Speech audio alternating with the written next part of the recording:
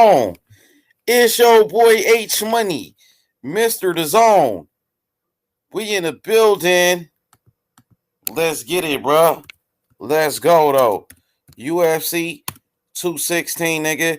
We right back like we never left. Oh, God, you hear me? Yeah, I mean, UFC 216, bro. UFC 16, Vegas, that is. You know what I mean? H Money, Mr. The Zone. We in the building. Shout out to my niggas, them. You know what I'm talking about? Finna make it happen, bro. And we got the boxing. Finna jump off on God. You feel me? You feel me? H Moolah, nigga. No cap. You know what I'm talking about? Ain't no capping going on for Rizzo. You know what I mean? We came here to put on a show. Hey, UFC Vegas 16. You know what I mean? Shout out to my nigga Tap Out King, who's gonna conduct this video with y'all, bro. You know what I mean? You know me, I had to do the opener for you. You know what I'm talking about? We gonna have Tap Out King, you know what I mean, do his thing with us.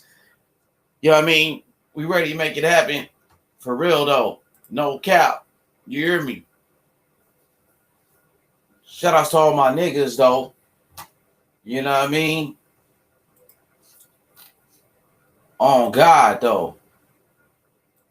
For real though. What's up with it? UFC Vegas 16. You know what I mean? We ready. H Money, Mr. The Zone, back again with another one. You know what I'm saying? I know I've been on hiatus. You feel me? But guess what? We right back like we never left, though. You hear me? Uh-huh. On God. And that's how we doing it. UFC, hey, man, listen, bro. We came here to put on a show. Hey, man, shout outs to Restream, you know, making everything possible. You feel me? No cap, bro. Shout out to my nigga MMA, the one and only MMA, will be holding it down with us tonight. You know what I mean? He will be covering everything tonight, dog. Oh God, you hear me? Let's go, bro. I can't wait, my boy Jack Hermansson, dog. You know what I mean? Shout out to the chat, 24 Geezy. 24 Geezy. There he is, H Money back. You know, Danny Garcia versus Earl Spence. You know, UFC fight night, man. I'm gonna have little bruh cover this one for you. You know what I'm talking about? And yeah, man, we rocking out like that, bro. You know what I mean? What more can I say, man? Danny Garcia, Earl Spence, 30 minutes away. You know what I'm saying? Everybody got their notice. Everybody got the notification. You know me, I'm an inspiration to the whole nation.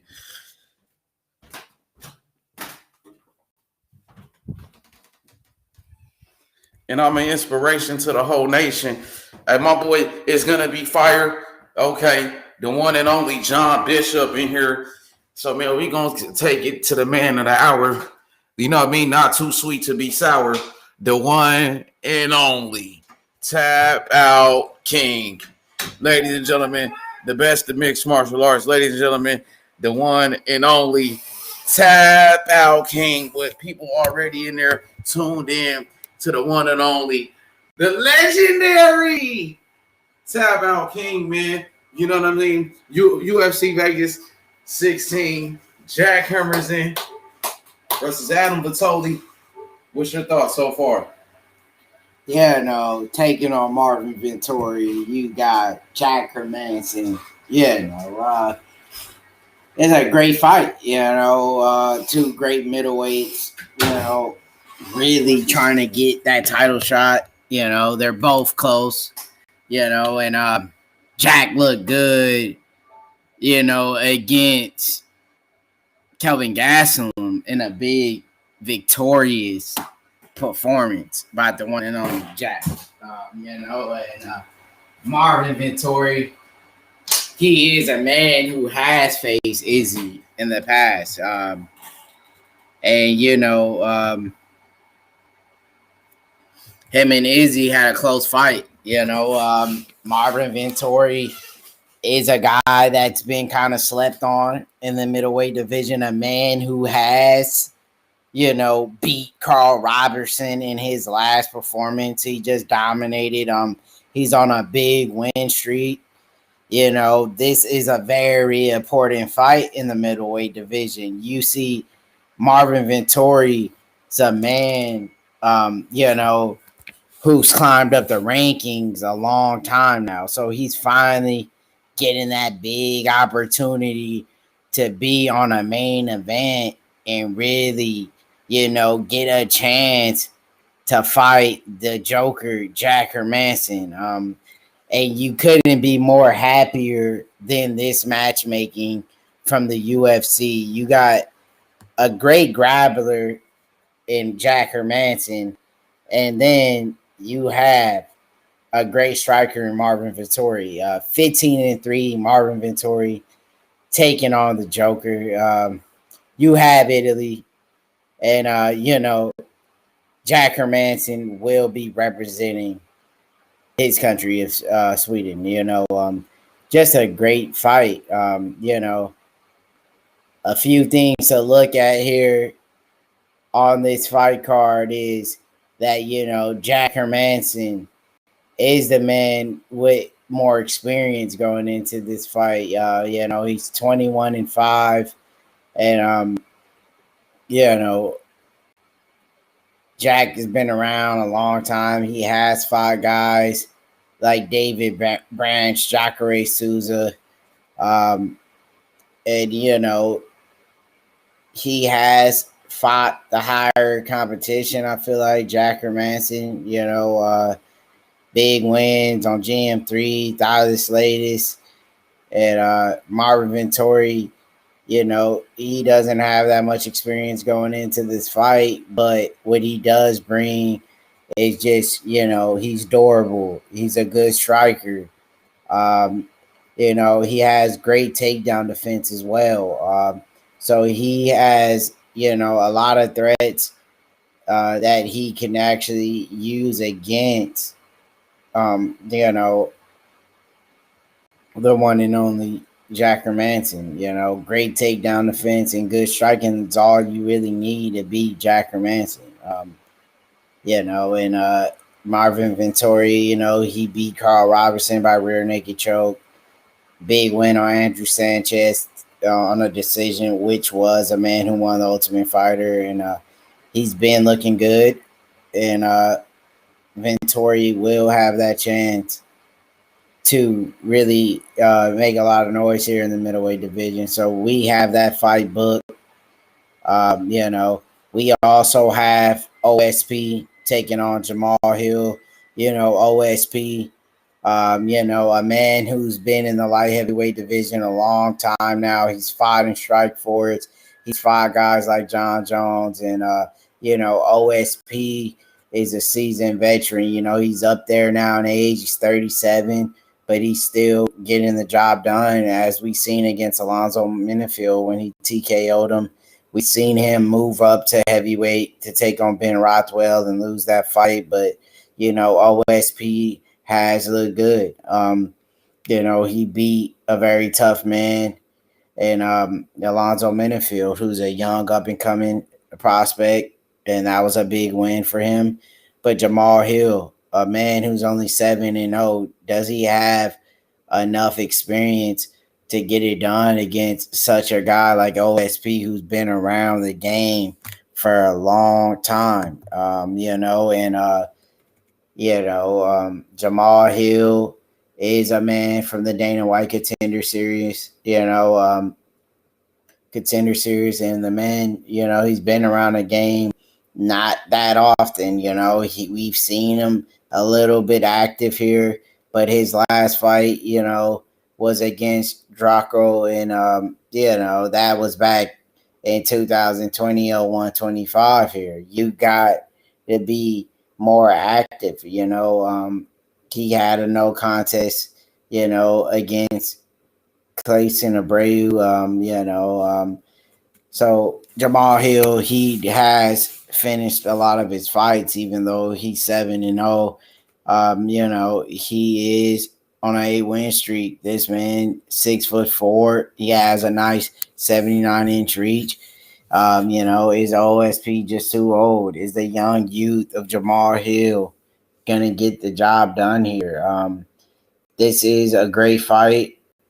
A co-main event worthy. I'm not too sure about that, but that's a good fight for the light heavyweight division. And you have somewhat decent fights on this card. It's not the best card. You got Matt Wyman returning back. Why is he still fighting? That's the question we all want to know here. They could have done a better job with this fight card. Another, kind of a lackluster card here. You have maybe 2 to 3 good fights here. Jamal Hill, OSP, good fight, co-main event. You got the young up-and-comer taking on a solid veteran of the game. And, this is going to be a great fight. This is just going to be a big, big fight. You just don't get any bigger than that. Toronto, talk to us here, man. Who do you have in this fight between Jamal Hill and OSP on the co-main event tonight? Yes, sir. I didn't even know the co-main event. Against OSP. Who's Jamal Hill again?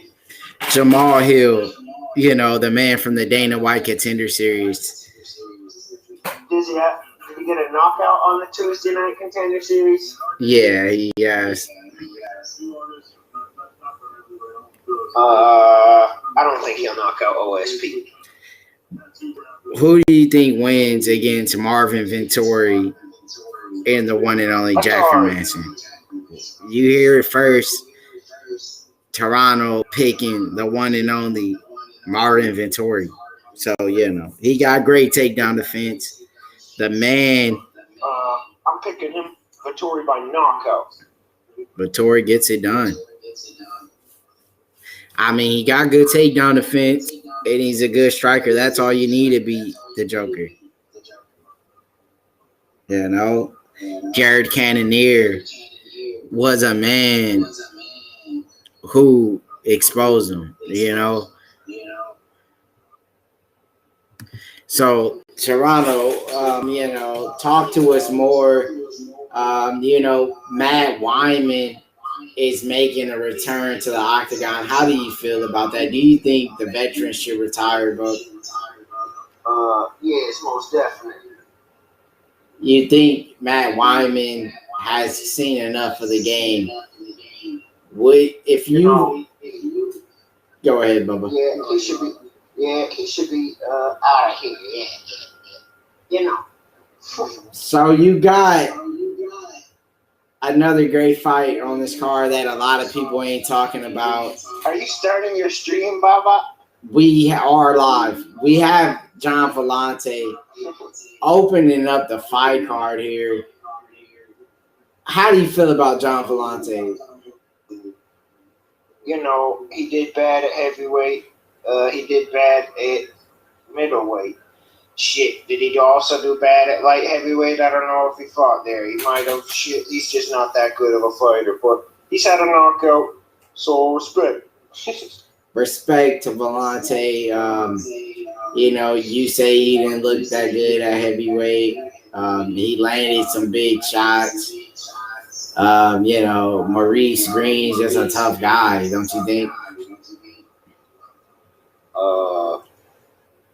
I'll say it right now. I think I could beat every goddamn heavyweight. They all suck. So you're telling me the heavyweight division isn't as good as it once was in the past? Or are you saying that the heavyweight division is lackluster right now? It's lackluster right now. So when are you gonna get on the fights and see what this card brings to the table? At 7 o'clock when it starts. Do you think this card could have been a little built more up with better fighters on the card?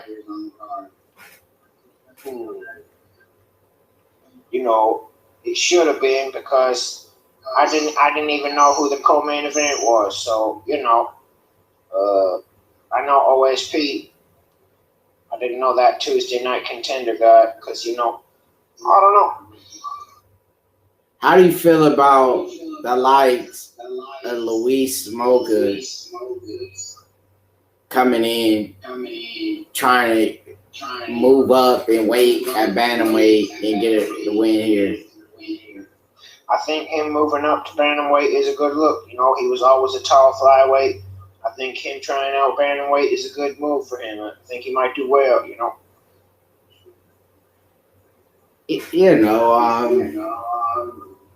Damon Jackson, a man who's also has returned to the UFC after being gone, for a few years out in the LFA, fighting in the PFL on a nice little win streak here, 2 wins. Do you see him getting it done here tonight?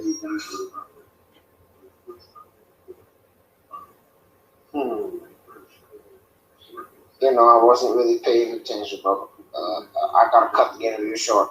And there you have it, the one and only, one of the best in the game.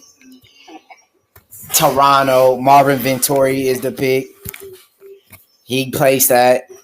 I wouldn't, agree with all the picks, but that's the point of having this debate here on this, platform, as we say. And he might be right. That's the chance. You gotta take the risk. You gotta go on the underdogs every once in a while. And hats off to him. We'll be having more of Toronto here on the show. Shout outs to everybody across the globe in Canada. We're here. We got the best of the best.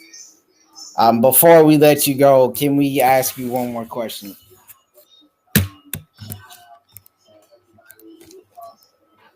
Can we give you one more question, Bubba?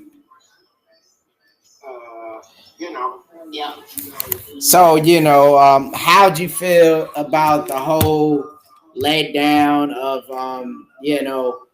Curtis Blades catching COVID-19? Were you let down by that fight card last week? Do you feel like... Yeah, I was let down because freaking, they know that COVID's out there. They should be more careful. I hear a lot of guys are getting this COVID. Leon Edwards, Curtis Blades, all these different guys. They should be more careful.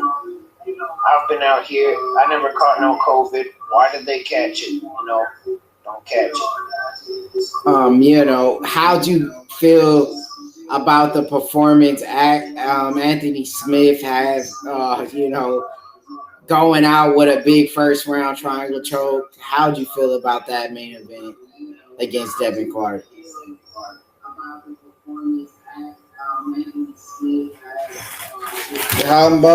Oh, that was a good triangle choke.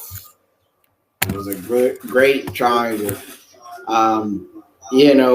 UFC 256 will be the next card from the UFC on December 12th. We have the flyweight belt on the line. We have Davison Figueiredo versus Brandon Moreno. How do you feel about that flyweight fight? And who do you think will win that one?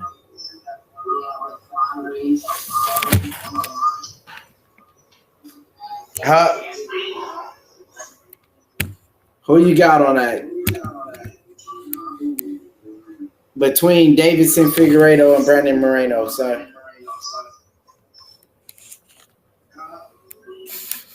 And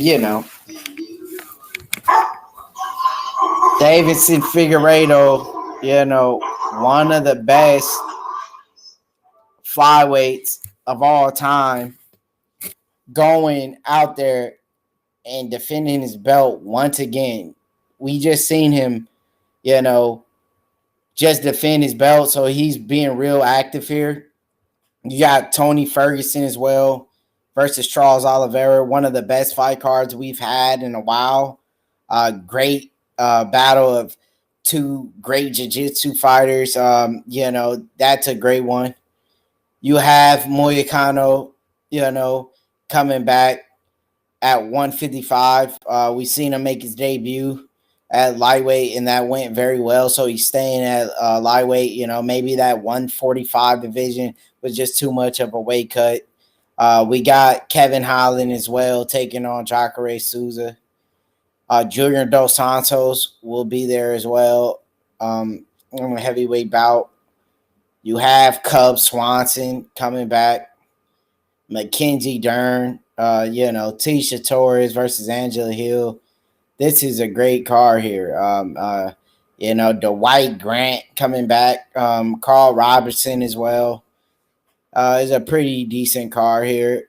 December 12th, the flyweight belt will be back on its line. And that's a great card. We'll like to see this card, a little bit more stacked, but we'll do what we can here. The fights will begin to start very shortly. Jack Hermansson taking on Marvin Vettori. It's just a big, big night here for the middleweight divisions. You got UFC Vegas number 16. And you guys got to get ready to really, place those picks in while you can, while you're hot. Go ahead, all the bettors, go ahead, bet on Bovada, place those picks, try to earn this money during this pandemic here, COVID-19. It's ways to make these cash.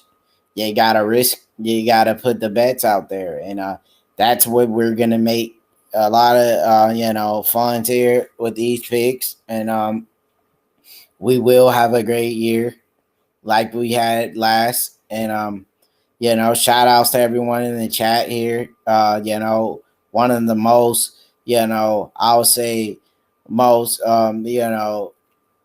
type of fan base in these chats where they actually know the game, very knowledgeable of the sport. And we also have Earl Spence, boxing tonight. So, it's just a great night of combat sports. You get your dose of MMA. You got your chance to catch on to some classic boxing. And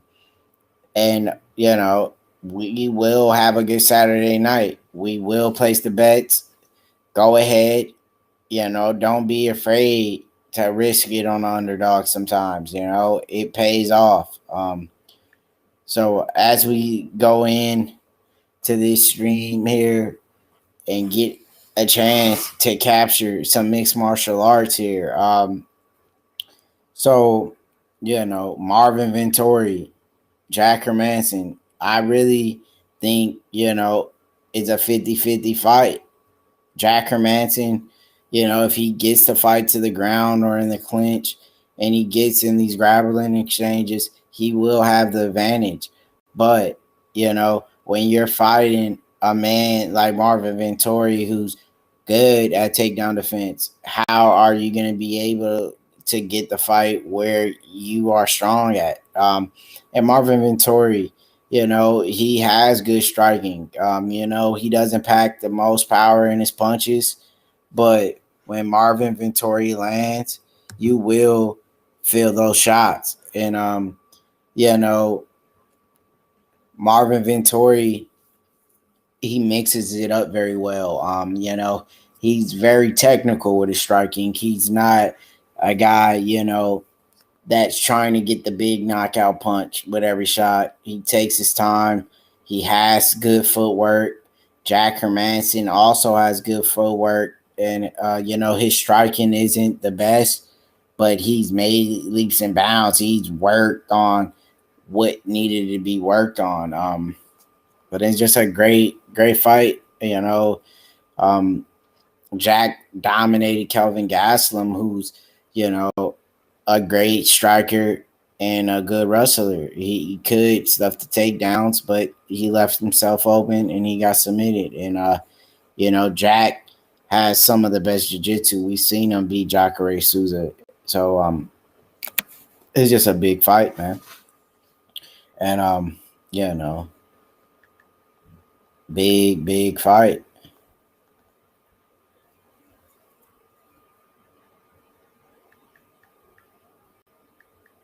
And then let's see who we gonna be placing these picks with.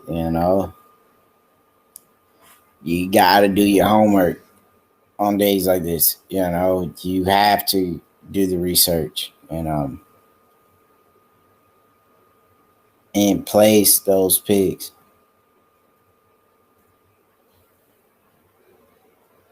No.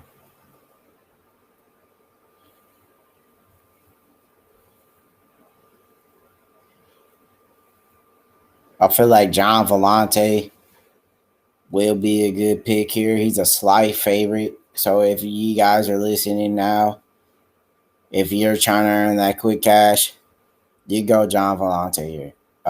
He's a slight favorite. So you could earn some money on that pick, and I'm pretty sure Volante will get it done here. So we also looking at Damon Jackson, a man that may be taking bet with. He is the underdog. Damon Jackson, he's been in the game a very long time. When you look at the betting odds here, you see that he's a, moderate underdog. So, you have to take in consideration what kind of man he's fighting. He's fighting, a young guy who's 9-0 from Georgia, and that man is 9-0. So, has he faced a man who has as much experience as Damon Jackson? So, that's a tough one to call, You ain't doing, that's on another stream, I think, Bubba. And another man you want to look at here is how much Jack Hermansson is playing here on DraftKings as well. This is a near even fight between Marvin Vettori and Jack Hermansson. If I had to place a bet right now, I might be going with Jack Hermansson and getting that fight won. OSP might be a guy you want to take as well. An underdog taking on a guy so young in his career. So I'm liking John Volante. I'm liking Jack Hermansson. I'm liking OSP as well.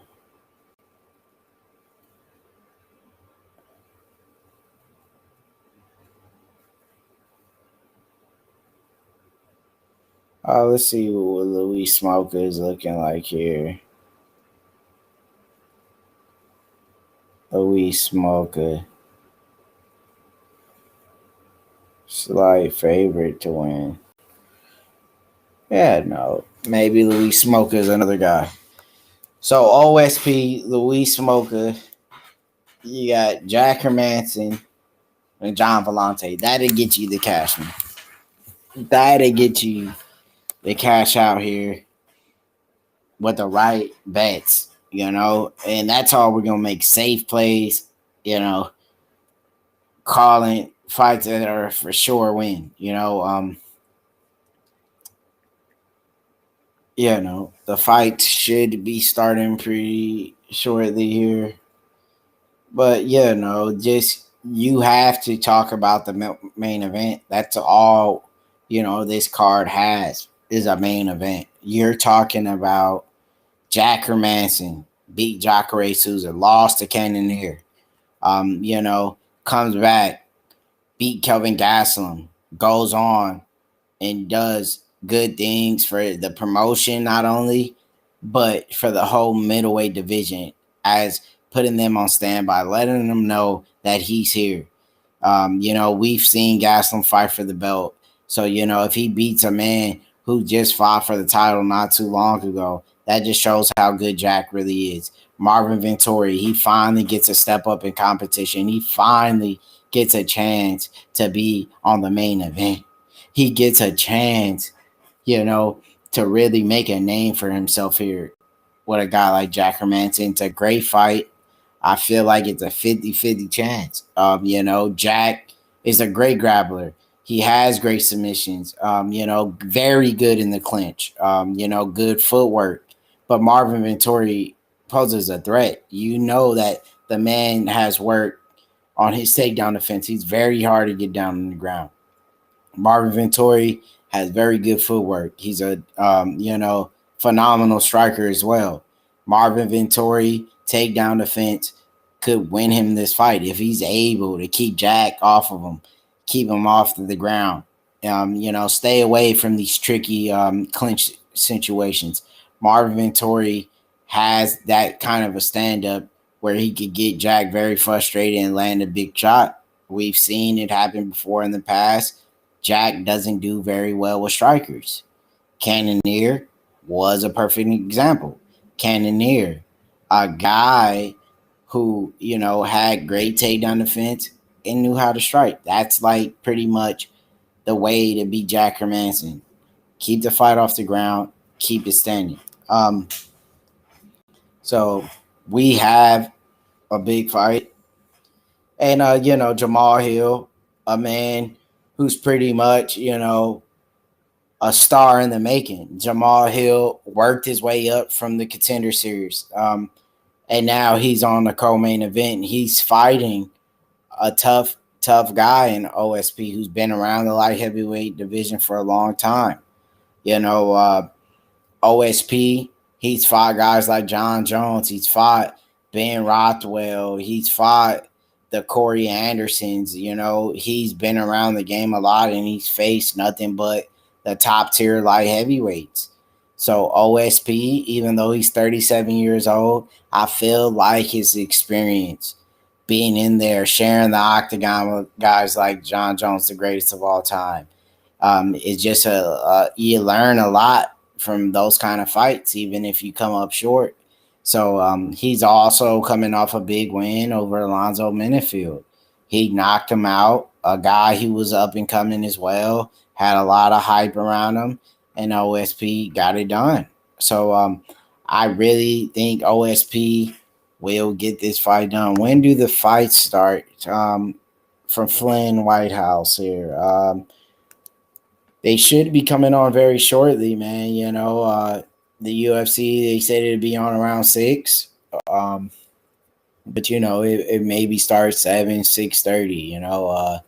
Trying to actually check right now, man. But OSP is a guy who's he's faced a lot of great light heavyweights in that division, man. So he's earned the respect. But is the age going to play a factor here? We've seen OSP have trouble with, his chin. He gets in a lot of trouble. He eats a lot of shots. And I feel like when you're fighting such a young, explosive fighter like Jamal Hill, you can't give these guys that opportunity to connect a clean shot on you because he could easily finish the fight. We've seen OSP get wins off of submissions as well. So, his top game is very good. He works that Von Flue choke very well. And OSP, I feel just like he has more tools in his box to win the fight. He, he's good on top when he gets the fight down to the ground. And, he packs power in his strikes as well. So I feel like he has more more of a chance to win this fight from different ways. Besides, just a knockout, he could also submit you. He could grind you out, win a decision. I just don't think Jamal Hill has faced such a experienced fighter in his career. Jamal Hill 7-0. Does he belong on a co-main event against such experienced light heavyweight? Those are the things you really need to take into consideration when you're placing these wagers on these sites to try to earn this quick cash during this pandemic here. OSP, I feel like will be the safest play here. He's been around the game as long as, guys like Patrick Cummins, he's been there. He's faced the Glover Teixeiras. He came up short, but that just shows that he's never had an easy fight in that light heavyweight division. And, OSP will go on, I think, to be victorious here. Jamal Hill hasn't been in the game long enough. These Contender Series fighters, I feel like Dana is pushing them, a few of them, a little bit too fast. I feel like give them the proper time to actually, evolve as a mixed martial artist. Don't throw them in to the wolves so soon. Give them a chance, to build up. These are young guys, and that's what you need to do in a proper situation when you're facing, veterans of the sport. So I feel like, Jamal Hill, he has ways to win in this fight. He's a good striker. He's young. He has a nice reach, as well. He's 6'4". So, these are some big guys here. We've seen OSP compete at heavyweight. That didn't go well. He lost to Ben Rothwell. Then he made that transition back to light heavyweight where he had success. Alonzo Minifield is a tough dude. I mean, the guy got bombs in his hands. He packs a lot of power. And we've seen OSP, get the TKO victory against him. So we've had nothing but, positive vibes from, OSP going there and transitioning from different weight classes. So I feel like OSP's fought the bigger guys. He knows what he needs to do to win the fight.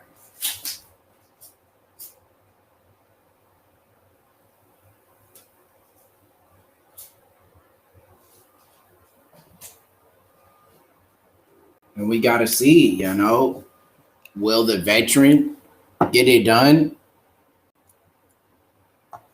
Or will it be, the young youth in Jamal Hill? It's just a well-rounded fight. OSP, his chin isn't the best. He could get caught with Jamal Hill's hands. He has very fast hands.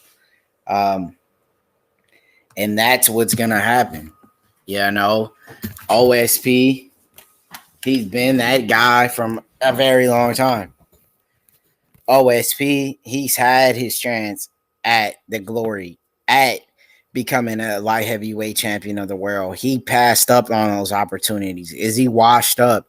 Is his age going to play a role in him losing this fight, or does he still got it? Is he out there to prove all the people wrong that he still can compete with the youngsters? And we will have to see here on this co-main event. You have another great fight on here as well. You have Luis Smoka taking on Jose Alberto. This is a good fight. Luis Smoka has moved up in bantamweight to take this fight. And we are going to see how he's going to perform here taking on these bantamweights. He was a man in the flyweight division. So, he is coming off of a loss to Casey Kenny. So is he going to be able to bounce back from a loss, get back in the winning column? Jose Alberto, he's not the best guy. We've seen him, fight in the past. He's 8-4. He's off of a loss as well. He lost to Sugar Sean O'Malley with a head kick, and he's trying to get back into winning as well. And you have these fights that have a lot of firepower around them. Fights that could be slept on. Matt Wyman, a guy, I feel like should have retired. He's 37 years old. He's on a 2-fight losing streak. We've seen him lose a bad decision to Joe Selecki and Luis Pena grounded pounding him. I mean, violent Bobby Ross. So you don't really want to see veterans of the sport take unnecessary damage. I feel like in Matt Wyman, I have nothing but respect for Matt. He was a guy, who's fought early in his early career up in the Dana White Contender Series. He's been there fighting, the Manny Gambarians and the Tiago Tavares and Jim Millers. He's fought real pioneers of the game. I don't understand, why is he making a run back to the UFC? He's fought Spencer Fisher. If anyone who really knows about MMA knows how way back Spencer Fisher of a guy he was. He's fought forever, man. Spencer Fisher, that's a throwback. That's UFC 60 days. You know what I mean? Also, he's fought, on the Ultimate Fighter season 5. Matt Wyman, I don't understand, why he's making that chance to, still compete. You really don't want to see these guys, go out there, take unnecessary damage. I feel like Matt Wyman is gonna be up. He's gonna be in trouble here going into this fight. And these fights, John Vellante, it's always fun to see Vellante fight. I feel like John Vellante, he's an entertainer, and he knocked out Corey Anderson, so he packs power in his hands. So this is gonna be a great fight, man. And salute everyone in the building, everybody in the chat. Yes, sir. Yes, we will be. So,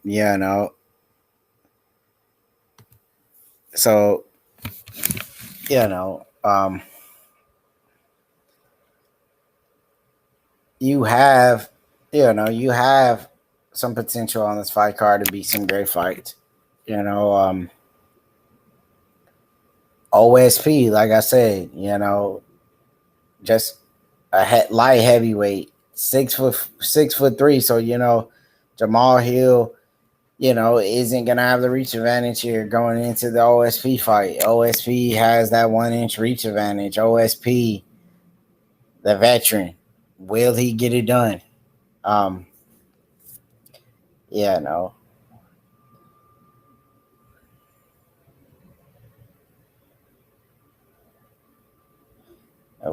We gotta see what's going on here on this fight card. Look like a lot of fights has been,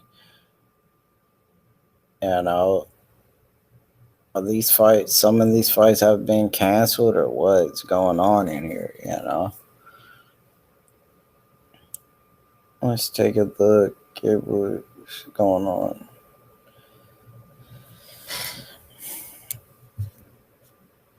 Yes, sir. TY in the building. Yes, sir. Marvin Vettori, Jack Hermansson. Big fight in the middleweight division.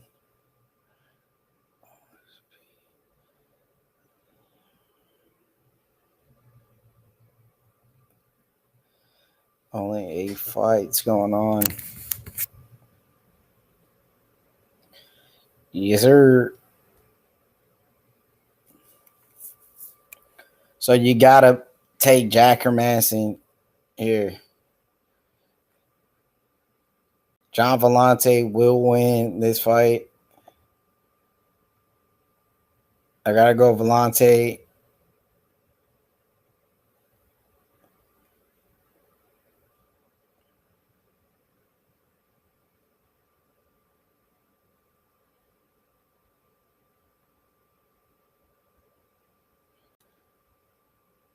And you're gonna take Luis Smoker. And then you know Matt Wyman is gonna get his ass kicked. Don't take Matt Wyman.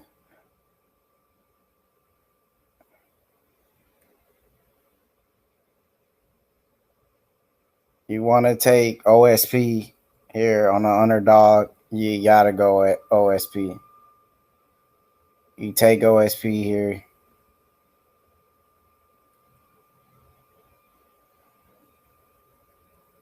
And you take the Joker. You take Jack.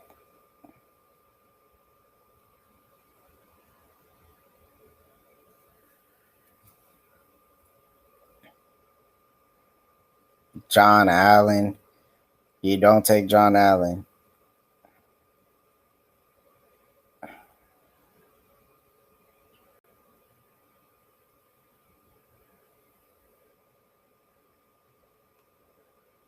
You take Benitez. You got to take Gabriel Benitez as well. Here, let's see. What else? And those are the picks you got to make. You got to make the right picks. Jamal Hill, is he going to be able to go 8-0 here?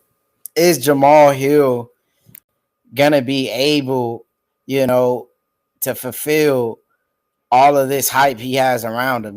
These guys are saying Jamal Hill will go off and possibly be a next champion. 7-0 in light heavyweight. That's unheard of. Jamal Hill has went through the light heavyweight division with dominant performance ever since he made that transition from the Contender Series. Jack, round 3 by submission. You heard it first. Let's go. That's how I feel, man. I feel like the Joker will get it done. Just the experience, him being in there with high level competition pretty much, his whole career, fighting against Jacare, fighting against Cannonier. Jack Hermansson, I just feel, is going to be able to push the pace. Good footwork, solid clinch game. Just a great submission fighter as well. We've seen what he did to Kelvin Gastelum. I mean, Kelvin Gastelum is as tough as it comes. I mean, who's really submitted Kelvin Gastelum, and Gastelum's been in there with the best guys. So, for Jack to perform at that level, it just shows that this middleweight division could be in trouble if he gets a title shot. And I feel like, his ground game and his submission background could give Israel a very tough time. Izzy's a great striker, but has he really faced, that real, submission grappler kind of guy? He's fought Yoel. We know he's faced high level wrestlers. But Yoel, he doesn't like to actually go in for the takedown. Most of his wins are by knockouts. Don't get me wrong, he's a great wrestler, but he's never really trying to get the fight down on the mat. And I feel like Jack Hermansson could pose threats. To Izzy, just his ground is just remarkable. He took down Jacare Souza in his fight and controlled Jacare. So, Jack Hermansson, he's the Joker. He's the real deal for a reason. And Marvin Vettori, you can't count him out though. He's a great striker. You know, good takedown defense. He's been in there with Israel before in the past. So, you know, Marvin Vettori is a guy, who's been on a big win streak as well. Marvin Vettori beat Carl Robertson, showing that he can not only get it done on the feet, he could take you down and get the submission victory. Marvin Vettori, this guy's on a 3-fight win streak. He's been putting in the work, and now he's finally getting his chance to showcase his talents on a main event for the very first time.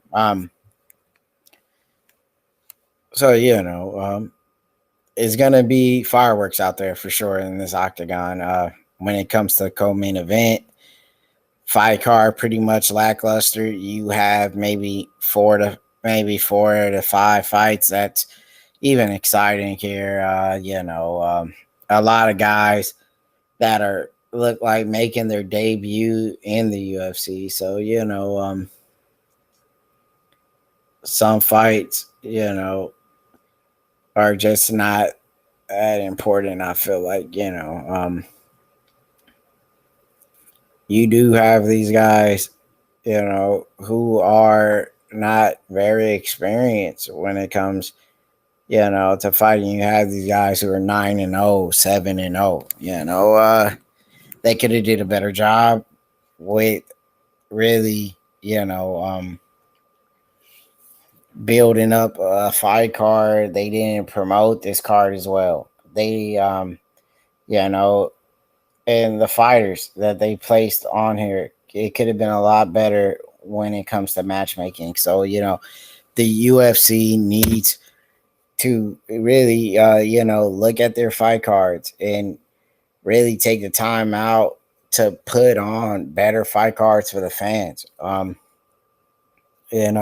During this pandemic, you gotta come with the bangers. You don't want to put any lackluster, yo, what up, man? You don't want to come out here with these lackluster fight cards. That's the last thing you want to do during coronavirus. You want to put on these great fights. Start or no start, say, ask me. Oh, the fight hasn't. If you're asking that the fight card hasn't started yet, no, it hasn't started yet. So, the UFC has to do a better job. Bellator, in my opinion, has been putting on a better fight cards lately. December 12th, though, will be, a chance for us to actually catch a good card. You have the flyweight belt back on the line. And you have pretty much a stacked fight card on December 12th. So that's going to be a great fight card. I wish this fight card was a little bit better. But, what can you do, And let's talk a little bit about the upcoming fight card here in December 12th. You got Brandon Moreno. You have Figueiredo, the flyweight current champ. We've just seen him, get a first round submission victory. And he's making a quick turnaround to defend his belt. Then you got the return of Tony Ferguson, El Kukui, and Charles Oliveira. That's a great lightweight fight. This is a lot better of a card. You got Moicano, and you have Kevin Holland, Jacare Souza, Junior Dos Santos, Cub Swanson, Mackenzie Dern. It'd be fun actually to get a chance to see Cub Swanson perform. We haven't seen him fight in a long time. He was a guy that we used to watch way back in the day in the WEC. And Cub Swanson, he's always, an entertaining guy to watch. So, I'm kind of hyped up to see Cub come back here at featherweight. Junior Dos Santos, another former heavyweight champion of the world. You know, it's great to see him get a chance to come back out here.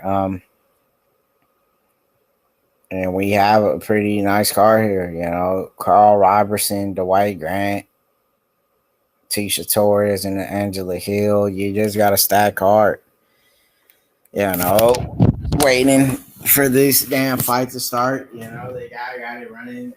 You know, like, you know, the fights ain't even on yet. You know,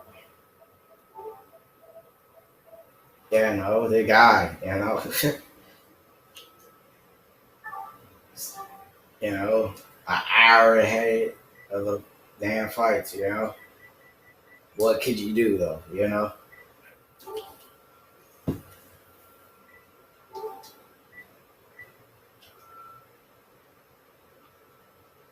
And there you have it.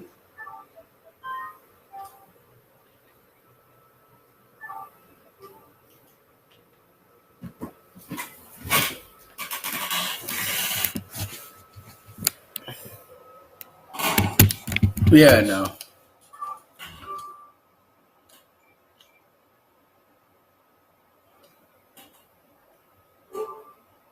Yeah, no. So, Jack Hermansson, you know, has he made adjustments on his striking? Has he worked on what needs to be worked on for this fight against Marvin Vettori? Is he going to be able, you know, to defend the strikes and, you know, use that footwork of his? Is he going to be able to stay away from the big shots? And that's what we have to figure out here tonight. Is Jack Hermansson going to get the fight down to the mat? Will he win by submission? And we're trying to figure it out all here, man. You know, yeah, let's see if we can get it done here.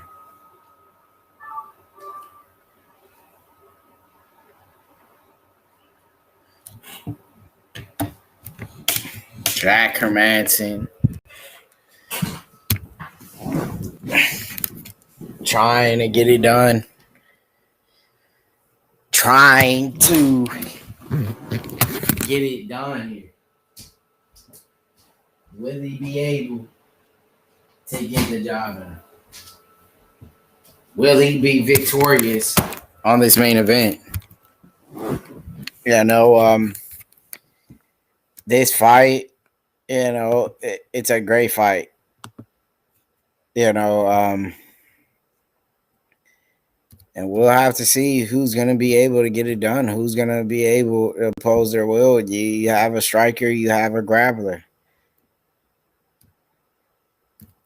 But will that be enough, you know, for him to get it done? Will he be able to push the pace? Will he be able to land the takedowns? You know, that's something we're going to have to figure out here. You know.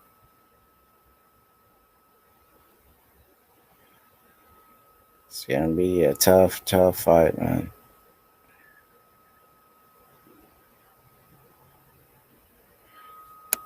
You know, and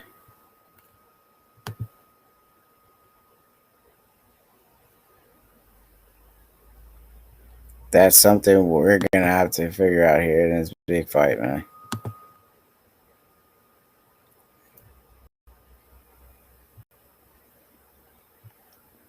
This is the showdown we all want to see here, you know. Marvin Vettori trying to get it done as well.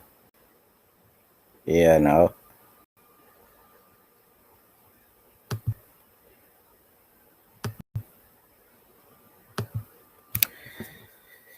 And let's see, the best commentator in the business. Yeah,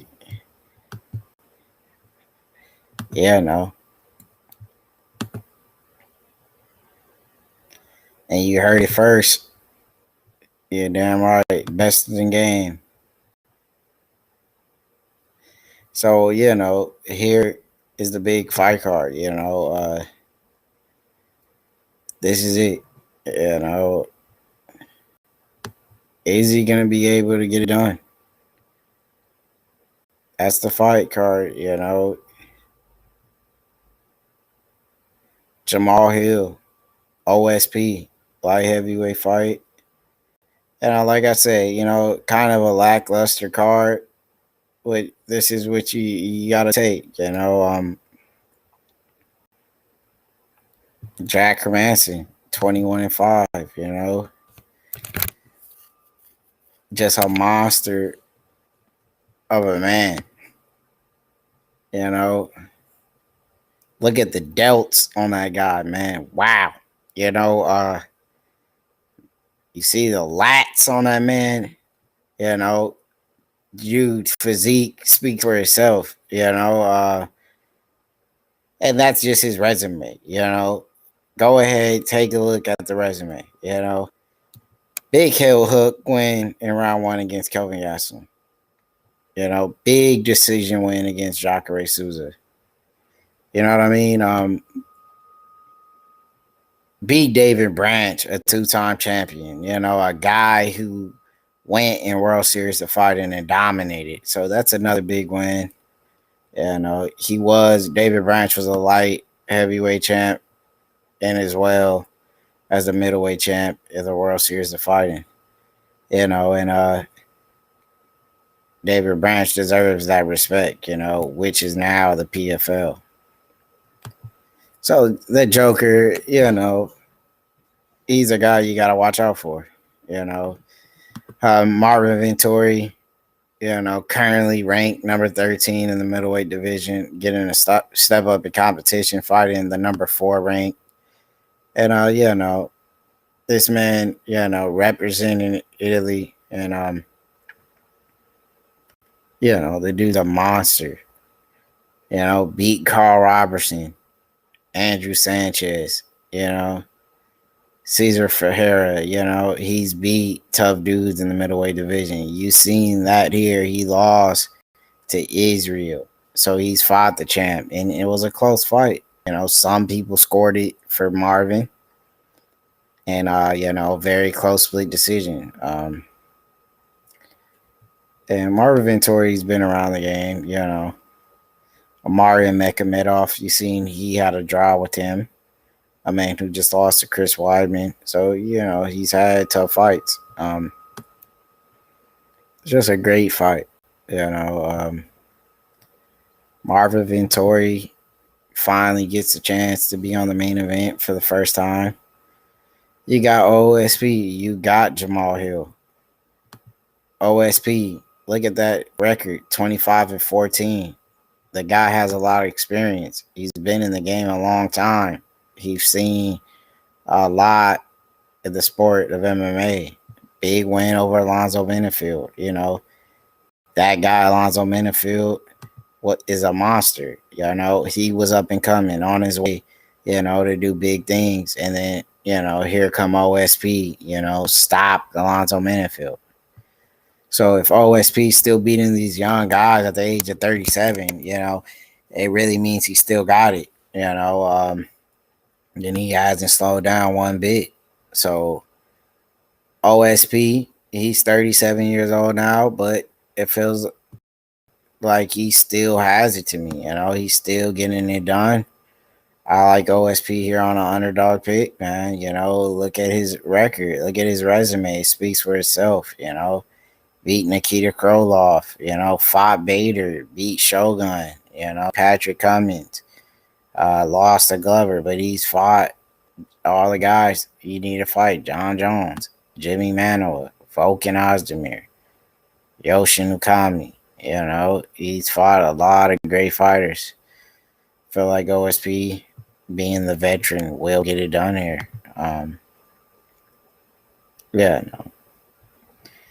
Jamal Hill, let's take a look at the young buck. 7-0, currently ranked number 25 in the light heavyweight division. Dana White Contender Series contract winner. Currently on an 8-fight win streak though, but he's 7-0. His pro record. Call him Sweet Dreams because he sleeps people. We've seen that. He beat a man so bad in Mount I mean, you see, the guy is no joke. He hasn't had the big names on his record yet, but he will slowly. If he could get a big win like this on OSP, it says a lot about him and his future. It says that this guy is gonna go off and do maybe amazing things. Look at the size of the man. 6'4". He's a big light heavyweight. Maybe he could move up. In heavyweight someday in his career. And that's a big fight. You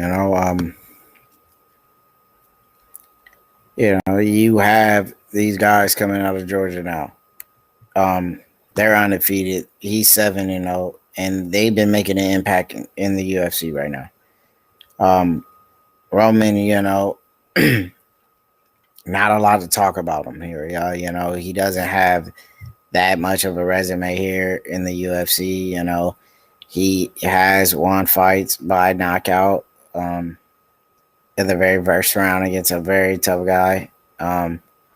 So he's had one fight in the UFC, and the way he delivered on that performance is that this guy is very serious. He will get you on the ground and he will dominate if he gets the chance.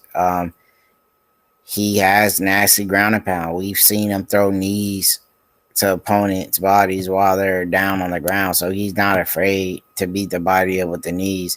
And like I said, these fighters out of Georgia is making a lot of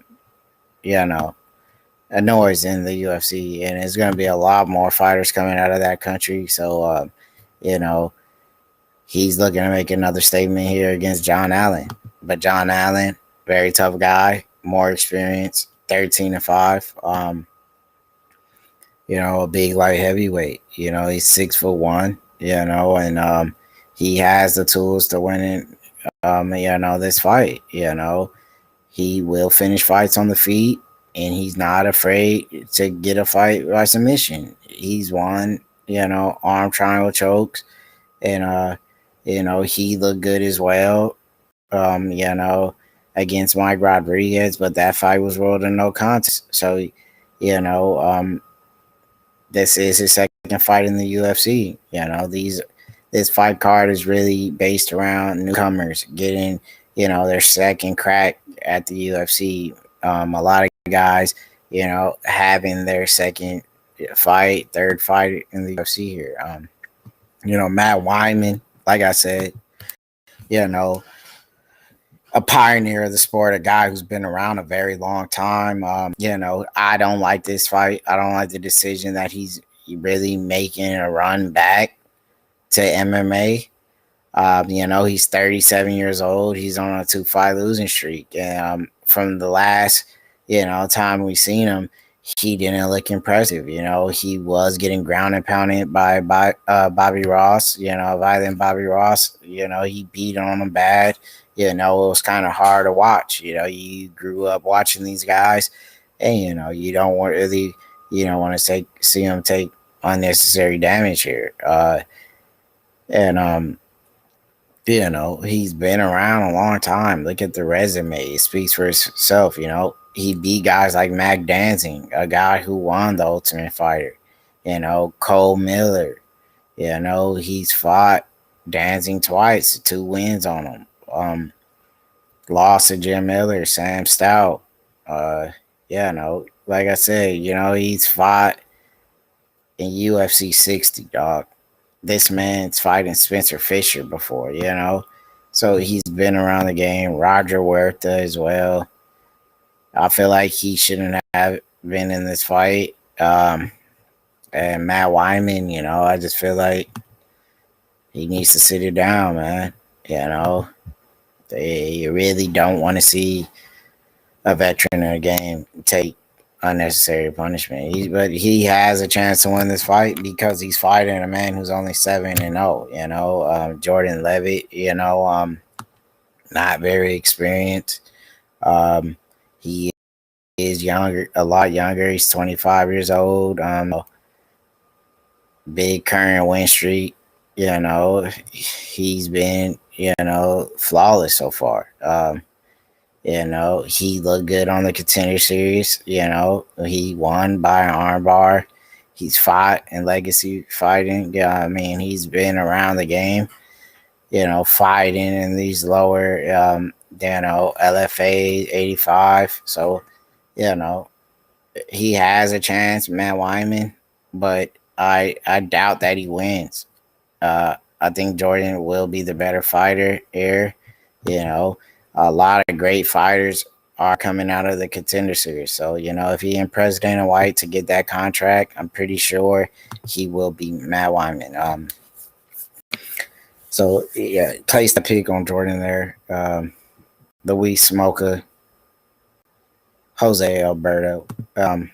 Big fight at bantamweight. I really like Luis Smoker here. 16-7. He is going up to 135 for this fight. We've seen him fight at flyweight before in the past at 125. He's coming off a loss, Casey Kenny, But Louis Smoker, he's fought in the UFC a very long time. We've seen him battle, with problems in his, in his life. We've seen him, bounce back and get back and win fights in the UFC. And Louis Smoker, we really want to hope everything is well with him.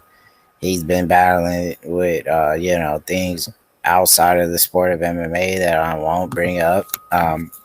But, I hope that he's doing well and he's focused here for his upcoming fight against Jose Alberto.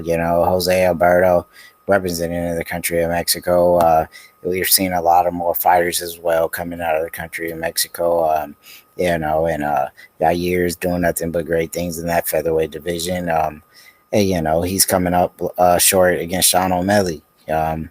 That's what a lot of people know him as, the guy who lost to Sugar Sean O'Malley by head kick. Also lost to Nathaniel Wood. I don't think he stands a chance here. I really think Luis Smoker will get it done.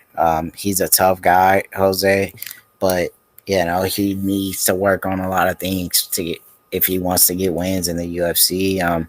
He packs some power in his hands. Good striker.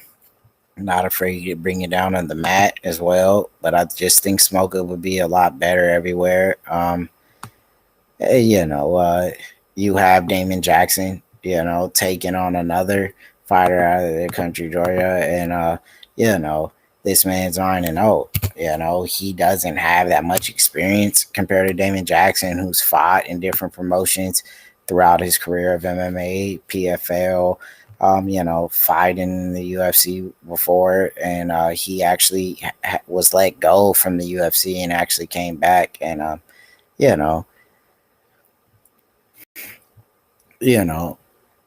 this man, he just flawless career so far. Hasn't lost a fight. Made his debut in his last fight in the UFC against Yusuf, and he won a decision. And now he's back to trying to get another win. This is his second fight in the UFC. I think Damon Jackson, could give him some problems. Damon Jackson, look at his resume. The guy he's only 9-0. Has he faced such a versatile fighter and such Damon Jackson? 18-3. Currently back on a 2-fight win streak since he made his return to the UFC from LFA. And I mean, this man could give him a lot of trouble. He's a great, well-rounded fighter. Good off his back, could land the submission, mixes it up with his wrestling. Very good, striker as well. But he actually needs to make a little work and improvements on the feet to get him to the next level. But I'm pretty sure he's working on that in the gym to become a better fighter. And I like Damon Jackson as an underdog here to win that fight as well. John Vellante, tough light heavyweight, coming back, off of a loss at heavyweight where he didn't look his best. I really think Vellante looked a lot better at like heavyweight. I feel like the Maurice Green fight was a bad look for him. He landed some big shots, but I felt like he was a little bit overweight. It looked like, in my opinion, he didn't come in the best physical shape. Um, and now, he's not been doing very well. He's been losing a lot of fights, but I think this is a good fight for him to bounce back. He's beat Ed Herman before. He's beat, guys like Corey Anderson, who's went off to Bellator and started doing good things here for his career. He's fought Shogun, but I feel like Vellante is a lot better here than his opponent that he will be taking. Taking a share of the octagon with. Vellante is a big guy at heavyweight. He doesn't look the best. Compared to how he looked at light heavyweight, he didn't look in good shape. This is gonna be a big fight. And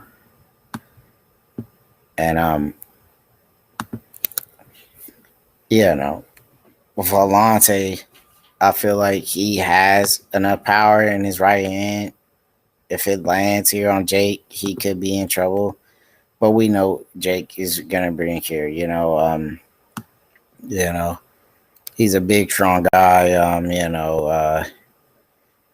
He's 11-5, and he came up short on his, against Tom and lost. So I feel like he might have a chance here. Actually, I feel like he's been under the radar. He's lost to Devin Clark. But John Vellante is almost at the end of his career now. You have to say, by the looks of it. And I'm still going Vellante, but it's not. It's not a for sure thing here. Jake, he's been working on becoming a better fighter. I'm pretty sure he's a lot younger. And is Vellante going to be able to, do what he's done in the past to be successful here in the UFC? It's a very tough fight to call. 35 years old on Vellante. Jay Collier, is he going to be the younger, fresher guy here? I feel like he might get that breakthrough. Maybe he could get a win here. 32 years old. He's not that much younger.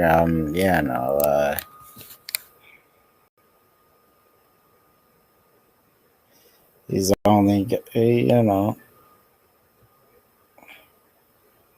he's been in the UFC active though. He hasn't been. He's like he lose one, he wins one. He lose one, he wins one. He just haven't had that chance to where he actually got on a nice win streak. I feel like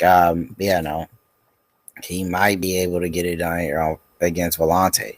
It's a 50-50 fight. I'm saying pretty much. Either he goes out there and dominates, or he has a tough time with Vellante, and Vellante, he can hurt you. He could definitely hurt you. So it's going to be a very, very tough fight.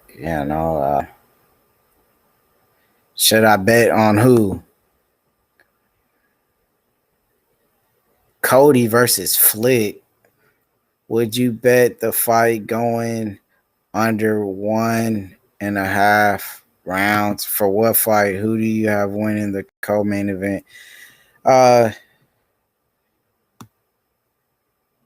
Best.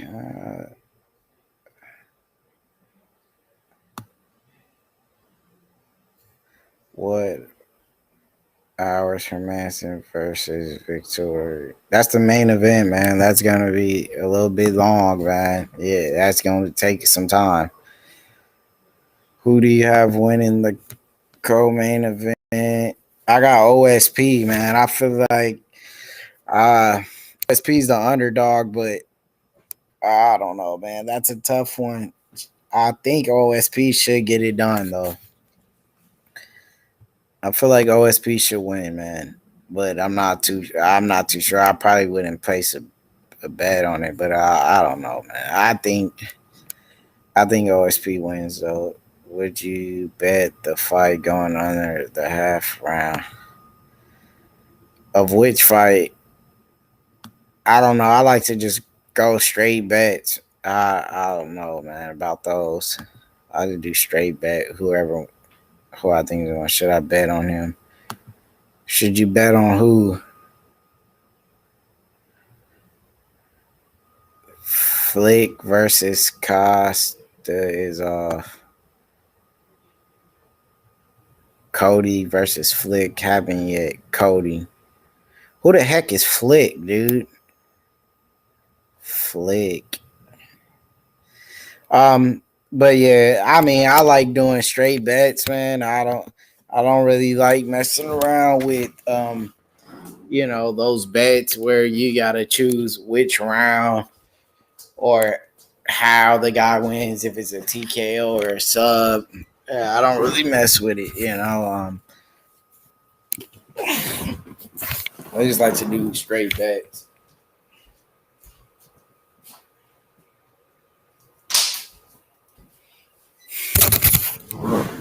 Yeah, no. Let's see here.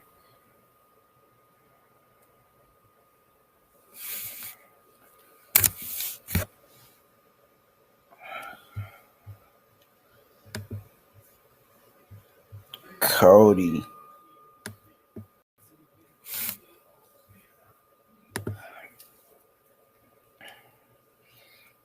And it's a very, very tough fight. Jack Hermansson, Marvin Vettori, the UFC, Vegas 16.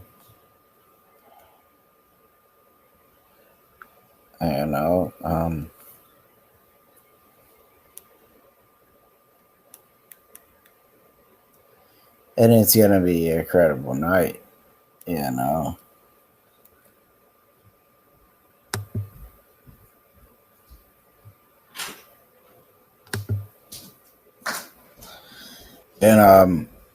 it's going to be, very tough fight here.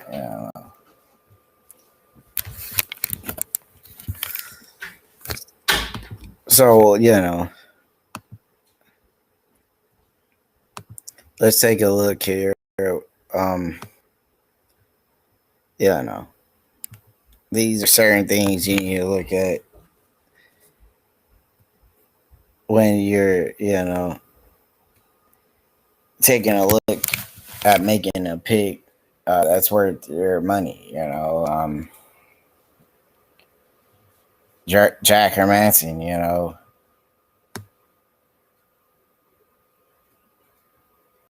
21-5. And you have to look at these numbers here. 32 years old. 6'1".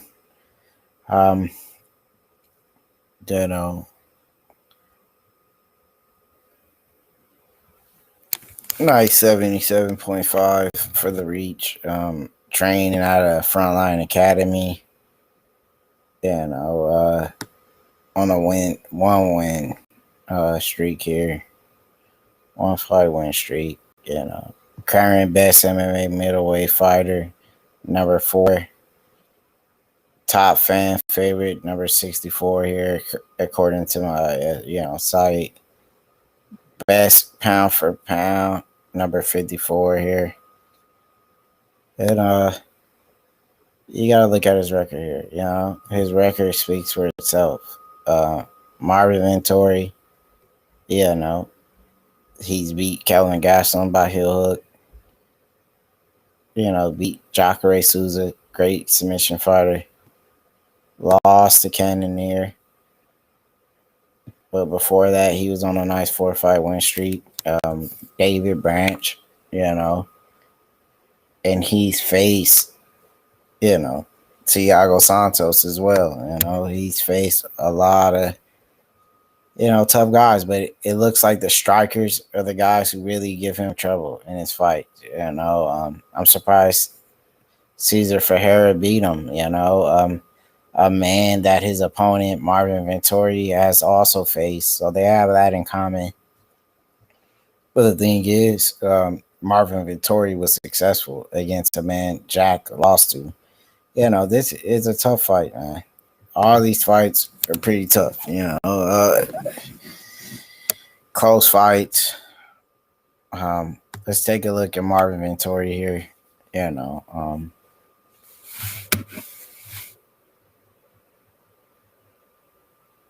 If I had a bet on a fight, which one would it be? Good question. Good question. Good question. Let me take a look here at this. Let me take a closer look at this. Enter prediction. Let's see this. Marvin Vettori. You see the record. Jack is going to be also having a nice reach advantage and it's taller by 1 inch. If I only had one bet to pick, if I would pick on one fight, I would think it'd be the Luis Smoka and Jose Alberto fight. I think that'd be the fight I would pick out of all the fights. That bantamweight fight at 135. I think Luis Smoka will win, but I've been wrong. I've been wrong, but I feel like that's a good one to bet on. The safest, I think, bet to pick would be Smoka.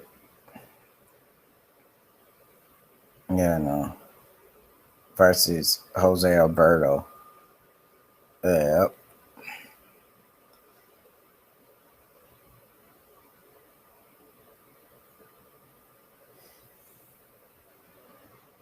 Italiano. We got Italy in the building, man. Spanish MMA. And we got Italy in the building. Marvin Vettori, there's your man, the best in the game, representing Italy. Some people maybe compare him to the next Alessio Sakara. His fan base in Italy, the way that Alessio Sakara has, opened up the door for these Italian fighters to get a chance into the UFC. And, you have to thank guys like Alessio Sakara. But let's take a look at Marvin Vettori's fight record. Fought against, Carl Robertson, dominated, beat Andrew Sanchez, beat, Cesar Ferreira, a man who has got a big W on Jack Hermansson. So this is a dangerous fight. I mean, if this man, Marvin Vettori, beat a guy that Jack Hermansson couldn't, I mean, that says a lot about him. And, he got submitted by, Cesar Ferreira. So that shows that Marvin Vettori is great at stuffing takedowns.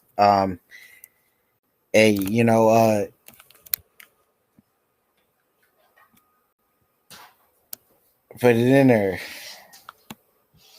Yeah, yep. He is her. And you have the OSP fight.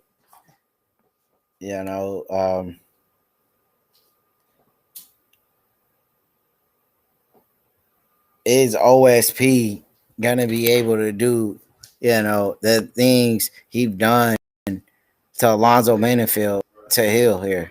Look at OSP, 6'3", 80-inch reach. He's gonna have the reach advantage as well against Jamal Hill. Look at the resume. It speaks for itself. Lonzo Menifield, Ben Rothwell, you know, fighting against Nikita Krylov, Nick Reyes, Tyson Pedro, Corey Anderson, Ilir Latifi, Yoshi Nukami, Jonathan Bones Jones, Jimmy Manoa, Volkan Ozdemir, Glover Teixeira, Patrick Cummins, Shogun, Ryan Bader. He's faced nothing but top level guys pretty much his whole career in OSP. So that's one thing you need to think about. Is Jamal Hill ready for that? Has he faced a man that experience in his career? And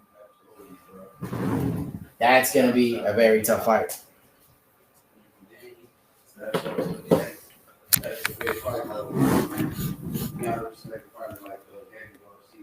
And now you look at his his opponent Jamal Hill.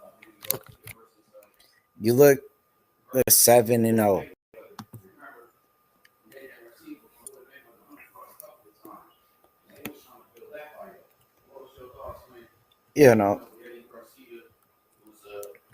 Jamal Hill.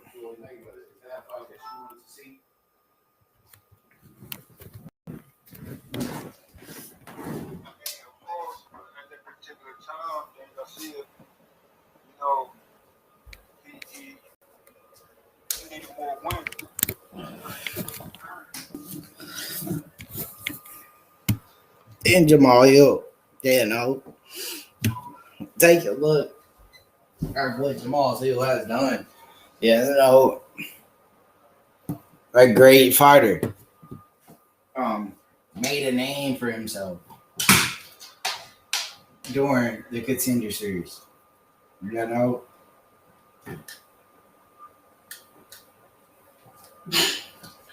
So this is just gonna be a big night,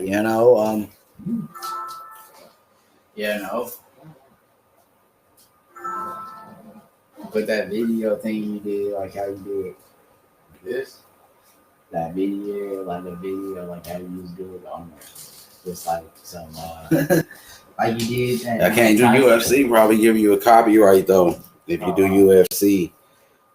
Mike Tyson, like you did that Mike Tyson. Yeah, but the UFC is Different. I don't know, maybe like an old ass UFC fight. Yeah, do it. I wonder if they give you copyright for an old ass UFC fight. Spence is losing tonight, boys. He got brain damage. When you gonna join the Boss Top? He's doing it right now, nigga.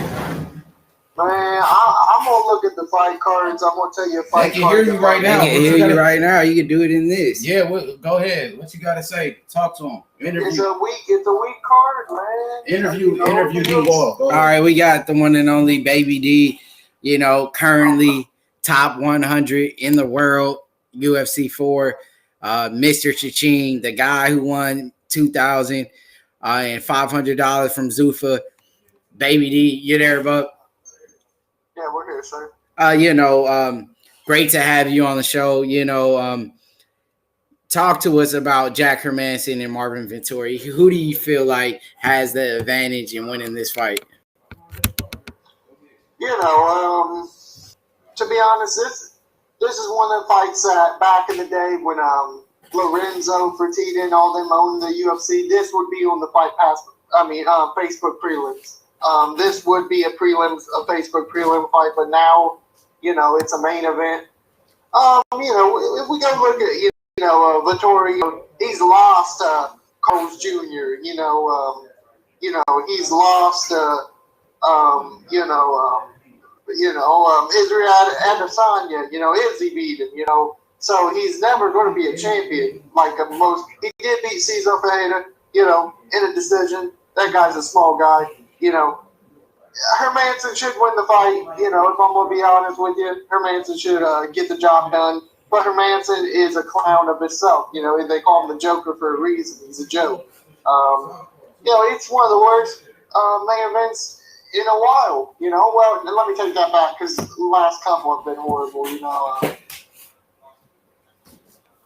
Next question. How do you feel about the co-main event you have, OSP taking on Jamal Hill, a man who's won the Dana White Contender Series?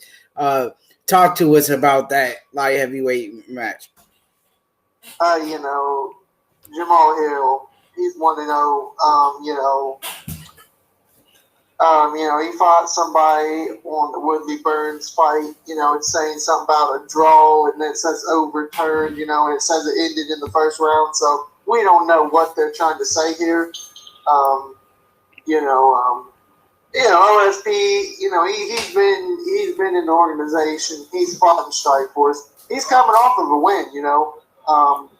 So he's on a win. He did move up to heavyweight. Fought a tough Big Ben. Lost that fight. It was a good fight. But OSP should get it done. He's black. I think the other guy's black, but I feel like OSP is kind of a little bit more of a black guy, a little bit more of hands, or he may get spectacularly knocked out though too. OSP, he has the experience. He's fought John Jones. He's 25-14, taking on Jamal Hill 7-0. Do you think the experience of OSP gets it done? It could or it could hurt him. Sometimes experience is not a good thing. That means your chin is getting weaker. This guy, he's fresh as a daisy, some people say. And when you're fresh as a daisy going up against a guy who is not so fresh, sometimes these things can happen. People can get viciously knocked out. We've seen OSP get knocked out viciously before. Lights out, night. So this could be one of their nights. Let's go back and talk about the Anthony Smith fight. He got the big submission victory, triangle choke. He got it done in one round. How do you feel about Anthony Smith, and where does he go, from another you think he gets another shot? I think he should go right into retirement, or leave the organization. I don't think Anthony Smith is a guy who should be in the top 10 of a light heavyweight division. That shows how weak of a division it is. The guy couldn't make it at welterweight. He couldn't even hold people's jockstrap at that weight class. And for him to be a contender and even fight for a belt at 205 shows kind of organization UFC is now. I feel like Bellator is a better organization at this point. They put on better fights. You got people like Pitbull looking phenomenal. All these kind of guys. Don't get me wrong, when the UFC puts on big fight cards, they're the best. But, these watered down fight cards, they want us to buy in and say how great they are, We're not buying it. The people, we're not buying it. And that's just how this goes. Next question. Luis Smoker, coming in, fighting at bantamweight. He was a flyweight. He taking Jose Alberto, the man who came up off of a loss to Sugar Sean O'Malley by head kick. Who do you have in this fight? We got a skinny guy. He looks so frail. Louis Smoker. He's a guy that should win.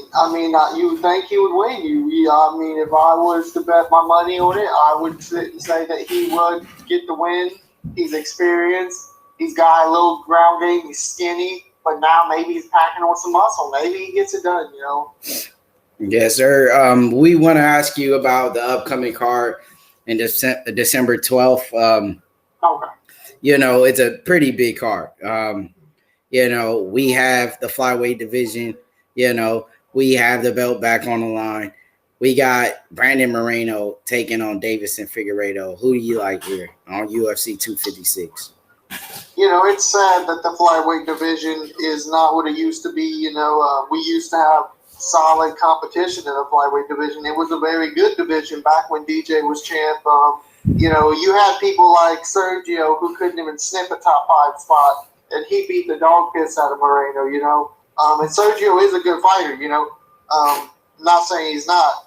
I think Moreno is getting fed to the wolves, and it's going to be a slaughter. I really do. I think Moreno has no shot. The kid doesn't know what he's getting into. Figueiredo is a good champion.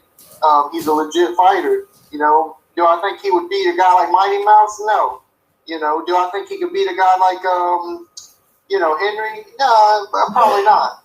But, he can beat a guy like Benavidez because Benavidez can't beat anybody for a belt. You could put a broomstick in there and he'd end up losing somehow, So, You also got Ferguson, El Kukui, Mm. and Charles Oliveira. Talk to us about that fight there. That's a great fight right there. That is a great fight. I just actually recently went back and watched the Kevin Lee Oliveira fight. Kevin Lee looked good, but he was having trouble in a lot of ways. Oliveira, he's been looking good. He's not the guy who got his ass whipped by Frankie Edgar, back in the day. He's not the guy who got flatlined by Cub Swanson. These kind of guys. He's a different guy, But it's a good matchup because Tony's not a big hitter, but Tony can keep going. It's going to be a dog fight. I feel like Tony gets it done, but it's going to be a hard fought fight. You also got, Jacare taking on Kevin Holland. Who you like in that fight? At this point in Jacare's career, I don't know. Because, Kevin Holland, he's a young guy. I don't know much about him. I'm going to probably go with Jacare. I think Jacare probably should be able to get it done. He should be the more, a lot better, I feel like he should be just a lot better. These kind of things, in the jiu-jitsu. Kevin Holland, he's a black guy from America. His jiu-jitsu is not the best. That's just a proven fact over time and time. Unless you're named John or a guy like DJ, you're just not going to be good. You can ask Rampage Jackson. These kind of people. Speaking of Cub Swanson, he's actually making a return on this card, taking on a guy like Daniel Pineda. Do you remember him? That's a great fight. That should be the main event. That should be the main event of this card. Daniel Pineda is a guy who's been around. Everybody knows Daniel Pineda. Everybody knows Cub Swanson, This is the main event in my eyes. That's the best fight on the card by a mile. It just shows the UFC doesn't understand how to promote a fight. Daniel Pineda and Cub should get a 5-round fight. That's a hell of a fight. Daniel Pineda coming off a big win over Herbert Burns, I'm pretty sure. A big win. Looked great. He looked the best he's ever looked. So we're interested in that fight. I feel like Daniel Pineda has an uphill battle, but it's something he's done before and he can do again. Yes, sir. You also have Junior Dos Santos on the card. Cyril Gain. No, this on December on that same card. Just some big fights on that card. Carl Robertson. I don't think I would consider Junior Dos Santos a big fight. He is a guy who has been getting viciously knocked out. His chin's not there. It's sad to see him doing what he's doing to his career. One of the best UFC heavyweights of all time. But, these kind of things happen with these older fighters. You look at Anderson, he's ruined his legacy. He won't even go into the top 20 of greatest of all time. BJ Penn ruined his legacy, with the Ryan Hall fight getting submitted. So, these kind of things, it's sad, Yeah, Junior Dos Santos. So you don't think he will ever, make that run back again for the title somehow? No, that's impossible, to make a run, back at the title. These guys, all they got to do is touch him, and at a heavyweight, it's easy to get touched. He gets touched, He gets touched like a young child gets touched, and that's not good.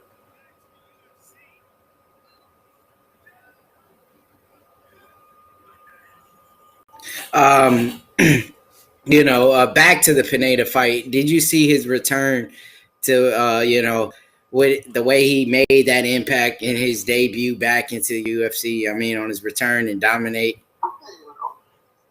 Look good, Gilbert. Not Gilbert. Herbert Burns. Weird name to this day. I don't know why somebody would name their child Herbert. Some people like to say Herbert the pervert. There's a lot of things, It's a great fight, though. I'm not sitting and saying this is the Cub Swanson of old. and this is the Daniel Pineda Bowl. These guys are a little bit older, but it's a good fight. It's a fun fight. It's a fan-friendly fight, and we're looking forward to it. 27-13 is his record. That man has so many fights, the experience. Do you think he will be able to beat Cub though? Repeat that again. Do you think he beats Cub Swanson? Or there's a good possibility. If he grapples heavy, yes, he needs to do certain things to get the job done. Though, Cub has been submitted a lot in his career. We've seen that happen. He got. He didn't get submitted by Crown Gracie though, but Crown's a phenomenal. 26-11, his record as well. Just think about the experience in that fight. Moicano's on the card as well. Tisha Torres versus Angela Hill. How do you feel about that one?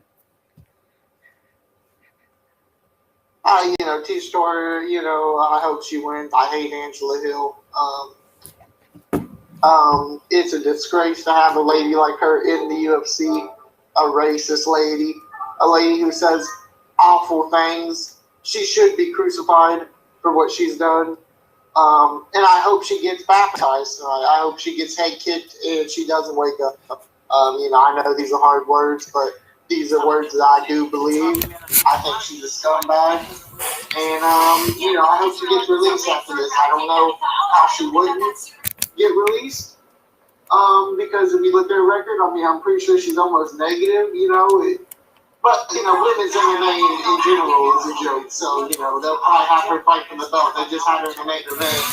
So, they'll fight for the belt after this loss. How do you feel,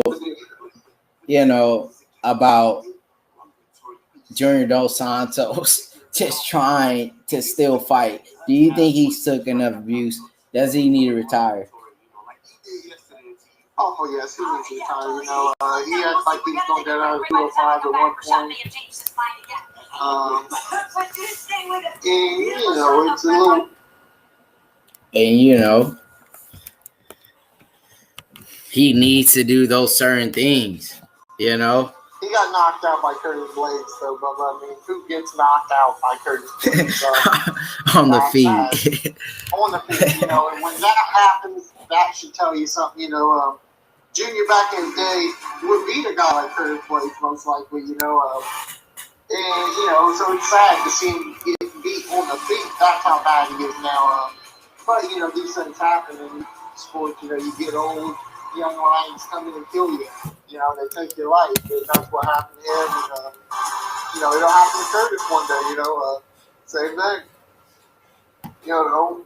These things happen. We're constipated. We just sat on the toilet for 30 minutes, didn't shit. These things happen. It's just like his career, it's going down the toilet, pretty much. Yeah, I just wish, the poop would have went down. But, it's been like a week, since I pooped. But what can I do, these kind of things are hard to do, I'm trying to get a load out,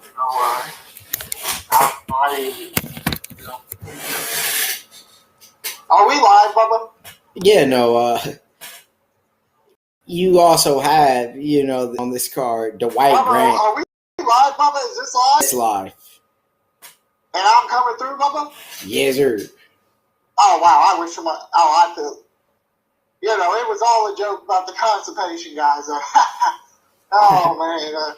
Nobody told me, we was live. I thought we was just chopping it up. Wow. Oh, man. Shit. Hell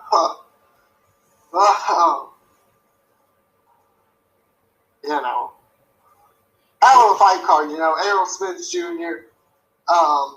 If you look at a year ago, his face was beat up. He should have been dead.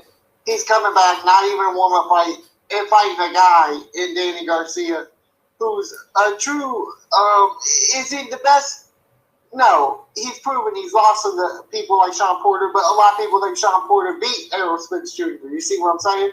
And coming back off a big wreck, a big wreck, not fighting nobody. I think it's a disaster fight.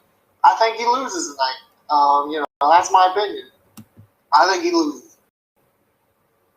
Yeah, I gotta agree with you. I think, Danny Garcia gets it done. If Spence took, 2 fights, mediocre fights, yeah, I think he beat him. I think maybe, we don't know. You look at his face, it was pretty beat up after that car wreck. Unfortunately, this could be a disaster. We're never going to see the Crawford Spence fight. If this happens, and that'll suck. That's a fight everybody wants. I want it. The black community wants it. The white community, the Mexican community, the Arab community. I mean, you name it. Every community wants it. This is what the world wants, and we're not going to get it. Because this is boxing. These are what they do every time. Errol Spence is a dog. So, the dog's gonna beat him. So, Toronto, you think that Errol Spence wins this fight? Yeah, because of cardio, because of clean technique, and I think he could take the hits of this man. I don't think it's gonna put him away. I think he can walk right through it. Do you know that he was in a vicious car wreck and his face a year ago looked like fucking mashed potatoes and gravy? Everybody could recover from things. People get injured all the time. They come back strong. But he didn't even have a warm-up fight. He's fighting a guy named Reeves, a legit fighter. I mean, 2 losses on his record. Toronto just had to make that guest appearance. We feel like you just made yourself look like a fool. You delirious.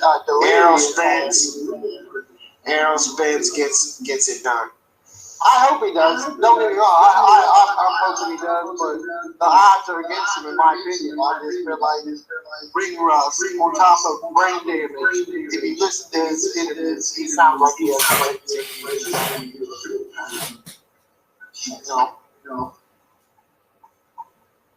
This is just what it is.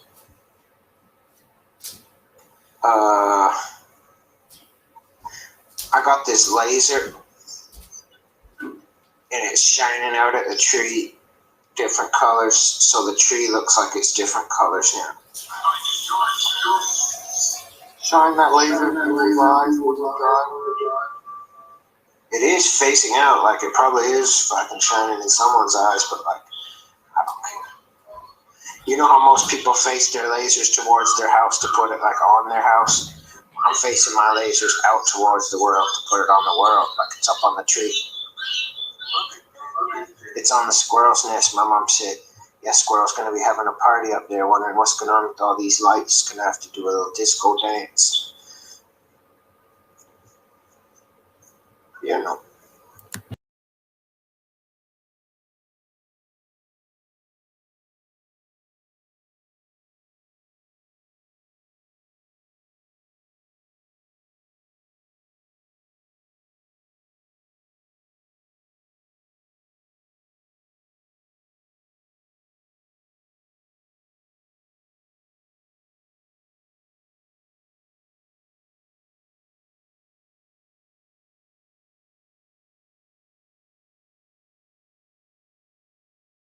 Yep. UFC late as always. They're talking right now, though. You got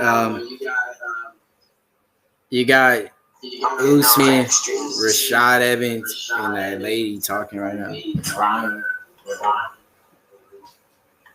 What about Frank Grimy Grimes? What about him? I don't know. I thought you started out saying Frank Grimy Grimes. Didn't he die? Yeah. You remember his Because he was son? jealous of Homer's good life. You remember his son? No.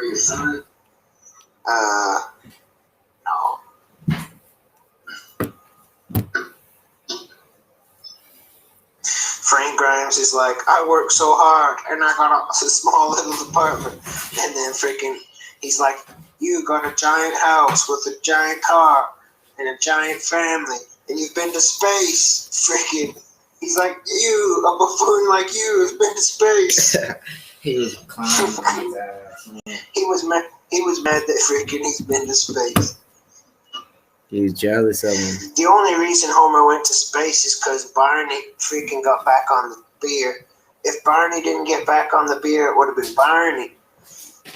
Yeah. Barney could do like a backflip and do every goddamn thing. But you know, as soon as he touches that beer, back to Barney. That's how it goes sometimes, you know. I think in boxing, Barney would have kicked Homer's ass. You guys But, remember that dude, Zombie Roman? He could take more damage than Homer. Barney. I fought him this morning. I deleted that WWE account so you guys don't see it. Why? I don't like that name. I didn't like that name. I mean, you're top 100. I want to make a new account and try this. So people don't Don't make me block it. delete it. Or block it. What, the Baby D account? Yeah, I deleted it.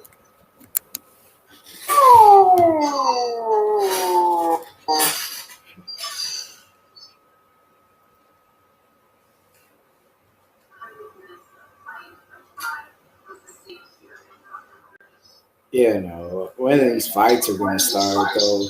God damn, man.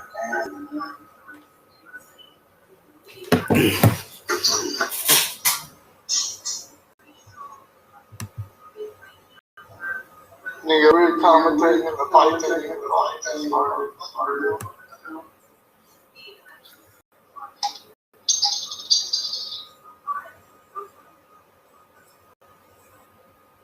It's still shooting no ass.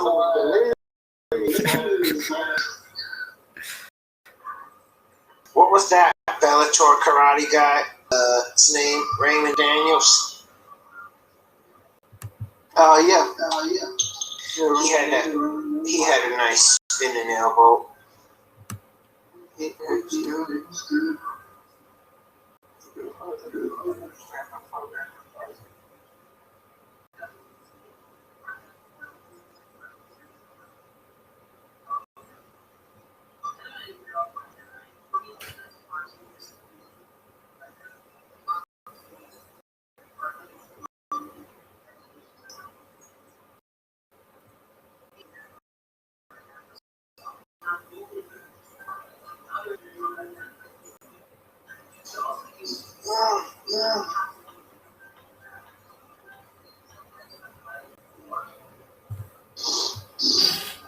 Yeah, no.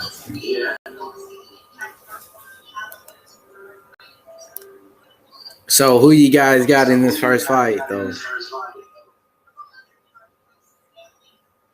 You know, don't make me laugh. Just tell me who's fighting. John Vellante and Jake Collier. Okay, not bad fight.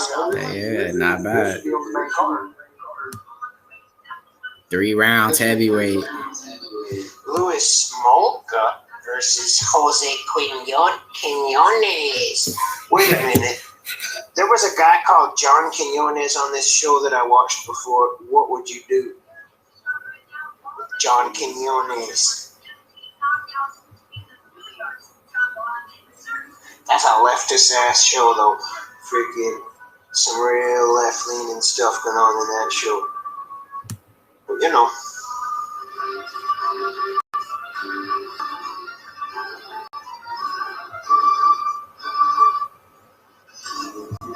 Oh wow, they got Tito Ortiz I would do the and right fucking. But They got.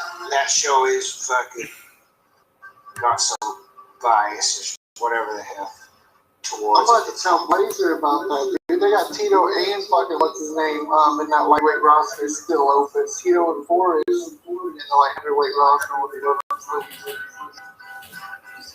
Yeah, no, it's just a big night of fights, man. You know, big. This is going to be one of the biggest fights in the heavyweight division right now. John Vellante returns, Toronto.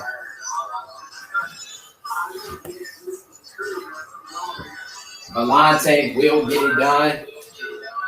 I feel like it's a 50-50 fight, though. Who's going to win? Is it going to be Vellante? Is it going to be Jake? You know, it's a very tough fight right here, man. You know, make sure you guys tune in and they capture the first play that we made. You know?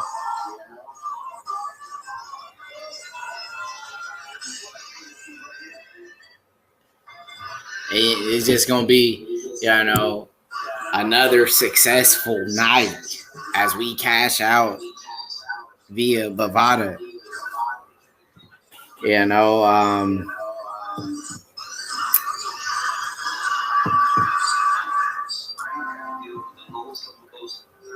it's going to be a tough fight, man.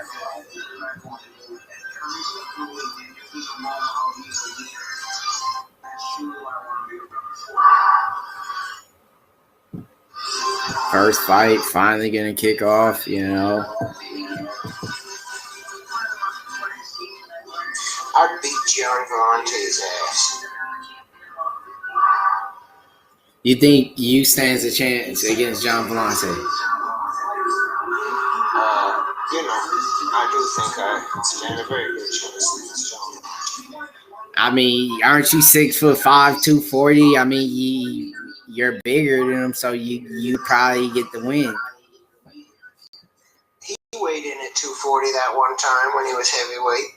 He's at heavyweight right now. He's about at heavyweight right now, too. Oh, what did he weigh in at this time? We'll see when they do that tail on the tape. We're going to see. I think he might be 240, you know? Yeah, probably. Maybe heavier this time. Maybe. Who knows?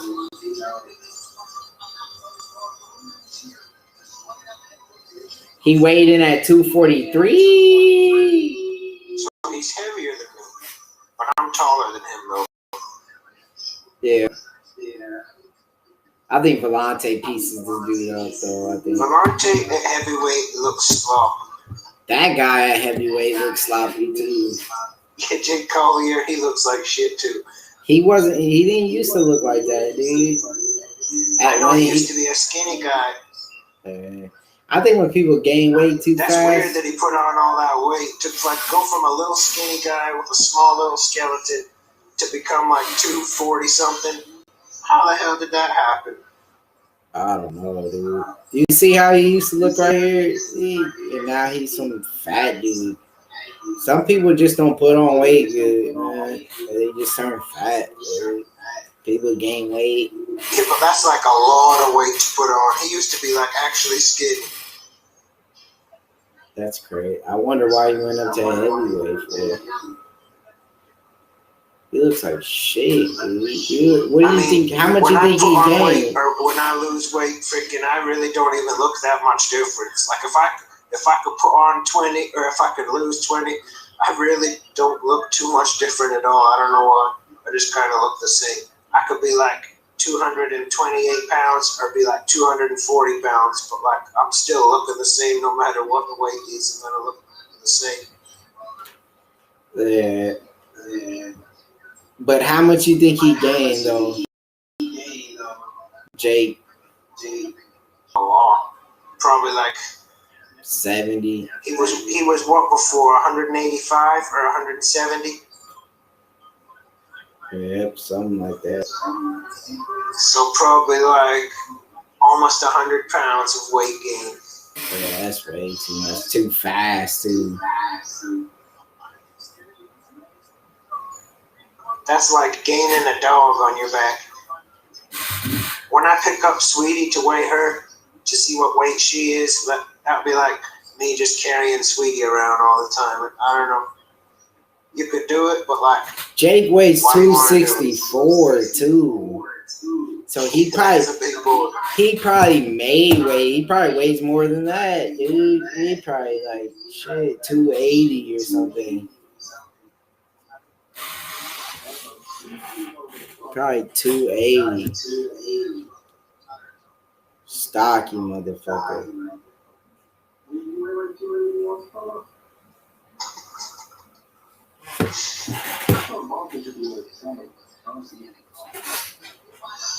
$280. Volante looks better for this heavyweight fight than he did his last heavyweight fight. I want to see when he gets the shirt off, though. He still might look floppy. His last heavyweight fight, the one last time, he looked bad. Oh, the stream's fucking better this time. 1 of 5 finishes. Volante probably gets this done. Yeah, I don't know what happens if he takes Volante down. Is he a wrestler? Does he like going in the ground? This J guy. Volante's got good wrestling defense. Yeah, that's all right. He worked with Chris Weidman. Yeah, he likes knows to how to bang stop it it. out.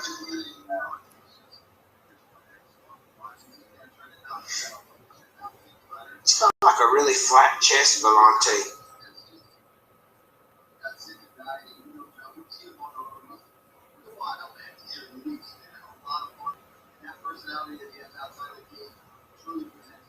If he was a girl, he would be in that thing that Ronda Rousey said, the itty bitty titty committee. He would be like an A cup. He'd be like Justin Willis, big titty. No, he's not got like barely any. This freaking John Volante, when he was standing there, his chest is flat as shit. He needs to put more muscle on his chest.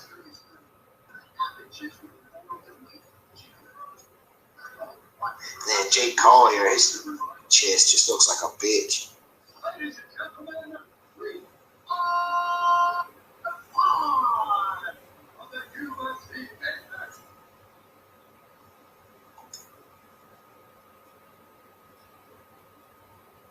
From the UFC. That dude gained too much weight too quick, dude. I wonder what he was doing, like freaking drinking or eating. What the hell was he doing? On a serious boat. Of what? Cheesecake?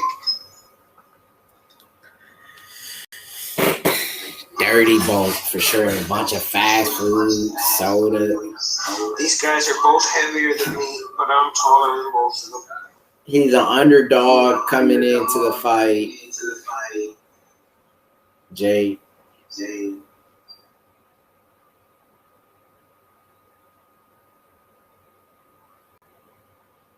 Volante still looking sloppy, huh? A little bit.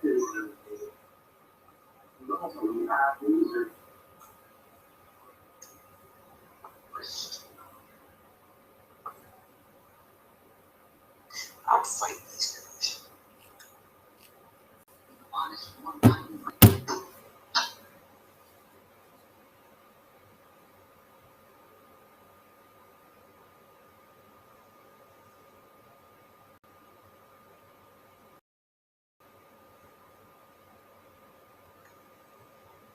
There it goes. Round 1 kicks off. Volante versus Jake here. What happens when you get tattoos, like when you're a big fat guy, but then you go back down skinny again? It might get smaller. The tattoo will shrink?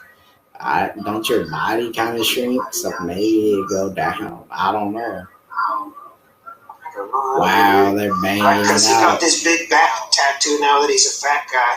But like, imagine he went back to 185. What would happen to that back tattoo? Maybe stay the same. Who knows?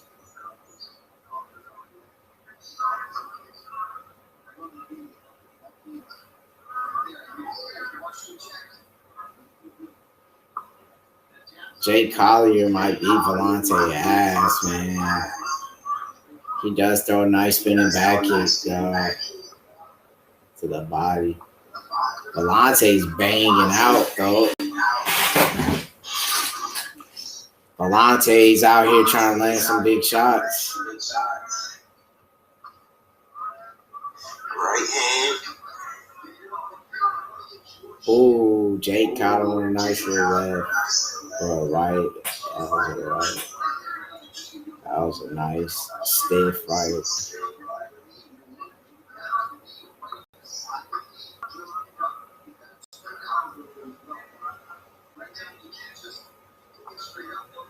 What was it? Collier's bleeding. One of those.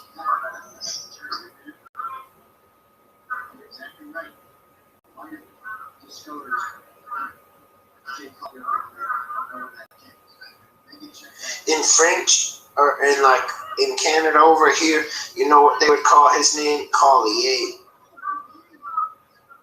Wow. Like how Poirier. That IER is like EA. Like how Poirier has his freaking. So it'd be like Collier. Seen him land that nice knee with Jay Collier. Landed a nice knee. He probably doesn't even know his name is French. Nice jab by Jay. Volante returns with a jab.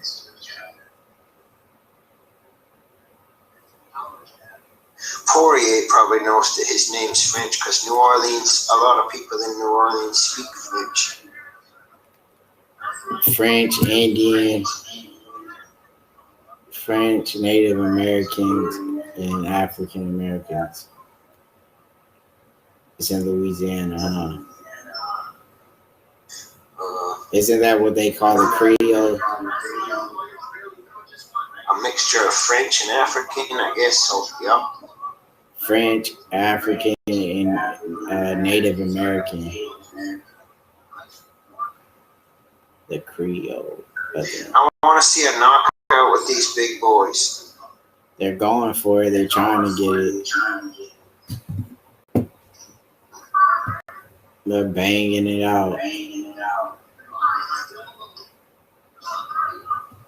They're so slow. I really do think I could beat up a lot of the heavyweights. Because I'm faster, I got better cardio, I hit just as hard, I'm younger, I'm taller, I got reach on them. I could beat up a lot of these heavyweights. I got better kicks for sure, I could fuck their legs up. Probably could, you know.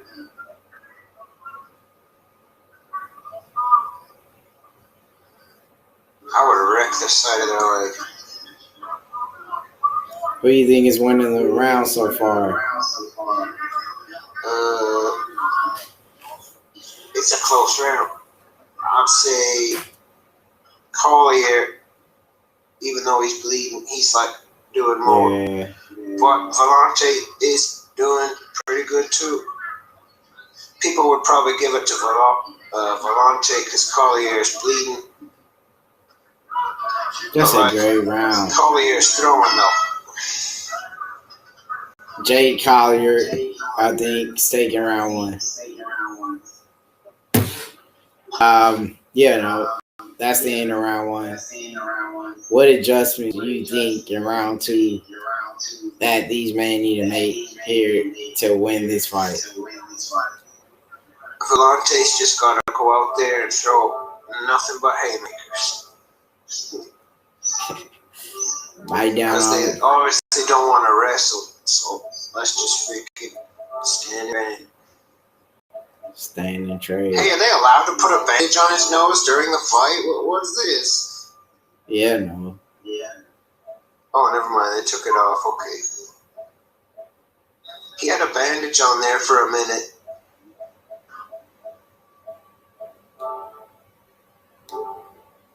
I was going to say they're not allowed to bandage them during the fight. What is this? Yeah. They could Vaseline the cut.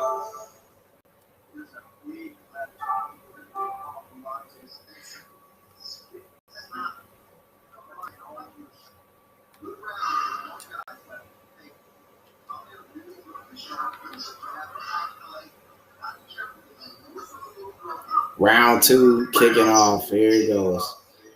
John Collier Vellante. throwing hooks.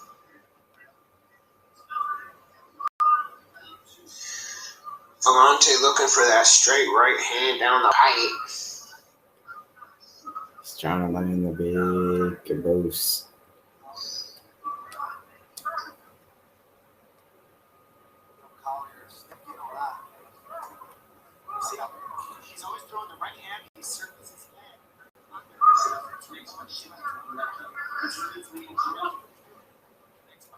My goddamn stream keeps fucking. It's kind of yappy, huh? Choppy. Yep.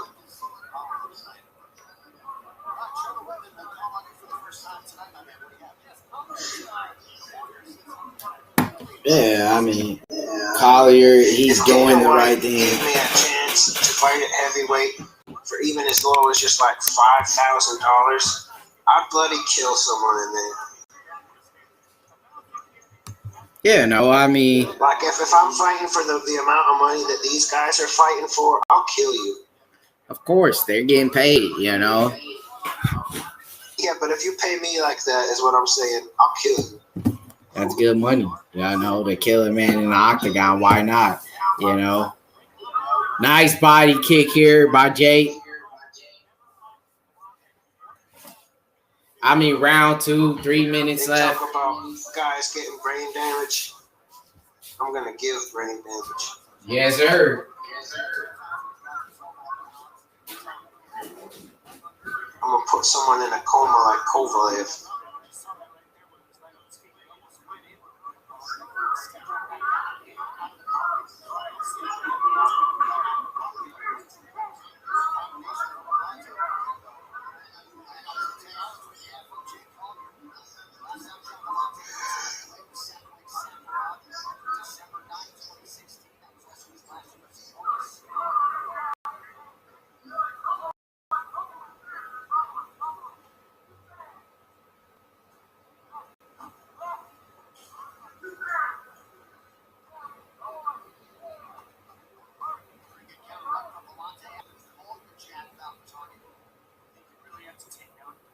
Goddamn choppy stream.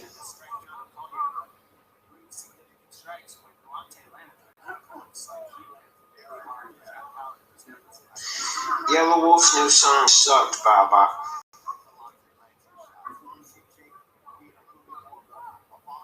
Yellow Wolf is ass.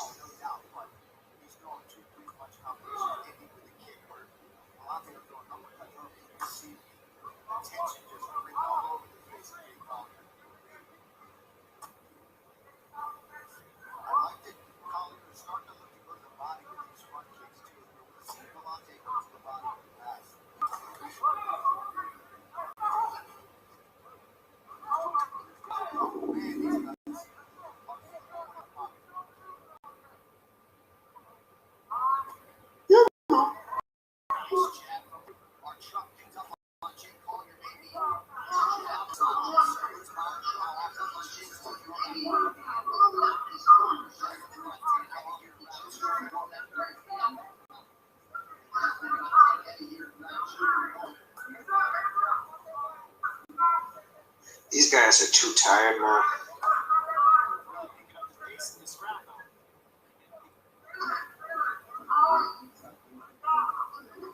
Like, Vellante can't even raise his leg very high.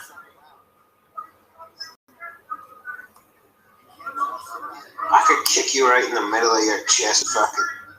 Just bang! Right in the middle of your chest. My foot on the fights, we're watching the fights. Crack streets. It's just, my foot will reach from your, like, belly to your, like, damn near under your chin. I got a big ass foot.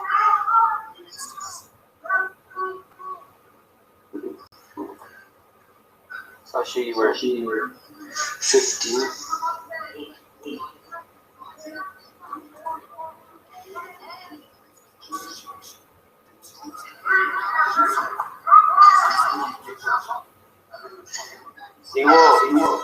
These guys got like bad flexibility. Where do you want it? Maybe playing UFC. The Wall. I don't know. Hunter, I could beat these guys' ass. So how did round 2 look? Who you got winning that round, my boy? Did Jake get it done here in round 2, or do you got John Vellante? It's an even fight so far. Very, very tough round. You know, you hate to be a judge at one of these kind of fights.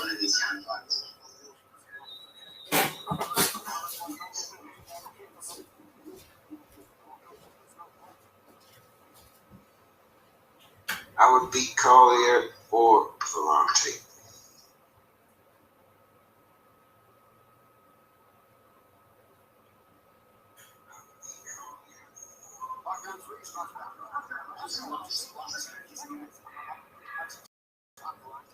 I would pull their skull till they had a hematoma like my arm.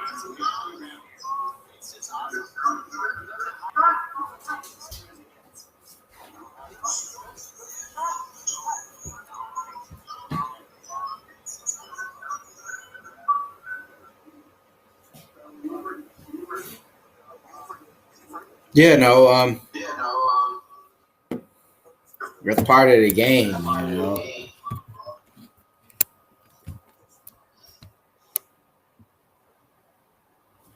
And he took a shot very low. He needs time to These guys recover. are like not very flexible. He didn't even mean to do that. He wanted to kick him in the belly. These guys can't even raise their legs high.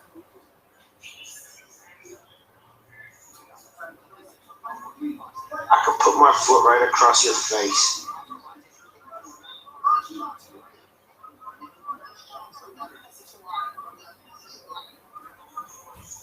I could raise it up and push it off your nose.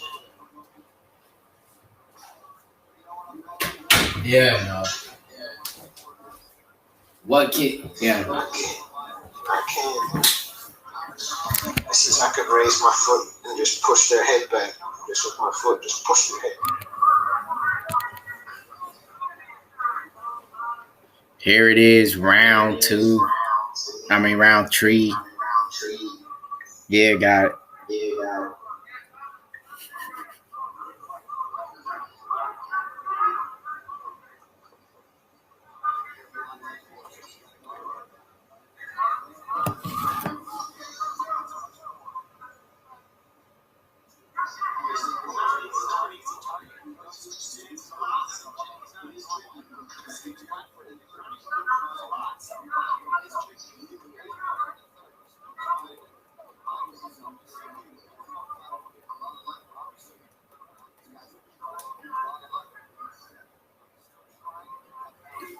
So how's Vellante looking right now, man?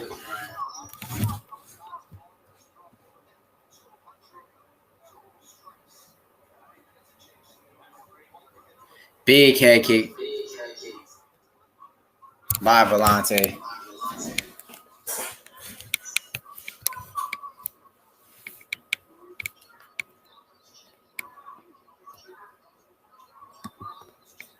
Very close fight.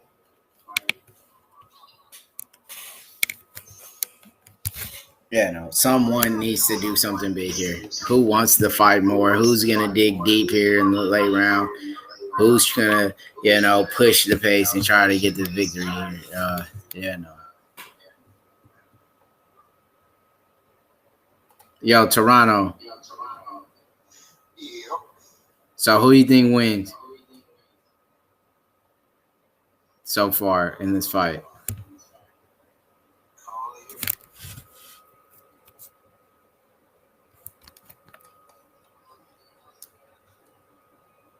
Yeah, I know. Very close fight. Hard to call.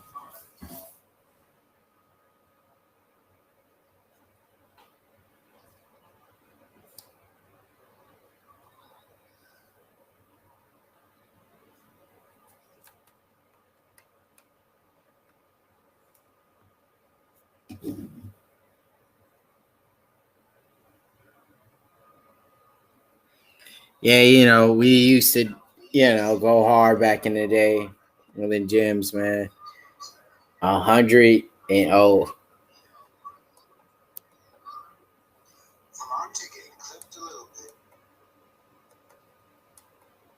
Volante eating some big shots. Yeah, no.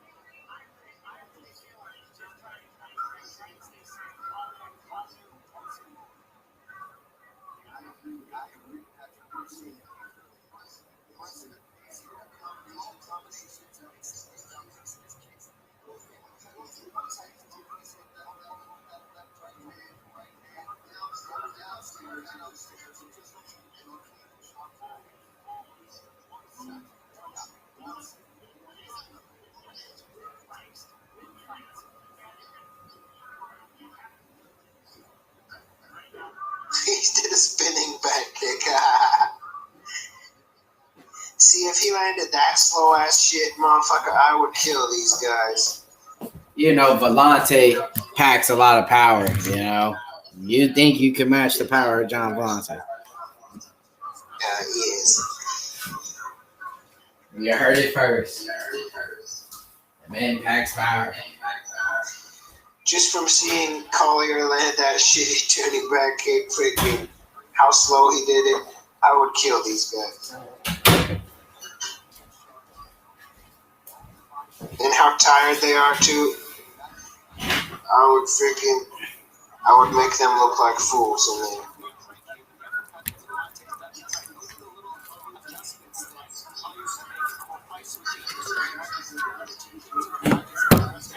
Yeah, you pack some serious power. I like to see it.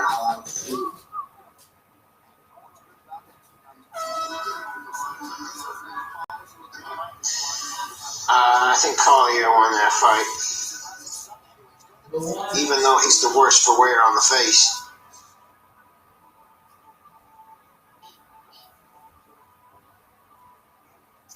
Volante might get cut, Baba. The dude. How many losing streak is he on? Or he's not? Probably like 2 now, I think. Maybe they'll give him one more chance. He does know Chris Watt.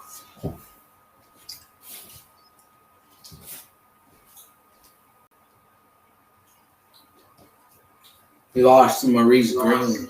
He might be on more. So who knows? So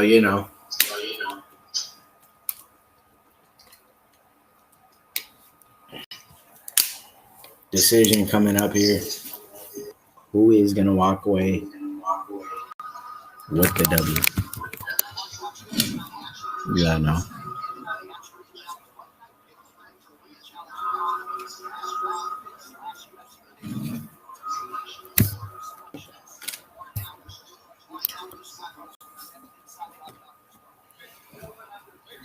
Who's walking away with this decision, bro? Jay Collier.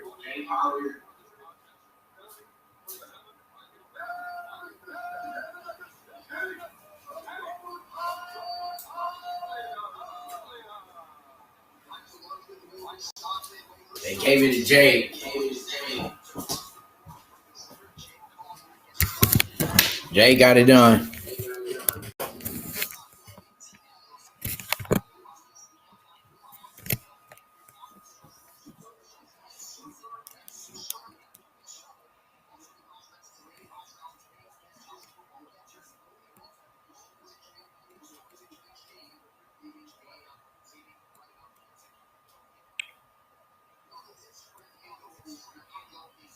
Jiu-jitsu, I lost every jiu-jitsu match.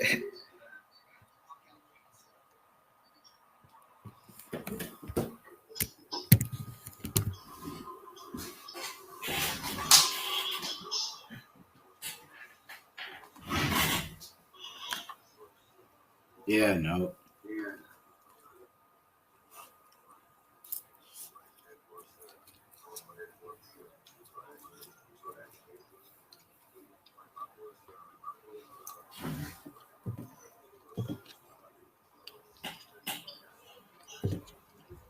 So round two, was the real reason why I feel like Jake won that fight.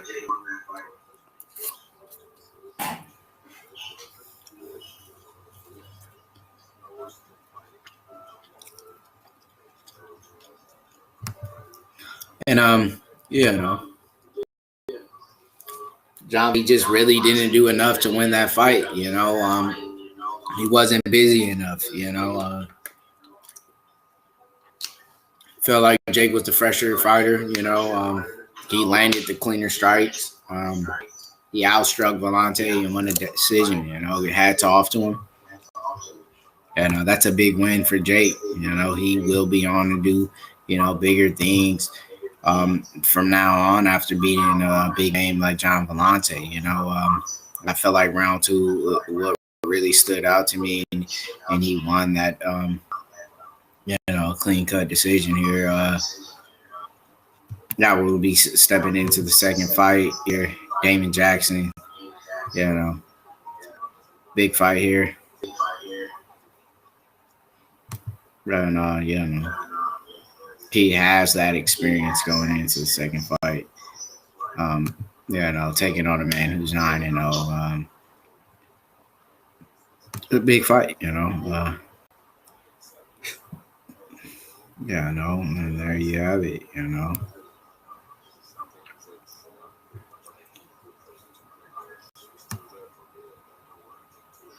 undefeated for a reason. Guy's dangerous. But Damon Jackson is, a veteran of the sport who's been around a long time.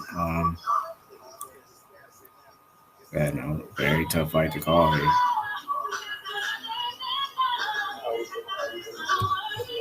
So we'll be in it for a very big fight, So we're gonna see who's gonna push it the facer, who's gonna get it done, who's the hungrier guy here, who wants to win the fight, So we'll try to see that,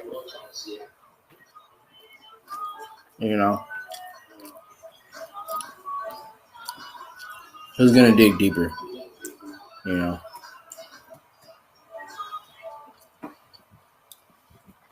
who's gonna want to win more.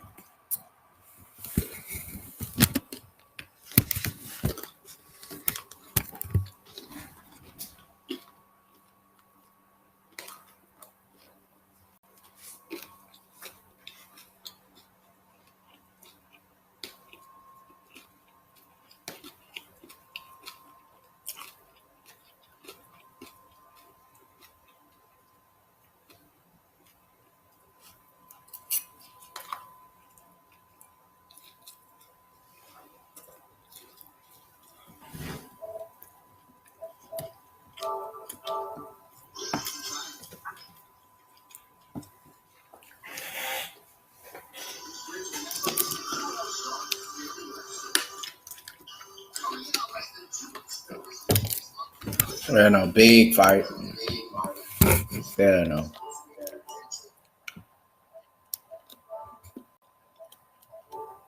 Coming up here, second fight of the card.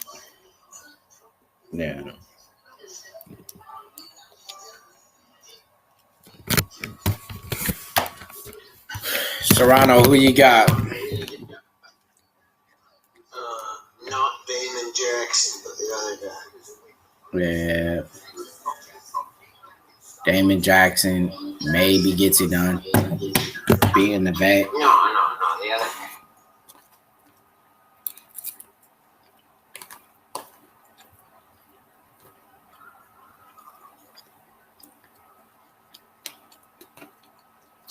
Maybe Damon Jackson gets it done.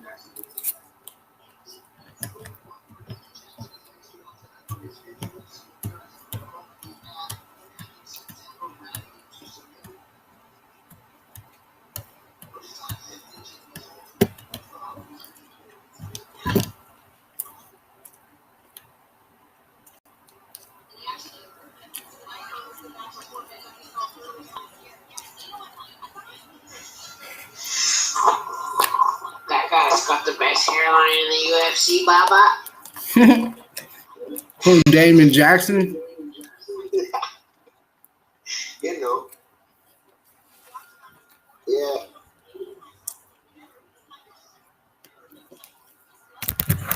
Isn't that the freaking best hairline right there? That's a bad one. Oh. DeWalt, what do you think of this man's hairline?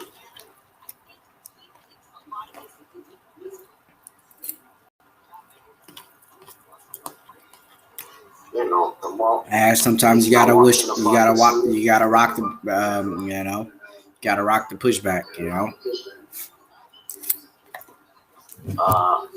You know.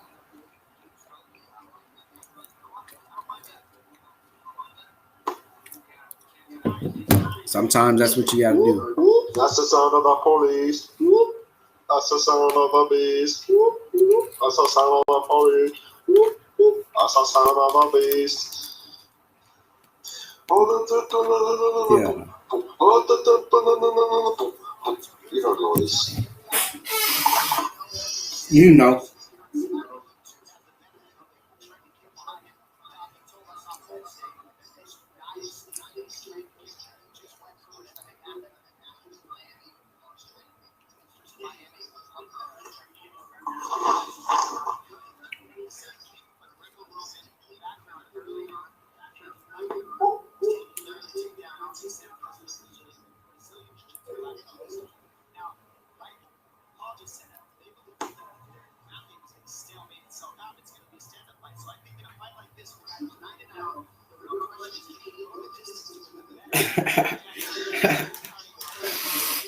Yeah, no.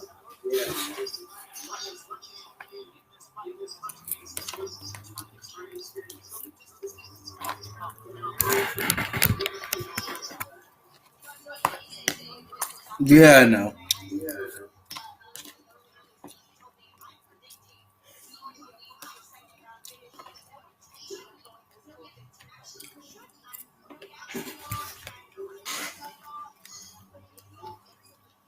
Yeah, no. You know.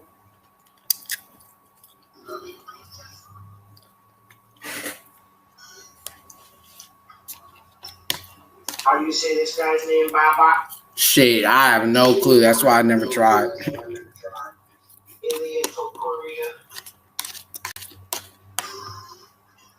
Yeah, no. One of those names, you know. Not worth trying, you know. 23 versus 32. 5'11" versus 11'5". 145 versus 541 pounds. Damon Jackson grinds his ass out. So which is the guy that's 11'5", 541 pounds? You know. Damon Jackson.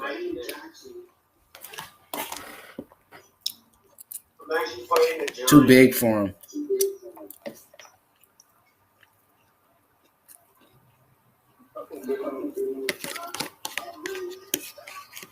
Too much experience. Damon Jackson pulls it out.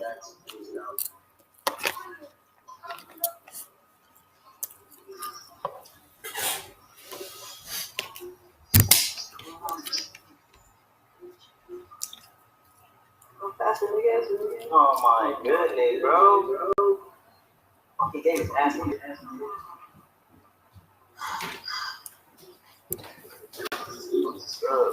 Yeah, no. How did you do that? Do what? Put that on screen.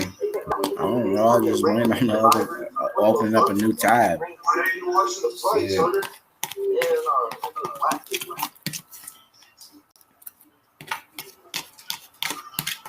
It's all low. You know, get it? Yeah, sir. Huh? Yeah. What is that food? I'm just gonna get it. You You want? Sorry. I'm No. always up.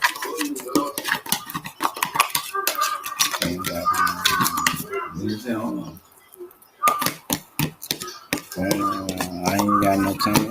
I'm gonna get it for you. Nah, you ain't even gonna give me no 10. I don't think like I did last time. When? Last time. Nah. That shit was fun. Ain't Nah. niggas. Nah, Come on, man. What is it, nigga?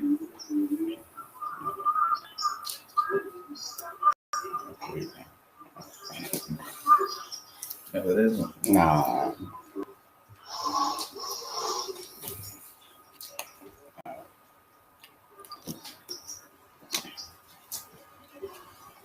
Go get it, my nigga. Nah. I got change. I'm not doing it.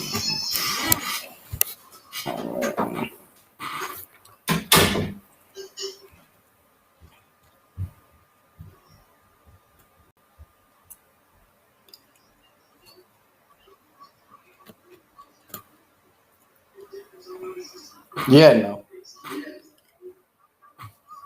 Big uppercut.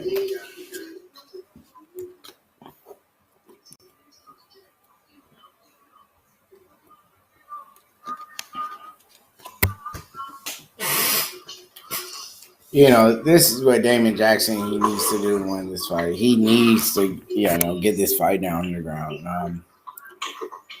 That's where he had most of his success here, in this fight.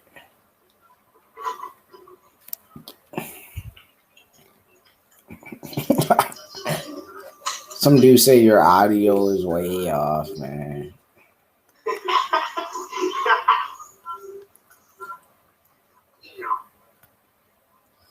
Because of your thing keep echoing in the back. You got to turn that off. Yours. Oh, he got finished. Wow. The man sleeps. Damon Jackson. Wow. That's why the man was the favorite. And that's why he had a lot of hype on him. Wow. Talk about hands. See, I was right or I was right, Bob. I said not Damon Jackson. Yep, you said it.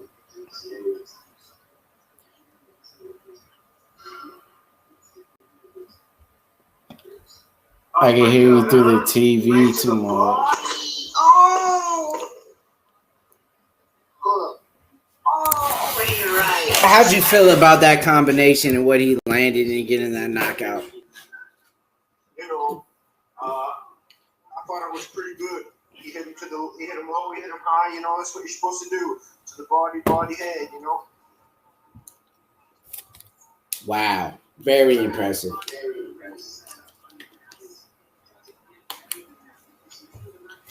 He went low to the body and finished him as he goes up top.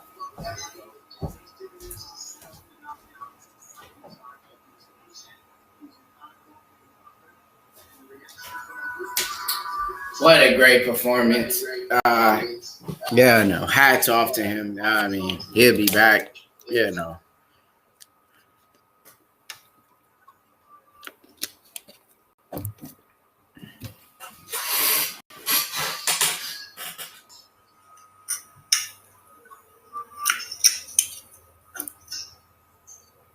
That was one of the biggest knockouts we've seen.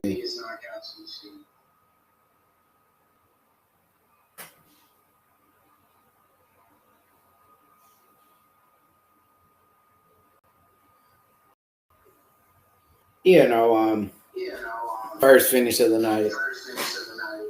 And it was a great knockout. We see why the man has a lot of hype around him. We see why the man's undefeated. This is why, this man has moved to the next level to becoming, a big threat in the making.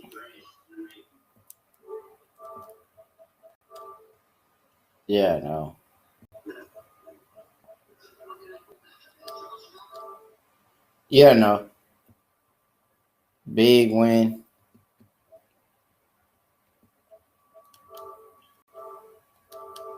Fams, how you feel about the win?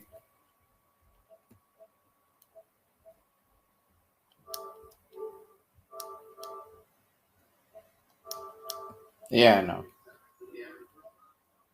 Toronto, how you feel about the big knockout? I think this guy's a new prospect in the division. This guy's from Georgia. He's got hands and he can wrestle. I think this guy might be the guy. He's on a streak. Let's hope he can stay on this run.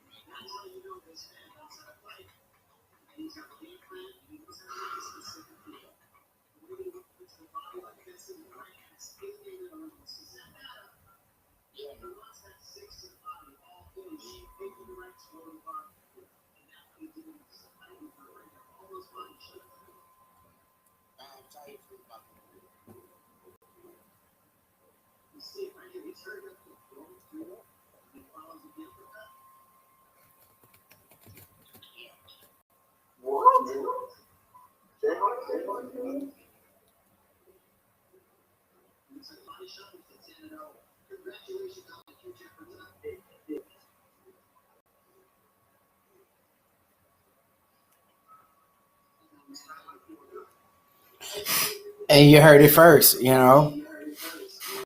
big win. This man. The tattoo on that guy's chest was like a good artist. They got clean lines on that tiger.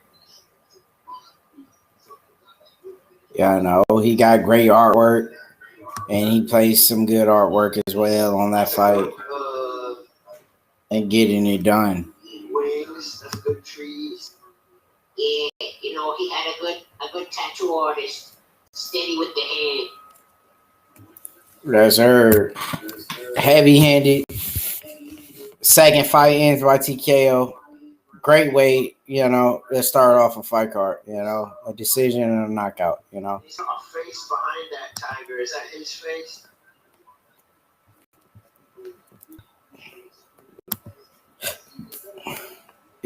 Great knockout. Now we jump into the bantamweights. We got Luis Smoker, Jose Alberto, big fight. Toronto, who you like, Luis Smoker or Jose here? Luis Smoker. You heard it here first before. We're going first with Smoker. That was the pick. That's the best pick you can take right now. Slight favorite. Money to be made with him. Yeah.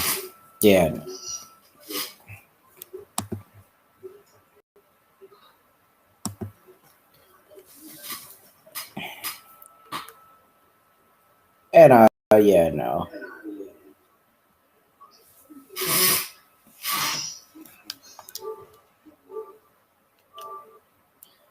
Third fight be starting very shortly. No.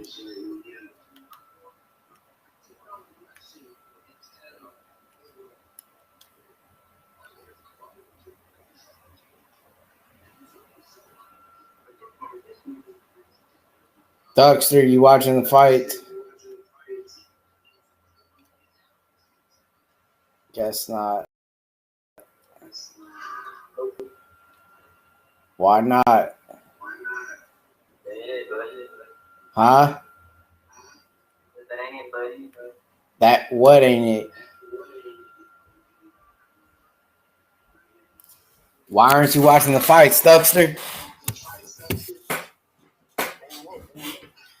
You just not an MMA guy or what? I am.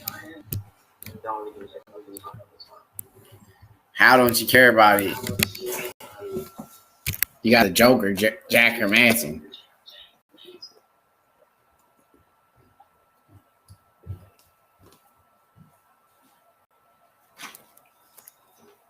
Bye. Yeah, no. Big fight. We fight. What's that?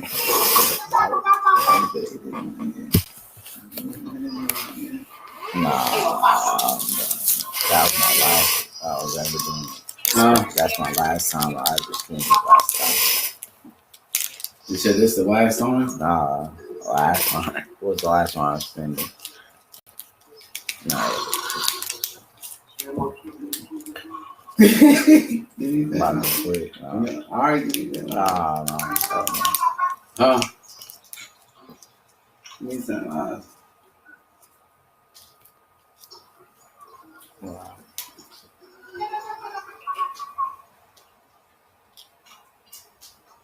Go get it real quick. You go get it real quick. Nope. I'm done. I told you that's the last time I spent it. All right, you said that it was the last day. Oh, damn. Man, I spent that body last time. No, I'm done now. You said it was the last day. I'm not spending no more money. I You want me to do. go get it? Nah.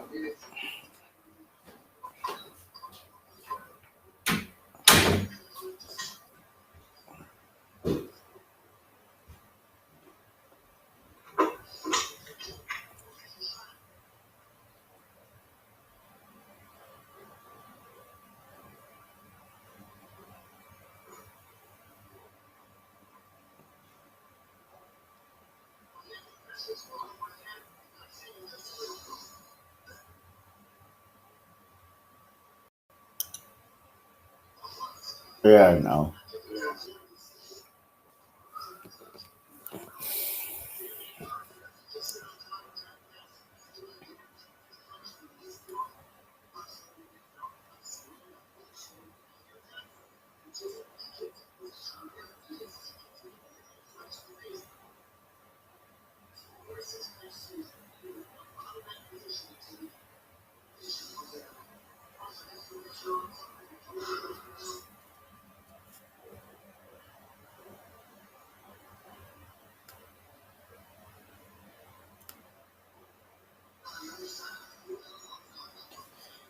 Yeah. Big fight kicking off very soon in the bantamweight division. Yeah, no, big fight. You know.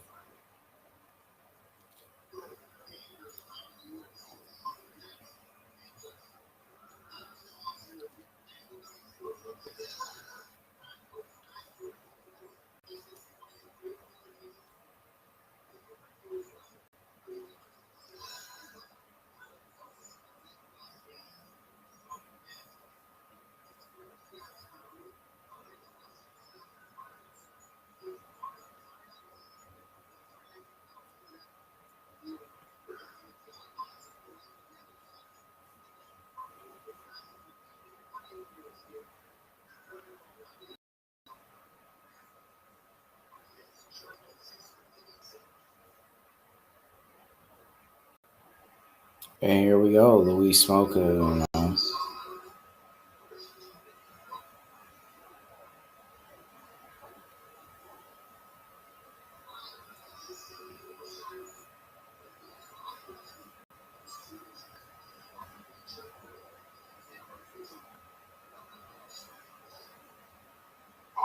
Feature reel of the night.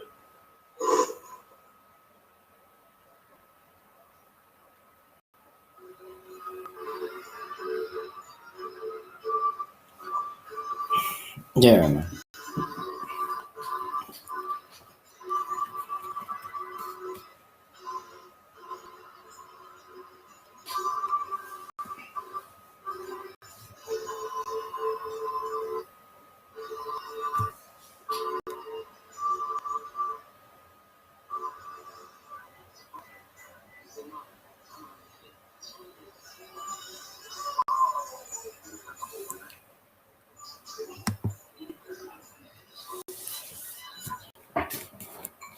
Louis Smoker, is he going to be able to get it done here?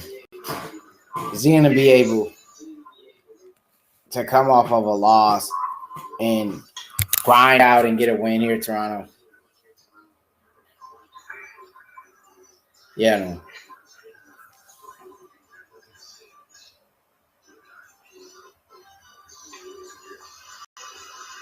It's a big fight in the bantamweight division.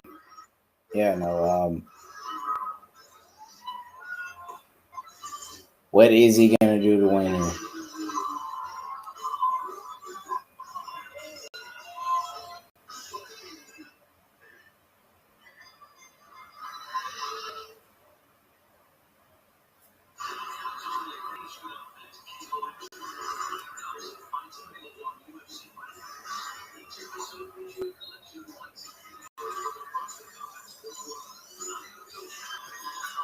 And here we go. Third fight. This card. And you got a big fight here in the bantamweight division.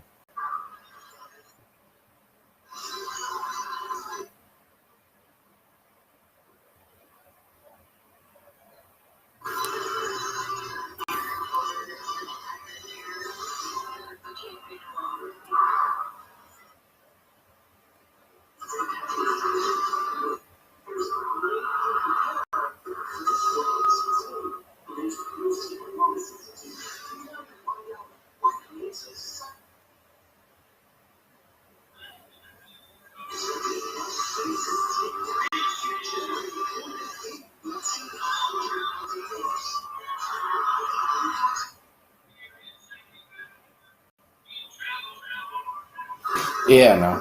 What have Louis Smoker done in preparation for the fight? Did he, go back to the basics? Did he, go out there and make adjustments and strengthening his game? Did he go, put in the work that needs to be needed for him to be back as a winner in this foundation of its MMA? So, when he's fighting a guy like Alberto, a tough guy, coming off of a loss to Sean O'Malley. What is he going to do here? How's he going to get the W?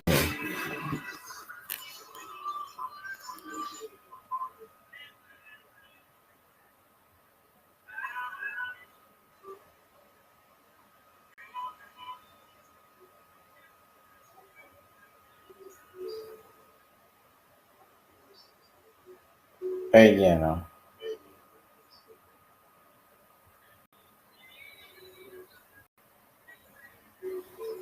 he's So this kid lost Smoker. his dad. That's it. Smoker, is he, training hard enough to get the W here? Shit, I might have to take this guy over Louis Smoker now just because he lost his dad. That's not him. That's a different guy. Oh. That's not the same dude. So then why they put What this the? on? I don't know. They're just showing it. Oh. So this is not the guy that's fighting. This guy's not going to fight. No, that's not. What's his name? Alberto, whatever. Because if it was this guy fighting, I kind of want to take this guy. Nah, that dude fought like on the last card, like one of the other cards, not too long ago. I think he fought on the time that fight card. Justin Gagey and Habib fought, I think, on one of those cards. That's not the same guy.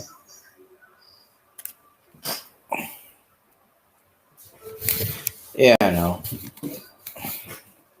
They just need to skip this and go to the fight, I mean, who wants to see this guy talking about this bullcorn, I don't want to see the bullcorn, or fighting us bullcorn,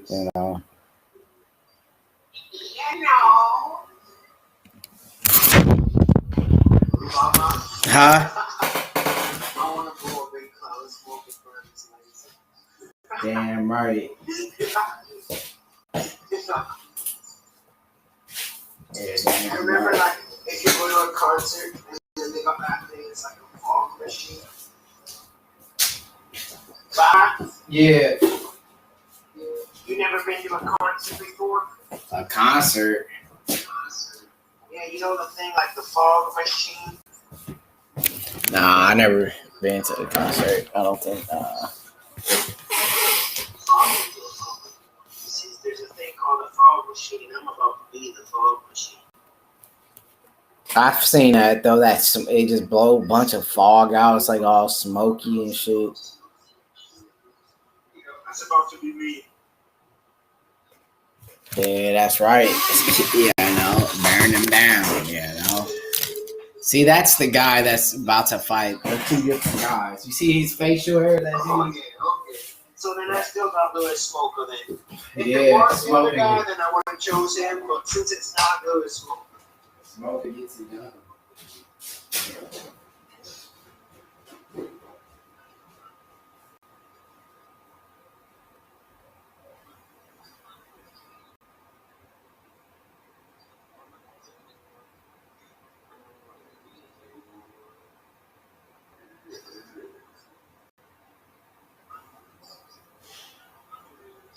You know what I saw today, Baba? Baba, you know what I saw today? Vampire, you know what I saw today? Laser, you know what I saw today? Hunter, you know what I saw today? A Christmas parade. Like, you know, they did a parade.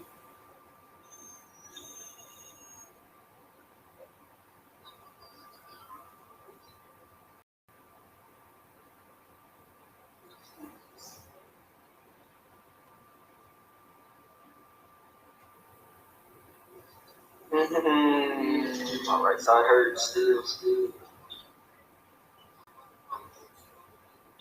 That shit still hurts like near my head.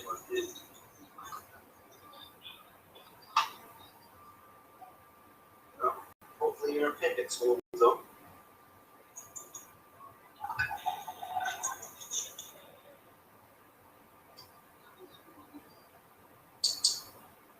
With one coffee. This is half of the video.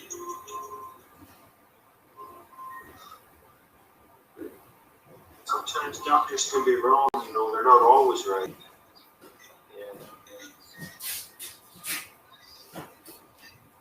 Yeah, no. Is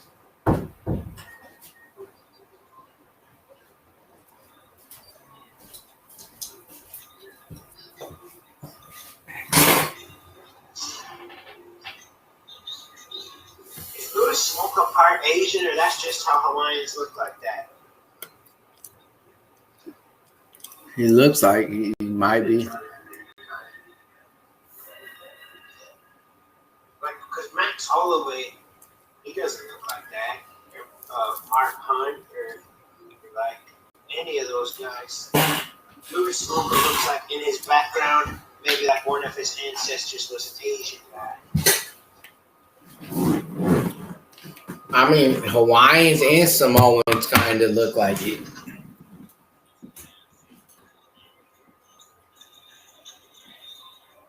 Don't Samoans kind of look like it? Some of them. Some of them do.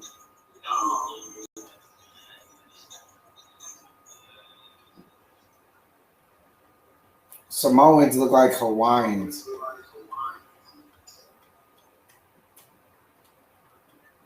Nah, some of them.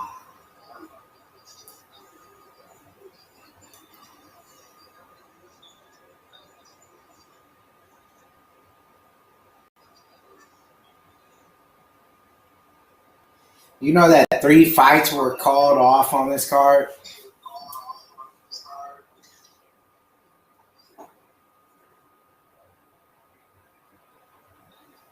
What 3 fights?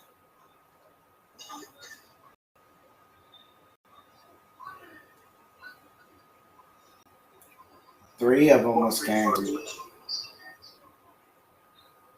That's why it's only 8 fights tonight. Well, yeah, the Kevin Holland, the Leon Edwards, and the Curtis Blades. Yeah, no. They all caught COVID. No.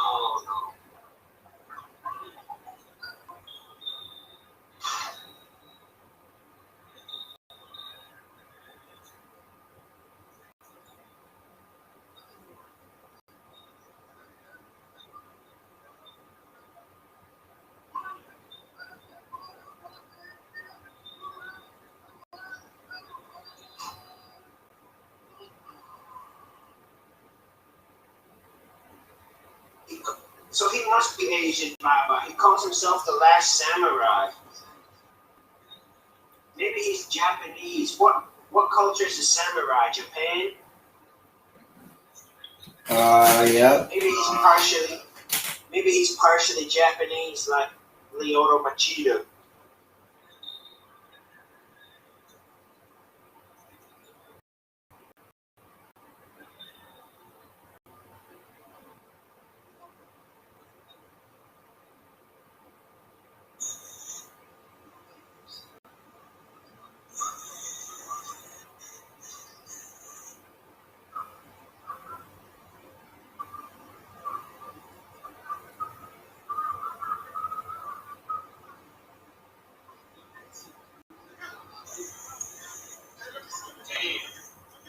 He's getting fucking manhandled, Baba.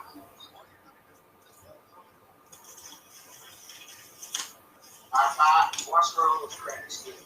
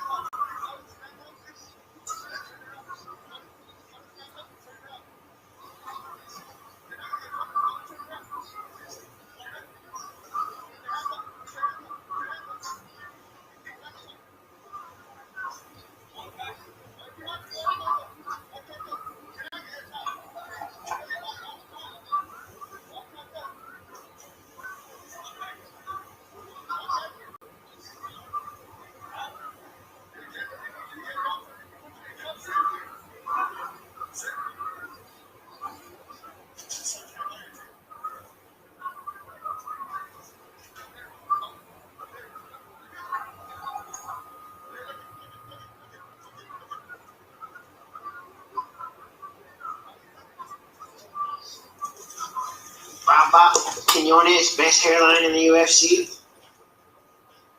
Maybe. Maybe. These boys are at it, huh?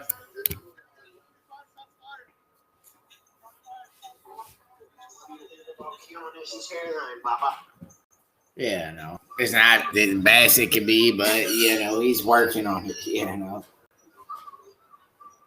It looks like it's going to be gone in a little bit. He won't have one. Where's the wall for the hairline checks? I don't know, man. Where's the wall for the hairline checks? Yeah, no. Let's say he went to the restroom and he hasn't been back, but big takedown attempt by Smoker. Nice left.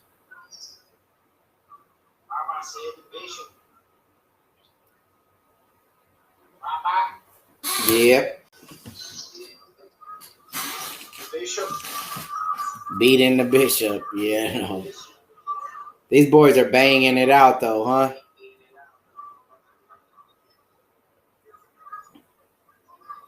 The weed smoker.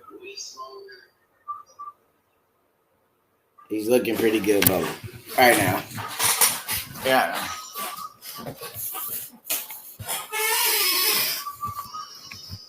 He's trained. Nice leg kick by Smoker, dog.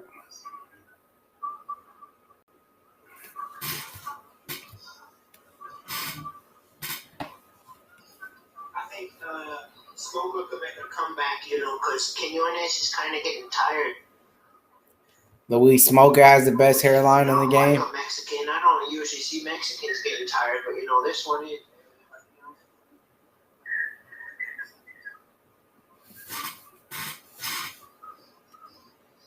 It's because of all the footwork. He should stop with the footwork. Yeah, no.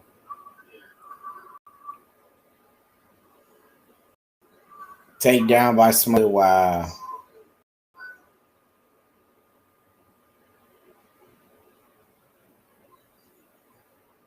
Wow.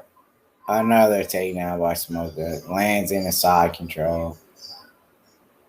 Trying to get him out here. Louis Smolka just dominating here.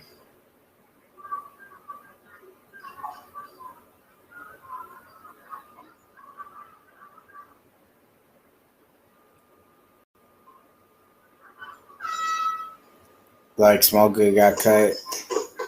Good round for Smolka. I think he dominated that round here with the takedowns. He moves up to 135. Looks the same as he did at 125. No, it wasn't.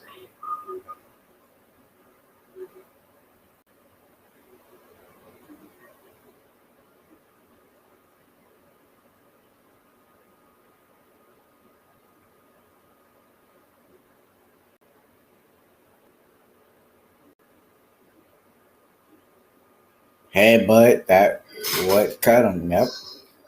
Nice call. He knew that he got cut from headbutt. There it is.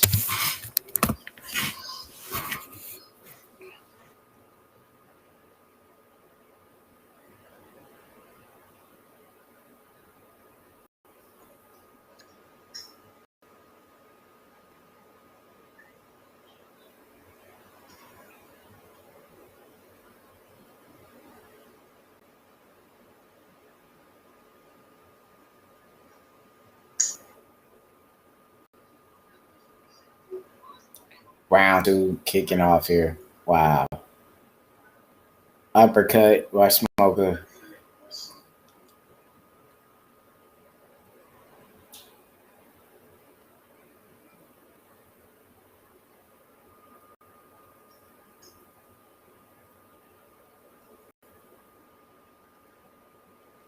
Nice body kick here from Quinzones.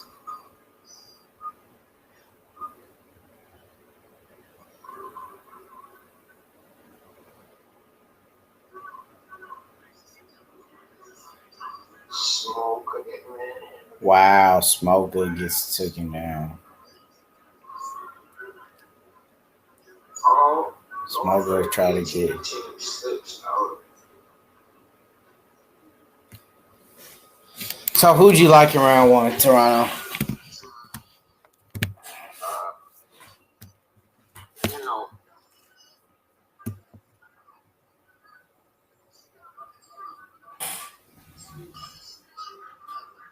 So who'd you think did it enough to win that round?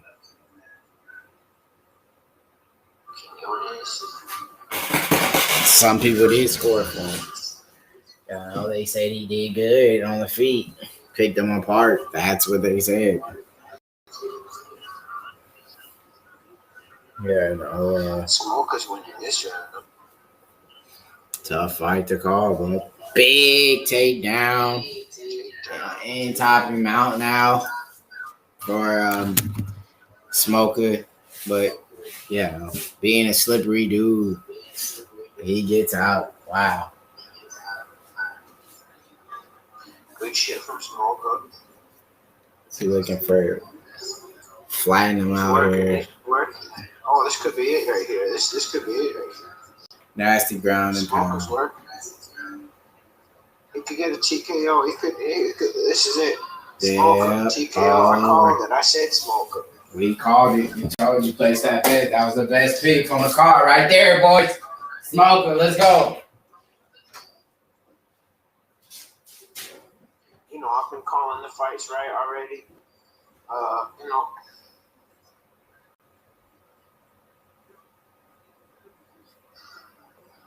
You see my picks. My picks have been good.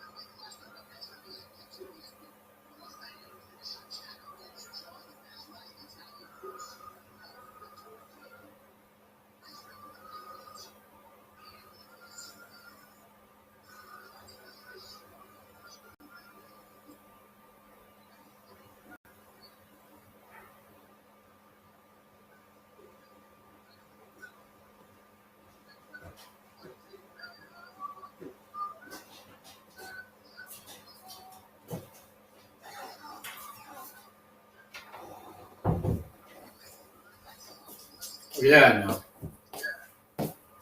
Great performance by Smoker.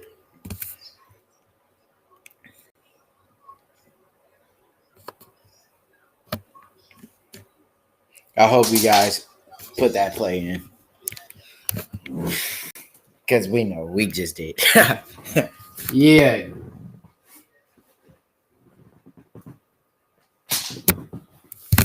Told you that was the easiest pick of the night, man. Louis Smoker dominates once again.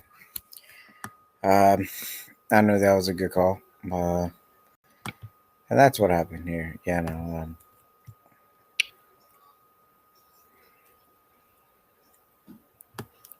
And that's what happens, you know.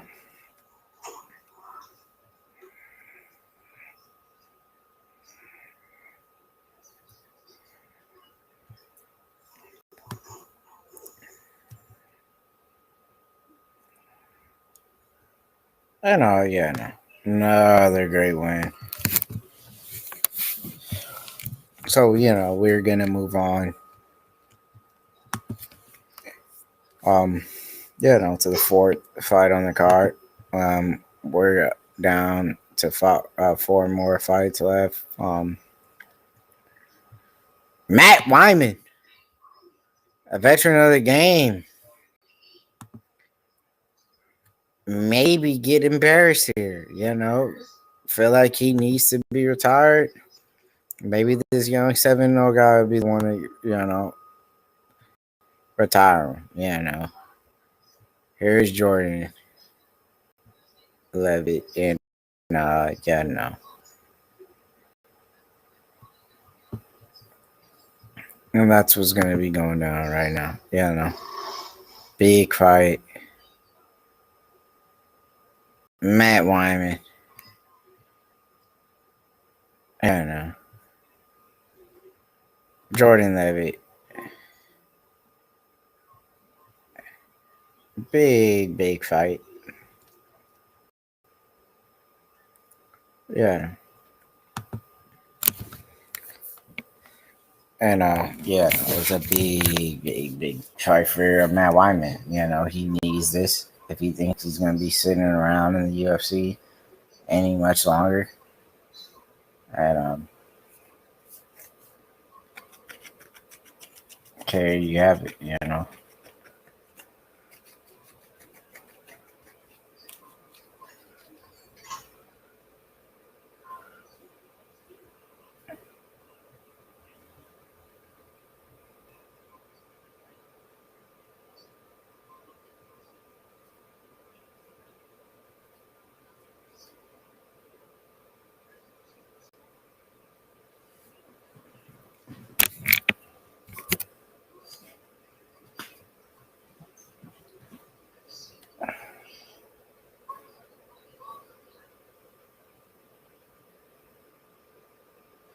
Yes, sir.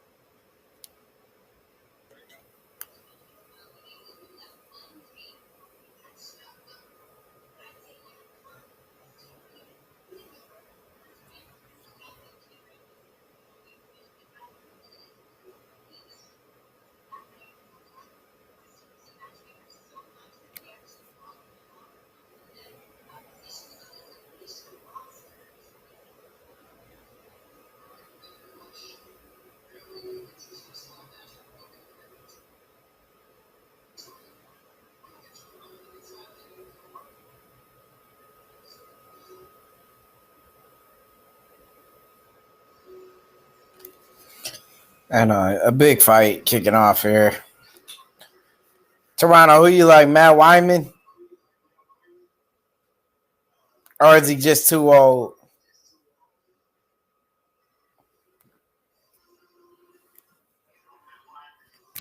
Probably should have retired already, but he might get it done.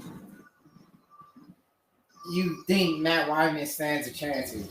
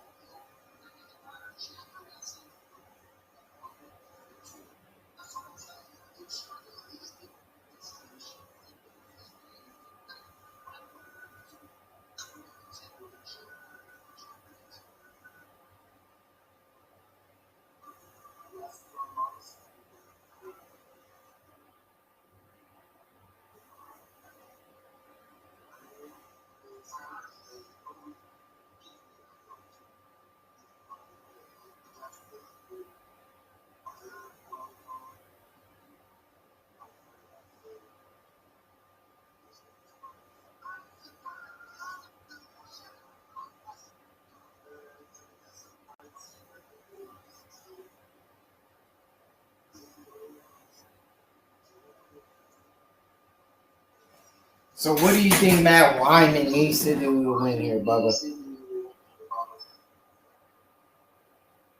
Does he need to bang it out? Does he need to brawl? Does he need to make it one of those 30 fights, bro?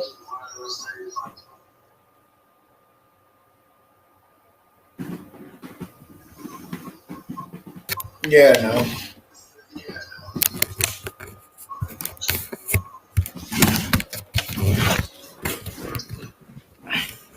It's just one of those fights too close to call, you know.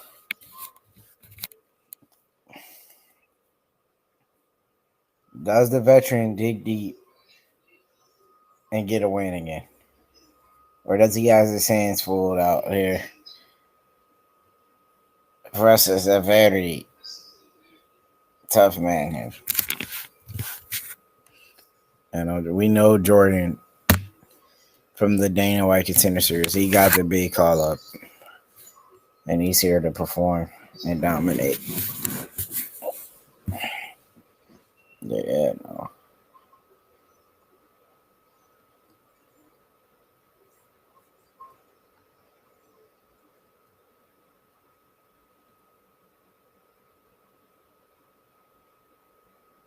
Yeah, no.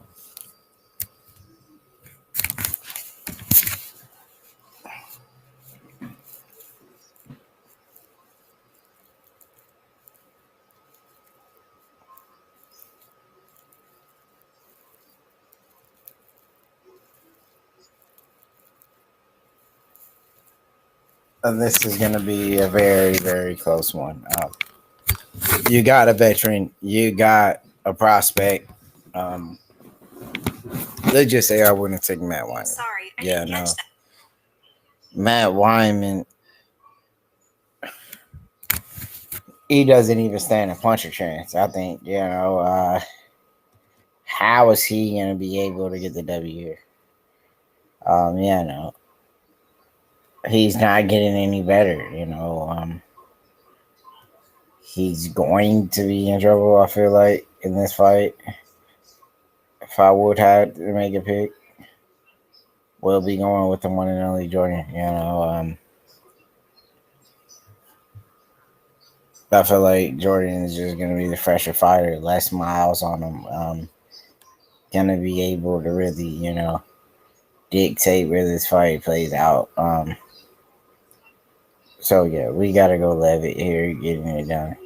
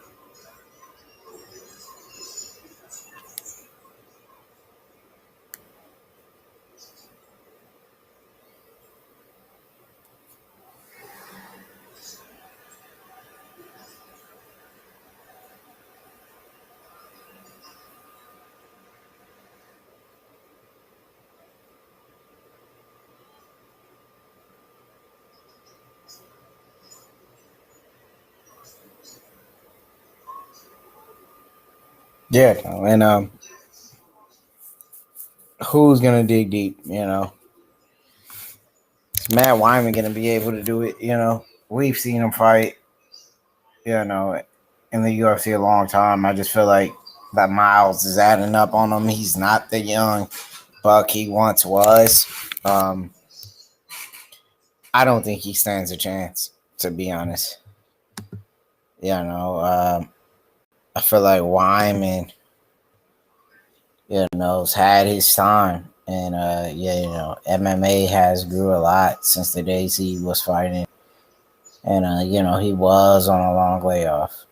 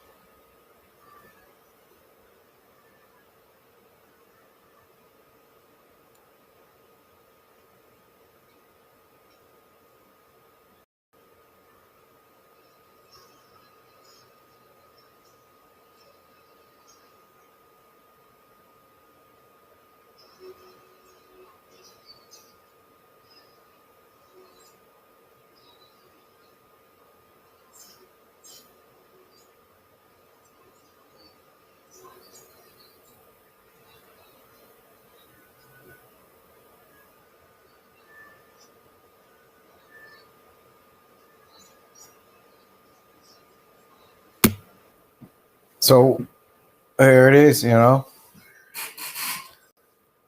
Matt Wyman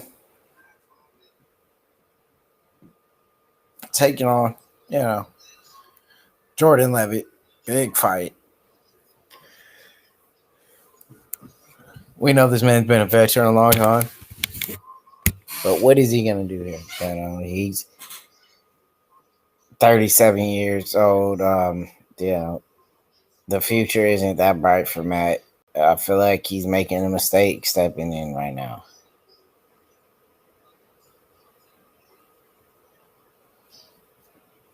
You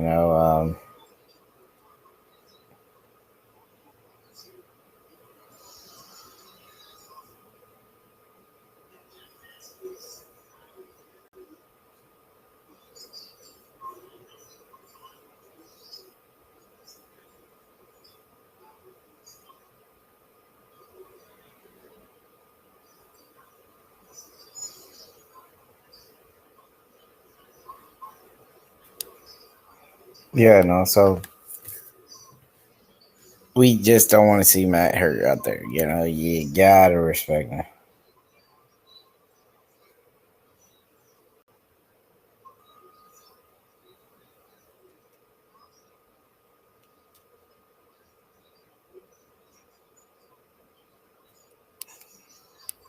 And I was just about saying I'm a former gang, former neighborhood road 60 crew, Bible TYC.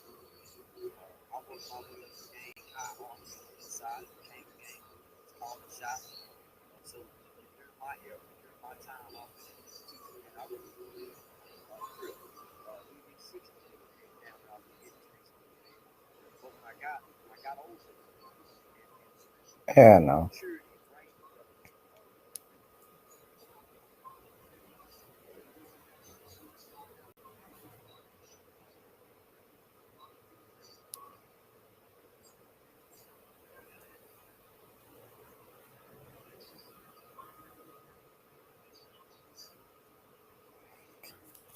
And no. What is he gonna do here to win this fight? Matt Wyman, hasn't looked the best. No. We just don't want to see the guy out there, and take unnecessary damage. So we have that up next. Matt Wyman. Taking on Jordan Levitt. Fight will start very shortly. Great bout,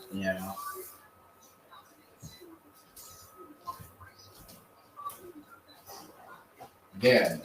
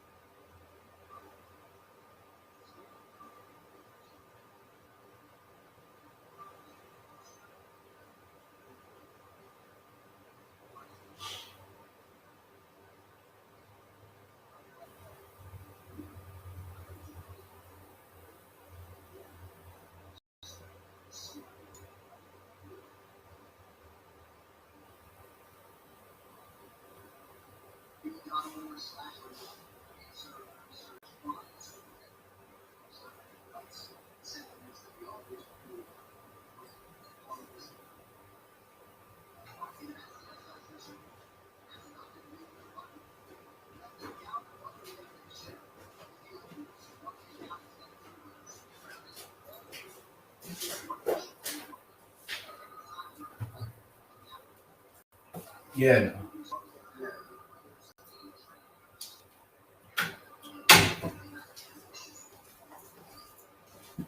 And there you have it. Another big fight coming up. No, we're waiting for Matt Wyman. Here it is. I feel like Matt Wyman will get submitted here. I feel like he could be in trouble.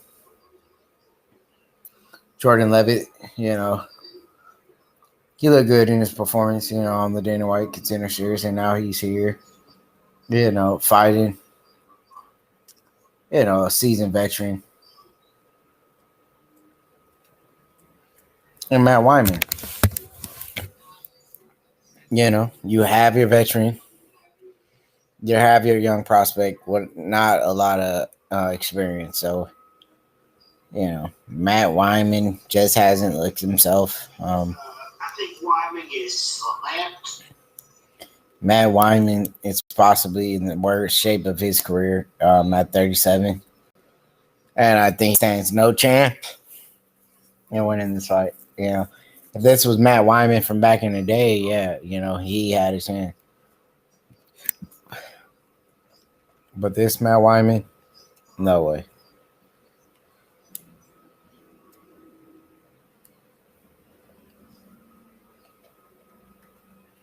Gotta look like Josh Koscheck a little bit.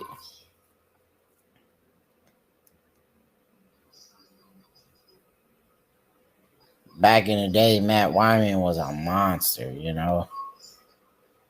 Slept Thiago Tavares. Yeah, no.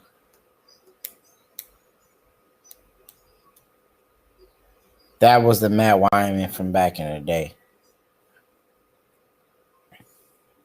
Those are two different Matt Wymans.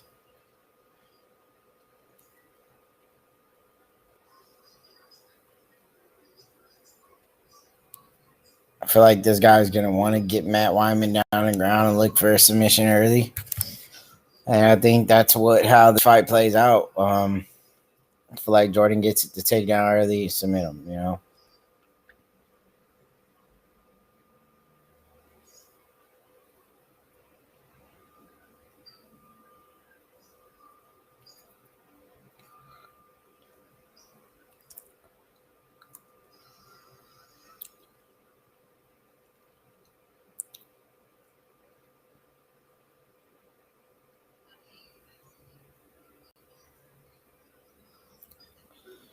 And here we go. First fighter out, Jordan Levitt on his way out.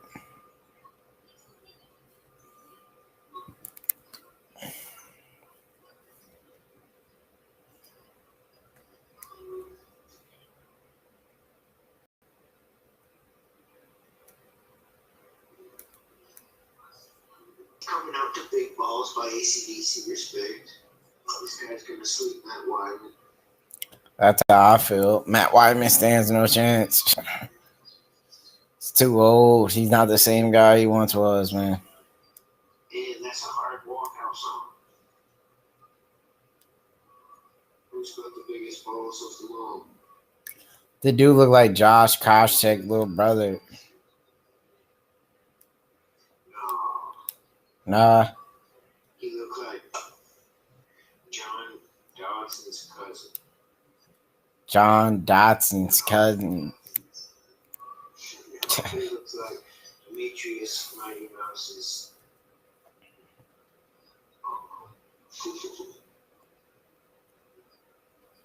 He looks like Devin Clark, little brother.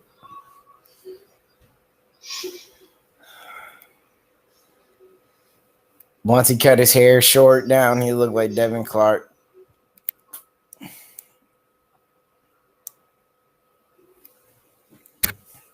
looked like Rory McDonald's dad's stepkid. Matt Wyman making his way down to the octagon to get finished in the very first round.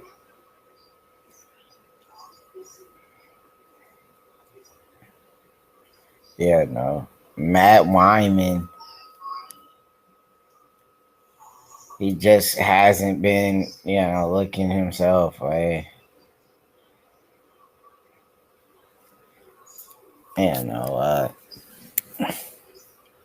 he just doesn't look the same, He's been gone from the game too long.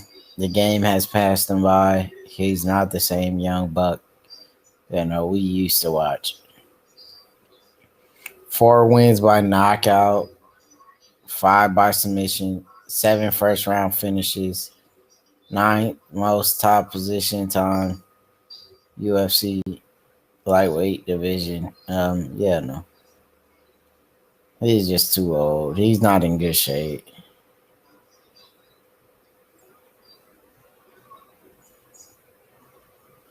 Wyman, I think he needs to hang it up. I really think he needs to retire. He doesn't look his best. No.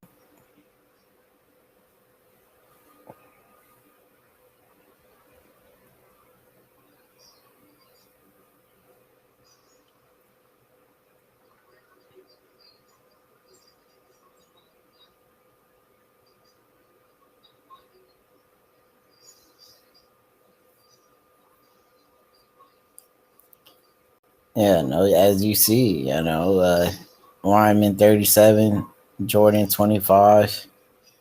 Jordan's also going to have a nice little reach advantage going into this fight. Matt Wyman, the taller fighter by 1 inch here. Big fight.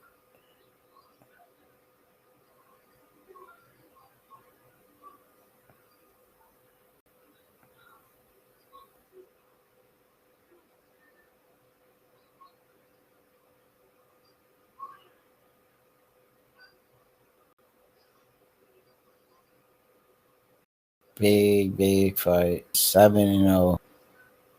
Big favorite to win. If anyone did bet on Matt Wyman and he does go out there and win, that's a big come up.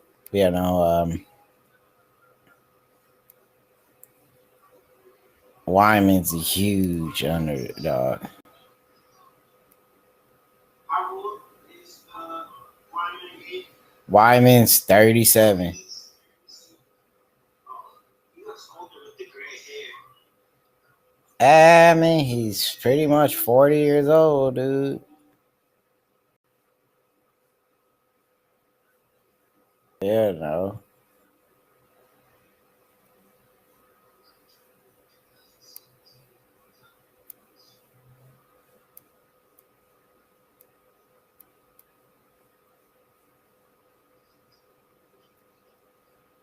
And here we go.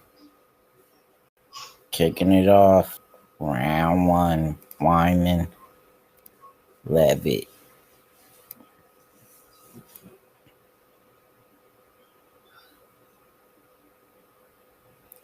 Big takedown early in the fight by Levitt. Oh, what a finish! What a slam! That All was over. TKO by slam. Levitt ends Wyman's career. Wow. great. That was a great finish. How long has it been? How long has it been since you've seen a finish by slam like that? It's been a while. That was freaking something to see. You never usually see a knockout by slam. That was something rare, and there it is. There. That's a big, big way to end a man's career. Wyman is on his way out, big TKO slam. That's why I said, I didn't want to see the man take any more unnecessary damage. This man should have been retired. Hey, that was a big takedown. Great win. And the sky's the limit for this young kid. He moves on to 8-0. How do you feel about the TKO slam? Go ahead.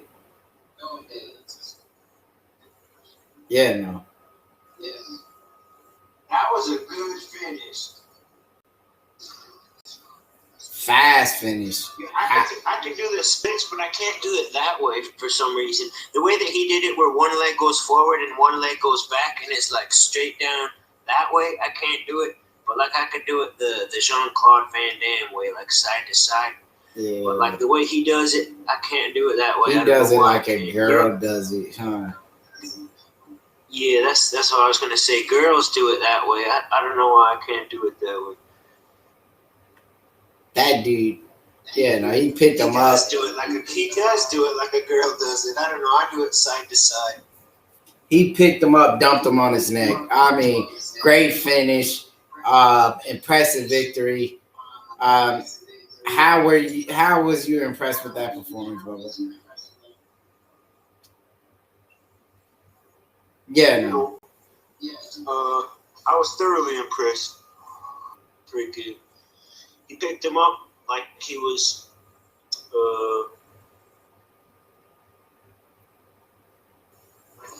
freaking weight and dropped him down. That was it. Picked him up like a backpack and dumped him. He picked him up like he was Matt Hughes. He picked him up almost like if he was a baby and dumped him on his neck.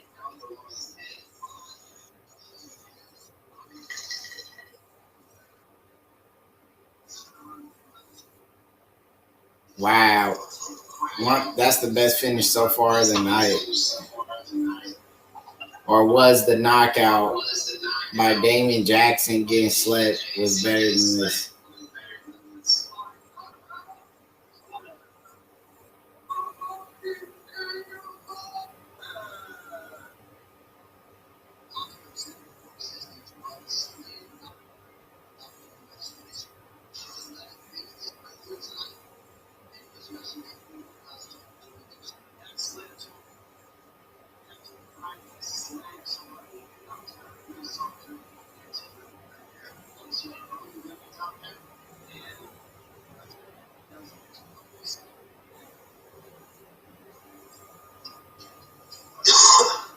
He did a girl's move again. This guy done two girls' move. First, what is he, like a cheerleader or something? Maybe he was. I don't know. He's doing some girly moves. He is. But the nigga slammed. Israel Adesanya does some fancy stuff, but it's not girly. Or like, let's think of someone else. Freaking Justin Gagey, he does that flip off the cage, but it's not girly. Yeah, but did they have a dominant performance like this guy? Gaethje's had a few. Adesanya, he's had a few. But sometimes his are just decisions, and I ain't with that. But he dumped the man right on his neck. What do they say? Never leave it to the judges. He dumped him on his neck. Who's fighting? Two nobodies. He dumped the dude on his neck. Babo. Bye Look at this. Look at this, Baba. Let me go get it real Slay. quick. Nah, man, Let me go get it real quick. I can't buy it.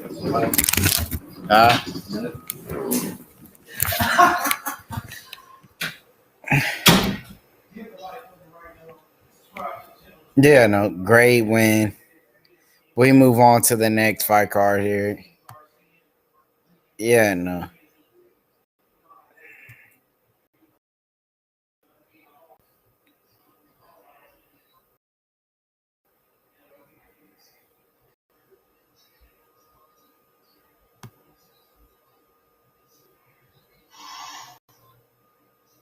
And we move on to the next fight here. John Allen. Yeah, no, big fight coming up. Yeah, no. You see the tail of the tapes here. It's gonna be a big fight here. Light heavyweight. Finally moving on. Yeah, no.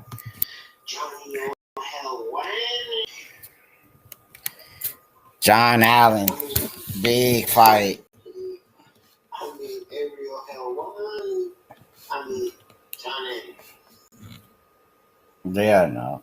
John Anik. What did I say? Johnny Helwani. Yeah, Johnny Helwani.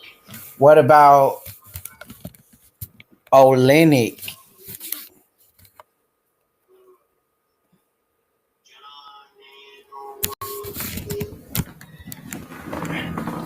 What about Olenek?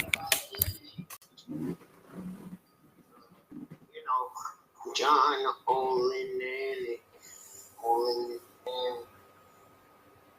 That's better, huh? No. No. The first one was bad.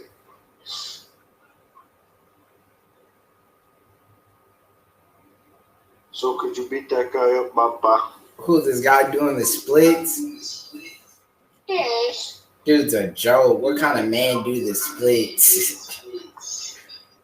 Me. I mean, especially the way he's doing it too. That way is actually harder, freaking, because you gotta put one leg backwards with it face down. It's just, I don't know, I can't do that. That's girly the way he did it, like a queer bait. My hips are flexible, but they're freaking not that flexible.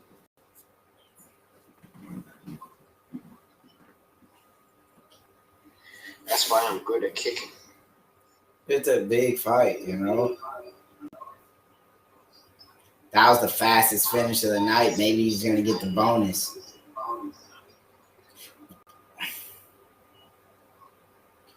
Yeah, no. John Allen coming up next. He has his hands full.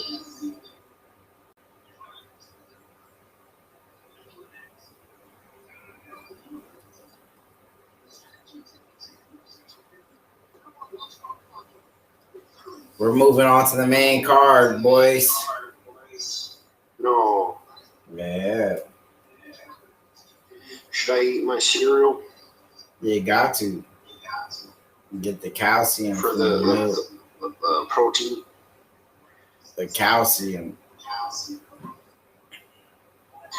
Could help. Yeah, no. Of course. Strong bones. Yeah.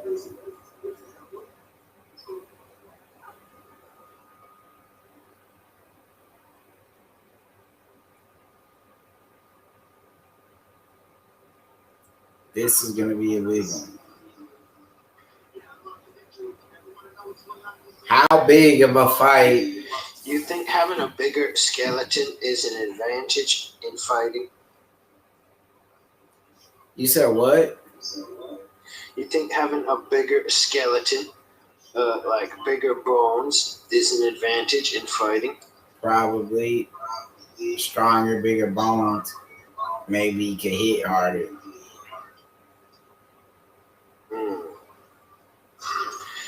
You know, but I think it's all about the tendons, Baba. Like the chimps and the apes and the monkeys, you know, they're strong and they don't look so strong. Well, a chimp actually looks pretty strong, and a gorilla actually looks pretty strong. But it's all about the tendons, Baba. The muscles, they're good too, but it's the tendons. You want that strength, heavy.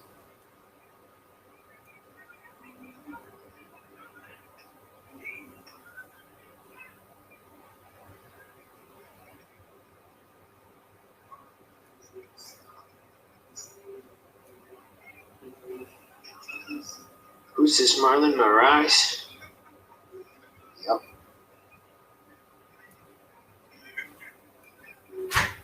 Yeah, no. You could barely even hear you. Huh? Can't even hear you. Yeah, you can. You could barely hear this nigga Toronto too. This nigga. This, Marlon Moraes. this nigga. You know. Marlon get it. You think he's gonna get it done? So you could barely hear you. You don't even got it on my loud, is it? I do. Do I? The fuck? It's so faded. Faded ass nigga. This nigga faded. Bobo. So what happened with Errol Spence? They about to fight soon. They're getting ready. Tell me when they're gonna fight because I want to watch it. I think Errol Spence gets it done even though he got in an accident. Bobo Garcia. Spence. Nah, man. I'm done buying it. I'm done. I quit. You'll see, Spence has still got it. He's gonna fight Spent through $40 in 2 days. cardio. Yeah, no. Cardio gets it done, you know.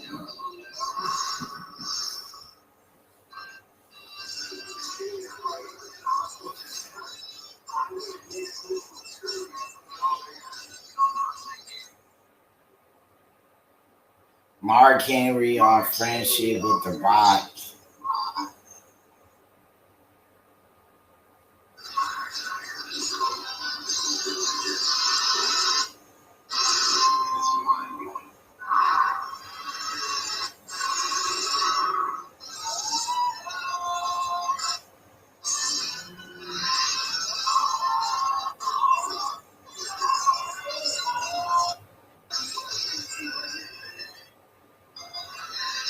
Yeah, no.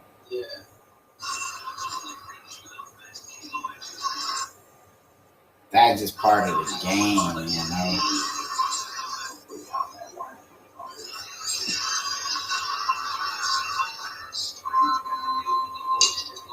Dude got hands, you know.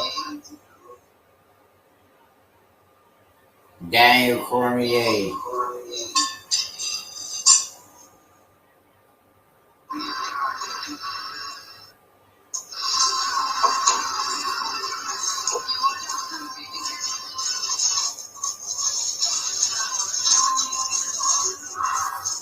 So what is he gonna have to do to win this fight is the question. Is the man gonna dig deep? Is John Allen gonna get this prospect to the ground and look for the submission? Is he gonna win this fight?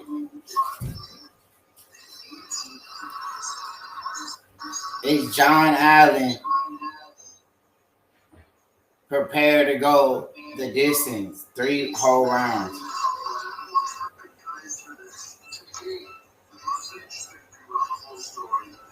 Did he do enough in his training camp to win this fight? Is he gonna push the pace? Is he gonna shoot in for those takedowns that he once achieved? That's the question that we all want to know here, Bubba. Is he that good? Is he going to be able to make the moves he needs to make to win this fight? Huh, Bubba? Is he gonna win the fight, Bub?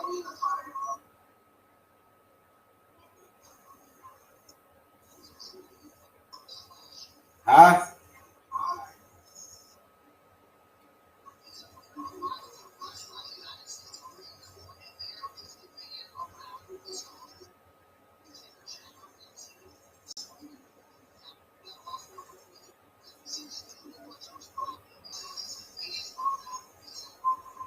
So,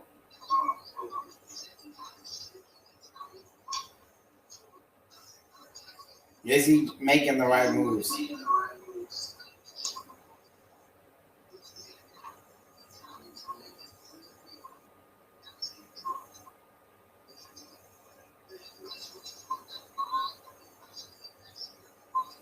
Is he training to be, another name in the sport, or to stand out, to be a man searching for a title fight?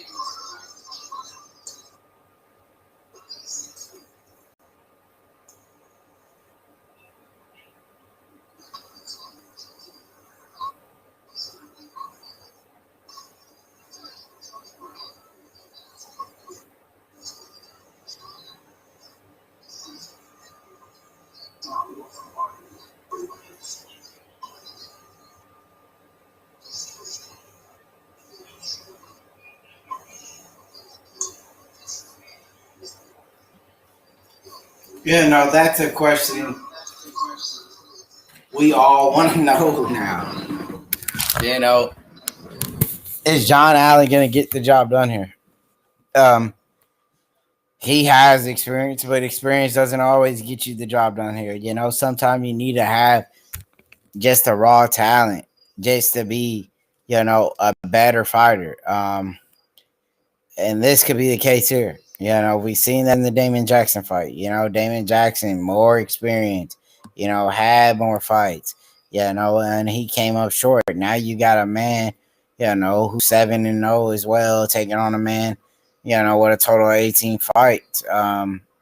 Is it going to just be the raw talent, or is it going to be the experience to play a favor here and a win for, either man here? This is a big showdown. It's been a lot of great fighters here. We've seen a lot of good finishes. Jordan Levitt, what a nasty finish.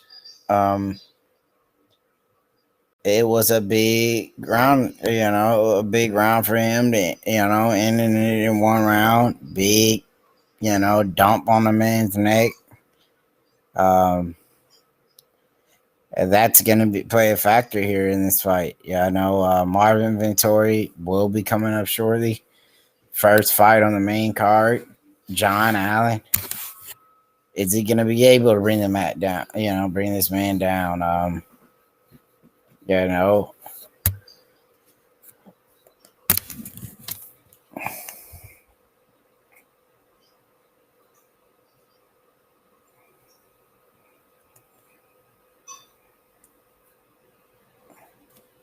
It's a big fight coming up here.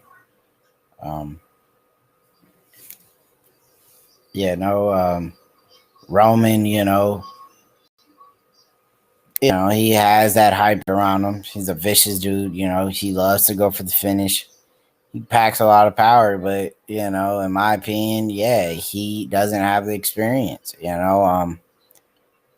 He's a favorite for a reason though, and I do think he wins this fight. But John Allen could pose a big threat here in this fight. Just that experience going in, facing the higher level competition. Having more UFC fights underneath his belt. Big fight here.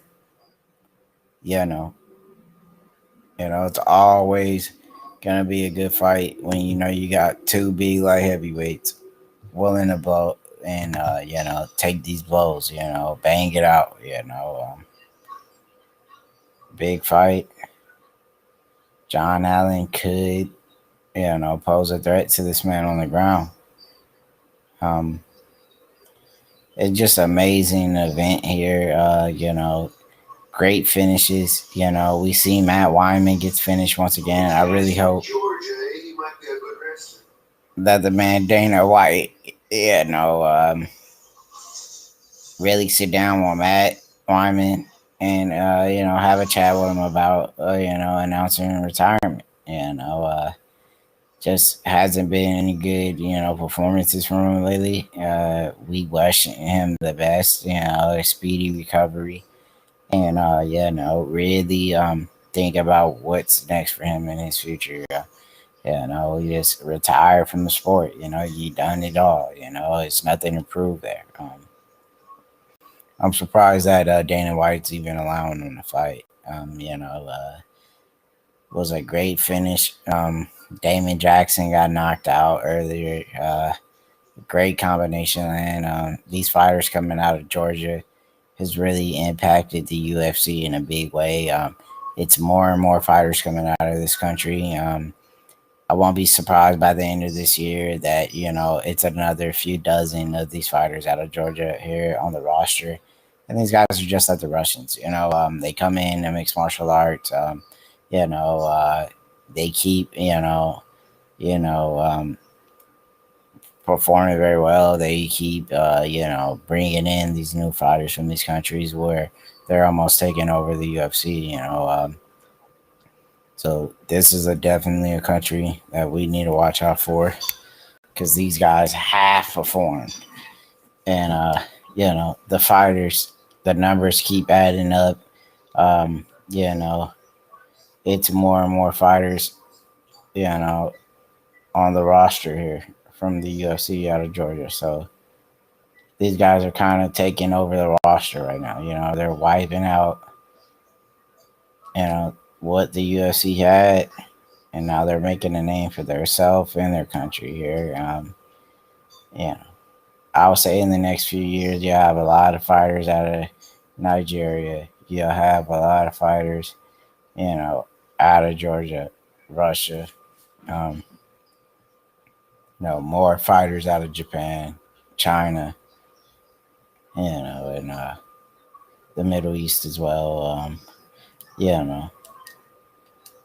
They've been dominating the fight game quite a while now.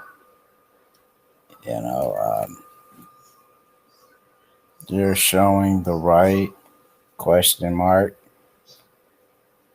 Yeah, I'm showing the right. And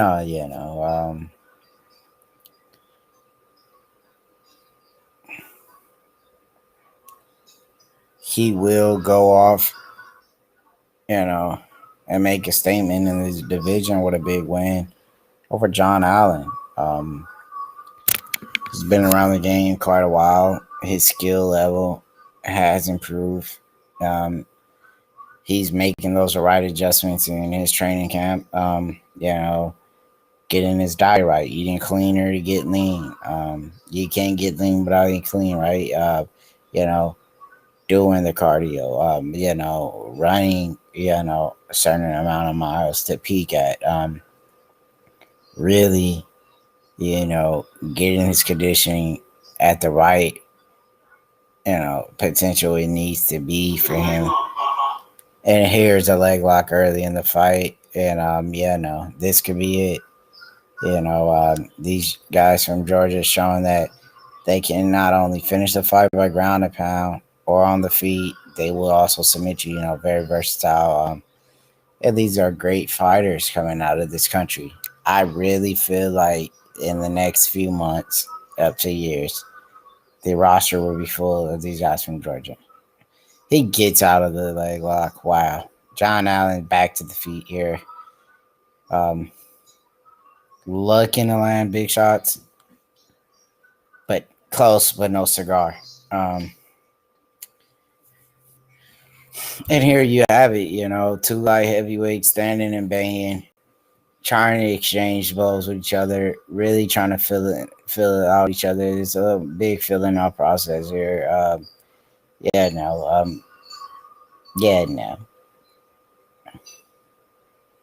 Big leg kick lands by John Allen. Wow. Big right from John Allen. And this is a very interesting fight. Wow. Yeah, no. Big shots. John Allen going again low with the kick. These boys are banging it out,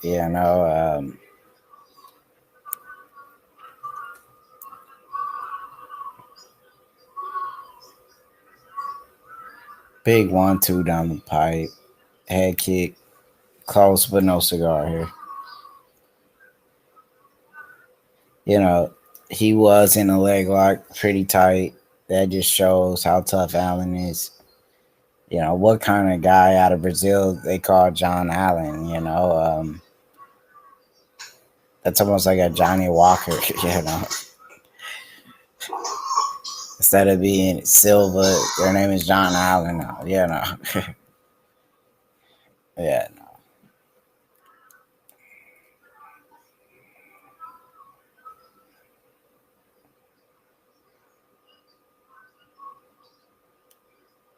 Yeah, no.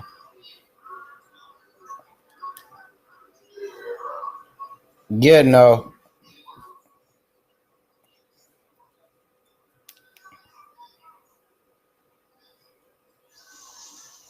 How's it looking for Allen here, Bubba?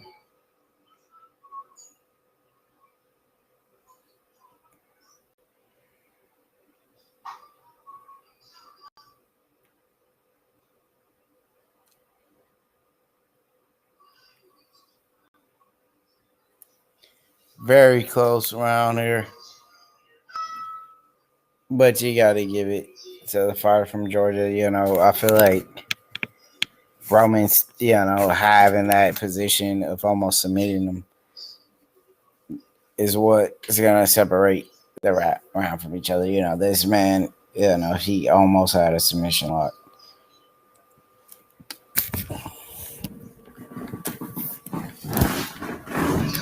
So, he was in a tough spot. That could play a big role, in the eye of the judges.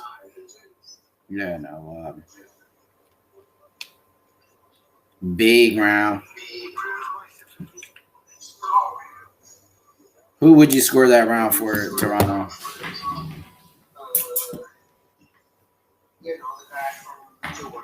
Yeah. Guy from Georgia, Roman, whatever his damn name is. Yeah. But he's screwing around too much, making too many faces. Trying to taunt the guy and shit. Yeah, No need for showboating, right? Yeah.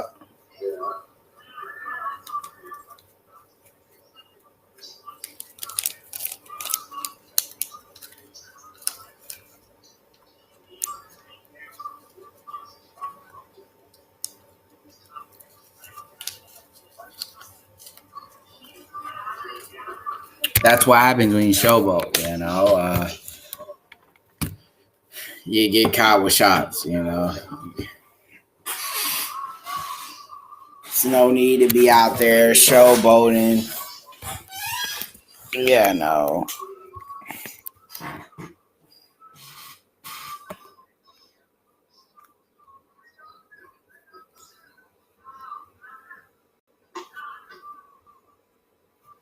You can't showboat, That's just part of the game.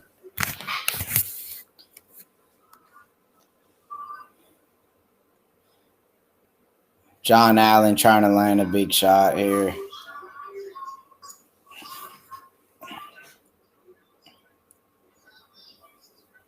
These dudes from Georgia looking like these guys from Russia almost. You know? Big takedown by Roman here.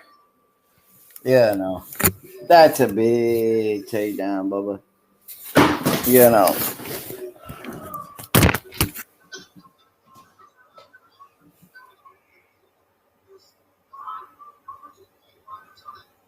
And he's controlling Roman. Wow. You know, he's pretty much better everywhere here in this fight. On the ground, on the feet. He's just doing all the right. Yeah. Doing all the right things. Making the right moves to win this fight.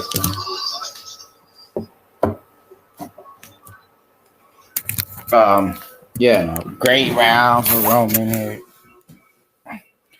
As he dominates.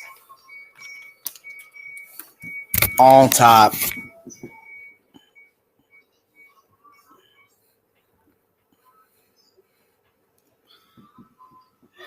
And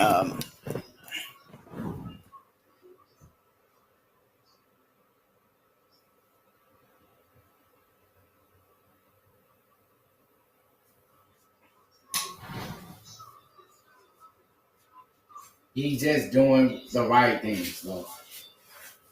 Beating this man in guard here. Half guard, you know.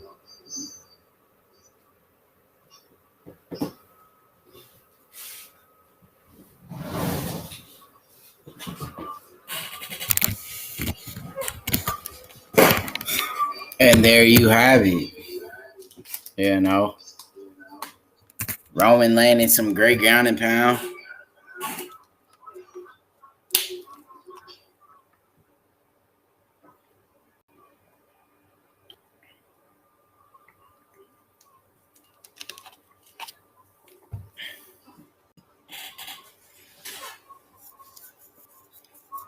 Yeah, no.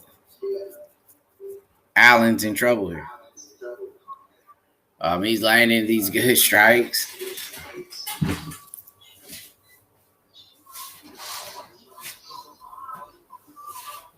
Allen does not look like he's, you know, really making any adjustments. That's all we look at. I'm about to go get some weed. I'm about to go get some, nigga. What you mean, nigga? Look, yeah, nigga, you acting like that, nigga. And you know when you finish, you just do this when you're trying to finish. That's all you gotta do. This nigga learning how to do all of that. You said what? This nigga learned. How did you do that? Yeah, I just did this. Look. And it stays there though? How does it stay on this though? Yeah. This nigga's taking over. Look closer. Come closer. You see something? When you gonna give me a cut, man? When?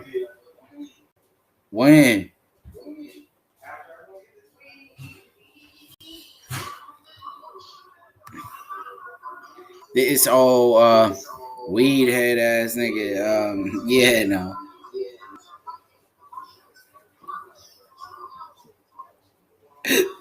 You know, we're changing up the game here. Yeah, no. Round 2 comes to end. Roman dominating 2 rounds here. Huh?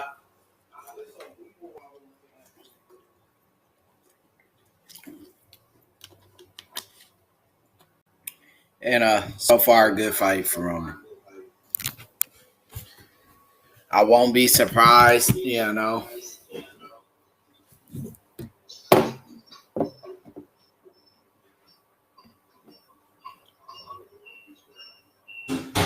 If you're in a fight like this, you got to make the right adjustments, you know. If you really, you know, want to dig deep and get a win, then you have to make adjustments.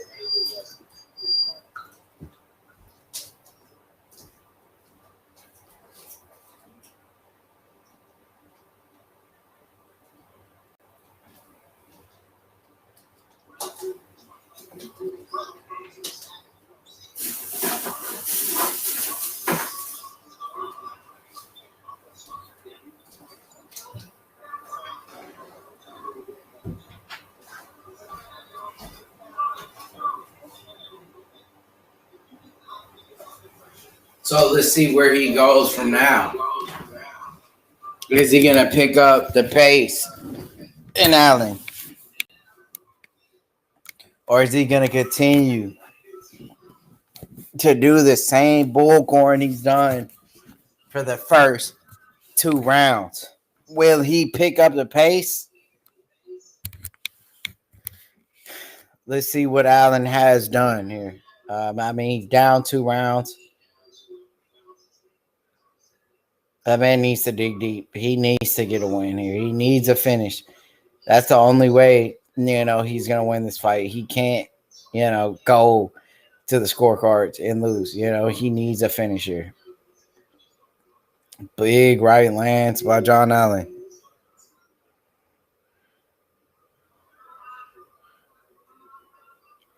Nice leg kick.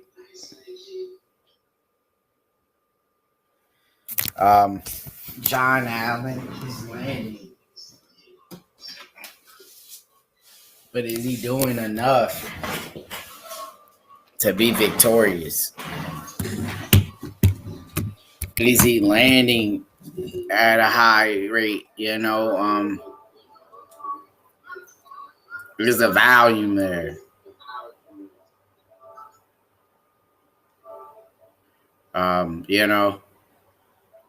I don't think he's really doing enough to get the job done here. Toronto,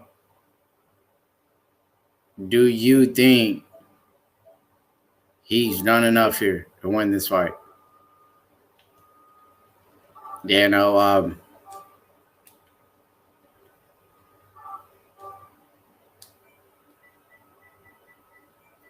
Shout outs,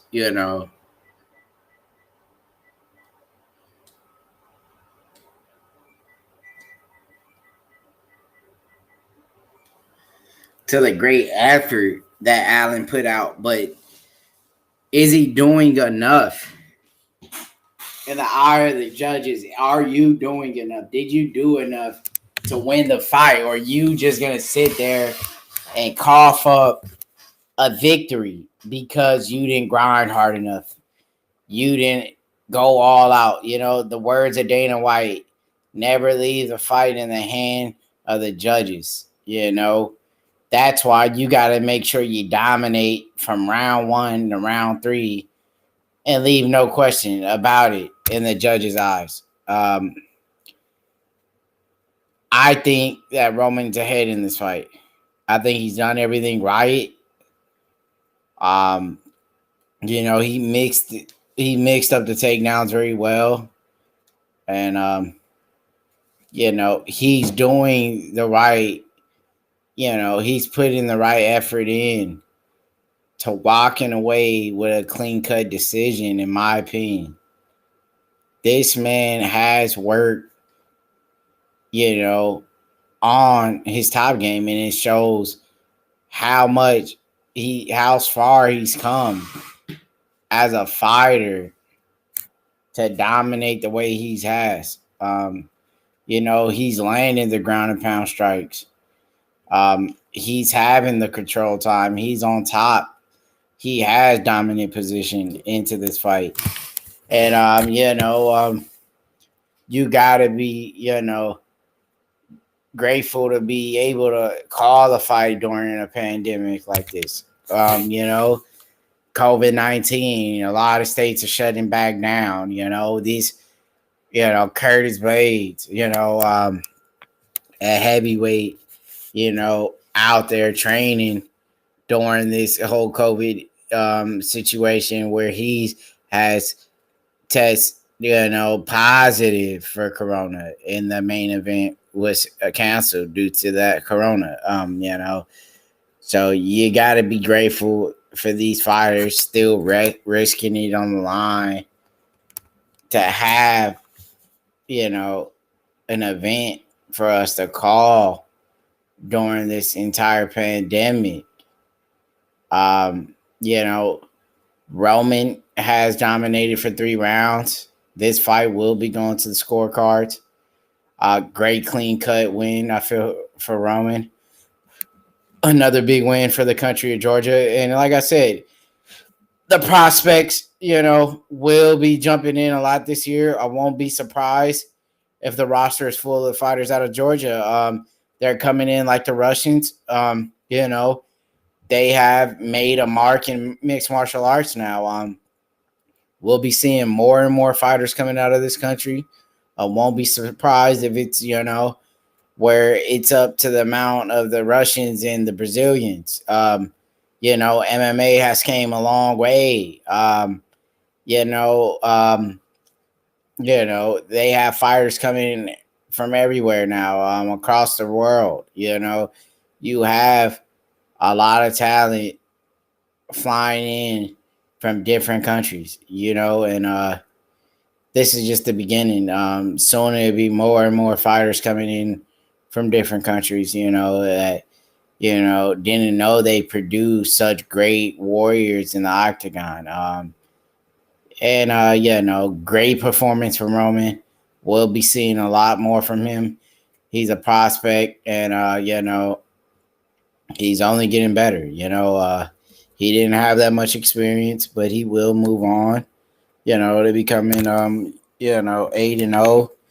And these guys, they don't have the experience, but they're beating tough opponents, high quality guys who's been around the game. So that just shows that if they're only 7-0, and he's beating guys who has 18 fights on underneath his belt, that this man has a bright future here in the UFC. And he's definitely a guy we got to keep our eye out on in this light heavyweight division, because a lot of these light heavyweights, they're past their prime. They're getting up there in age, and now is a lot of new breeds coming in, a lot of new blood, and just new fighters coming in from everywhere. And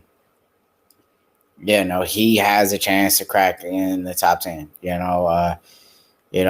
Stay busy, be active, get enough fights in, climb up the rankings. It shouldn't be that hard. I mean, I like to see him against Shogun Hua next. Well, we'll be moving on to the next fight. John Allen's coming up off of a loss. Where does he go from here?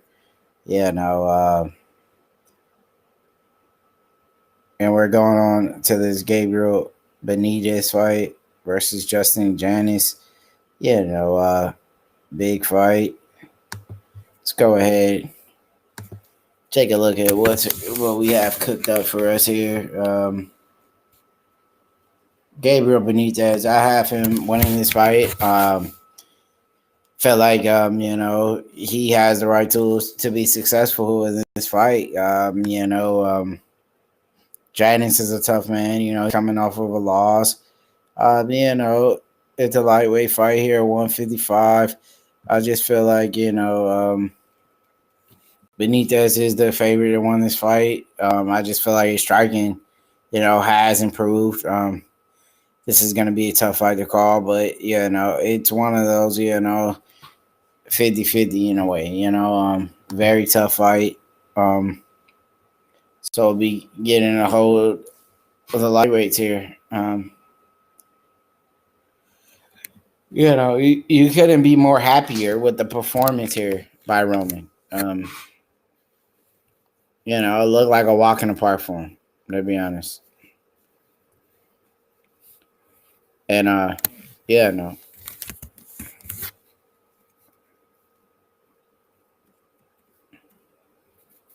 and here it is,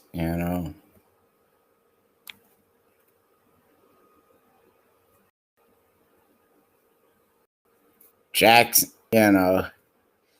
Jack Hermansson, 2 fights away from the main. Next will be the co-main event. And big fights, coming up.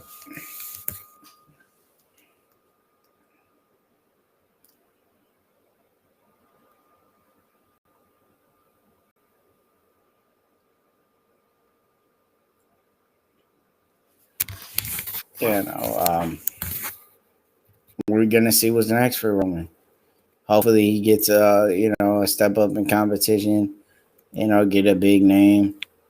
And we'll see what could go, right for him. What's the next fight? Who does he fight from now? Do we give him a tougher name?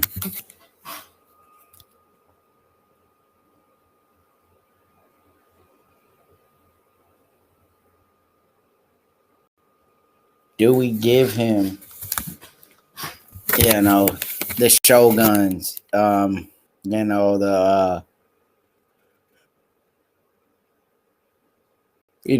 these big names, who name holds a lot of weight. Give them the Shoguns, the Paul Craigs, the Devin Clarks, the Anthony Smiths. Where does he go next? I feel like he could perform very well against Shogun. I feel like that fight should happen. And, let's make it happen. Let's make those fights happen,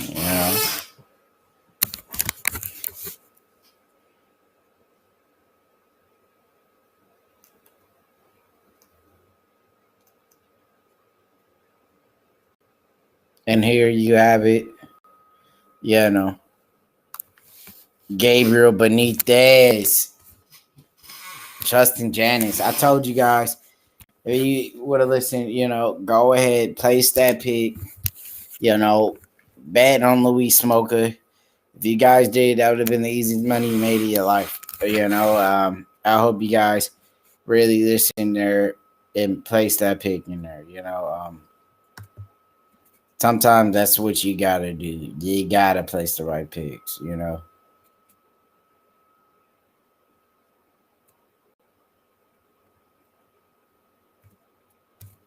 All the people on DraftKings as well. We made those plays. This is a tough fight. They gave Gabriel Benitez,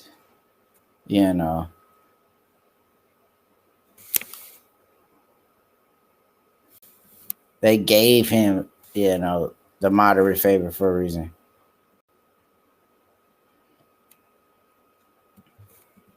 And this is going to be a big fight, all year it's just been, a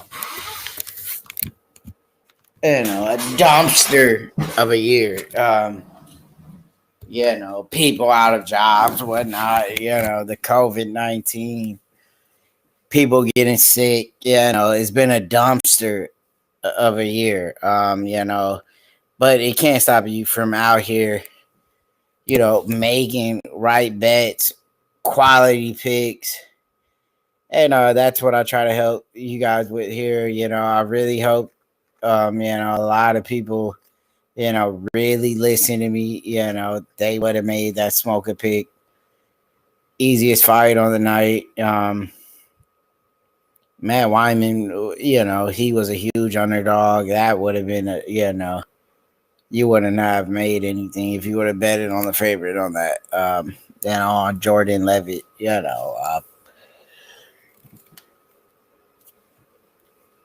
sometimes you gotta read those odds right.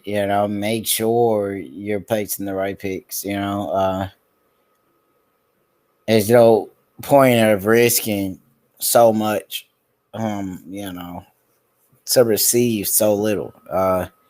And I felt like the Smoker pick was, my favorite pick of the card. And it was a good pick. Was surprised that Damon Jackson went out the way he did so early. I wish he would have, fought a little bit smarter. He could have possibly won that for us. John Vellante, disappointment. Thought he was going to be able to win this way. But Vellante is not the same Vellante, he was from light heavyweight, making that weight, at 265 or up, He just doesn't look good as a heavyweight. He's starting to remind me of Roy Nelson without the power. So you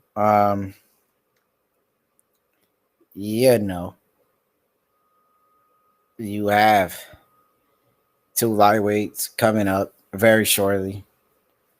We'll be moving on to the co-main event after this fight, and we'll be almost done here. We trying to get to this co-main event. In this main event, the only really two fights that matter. You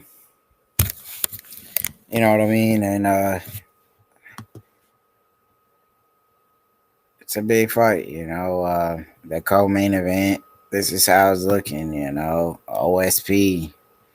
Jamal Hill, veteran versus prospect. Who's gonna win the fight? That's the question we all need to know here. That's what we're here for. I feel like OSP should win, but won't be surprised if he got caught with something and got finished. Jamal Hill, he's a tricky young guy.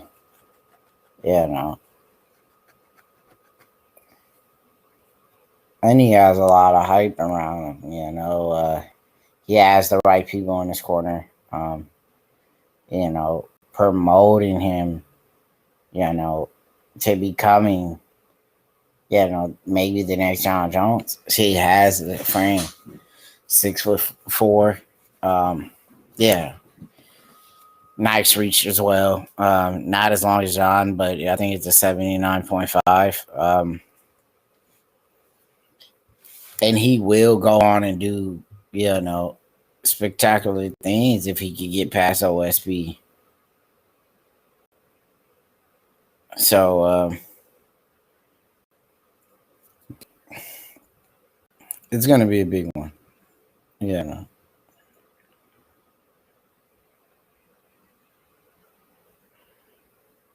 And let's see, what these lightweights gonna have to offer us here. Are they gonna be able to bang it out? That's all we want to see here. What is he gonna be able to do? You know what I mean?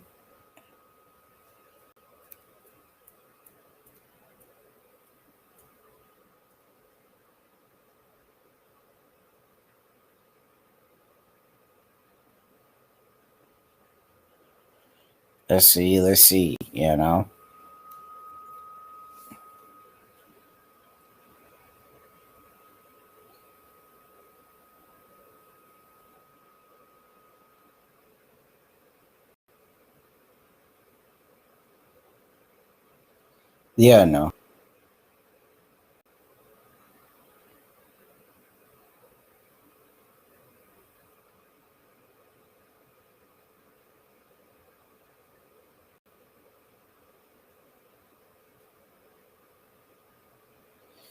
And Benitez will be, on a 2-fight losing streak.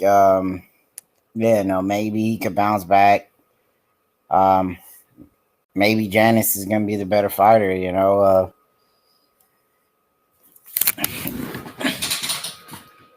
Janice maybe will win this fight. Now that I'm looking at it, maybe they made a mistake here.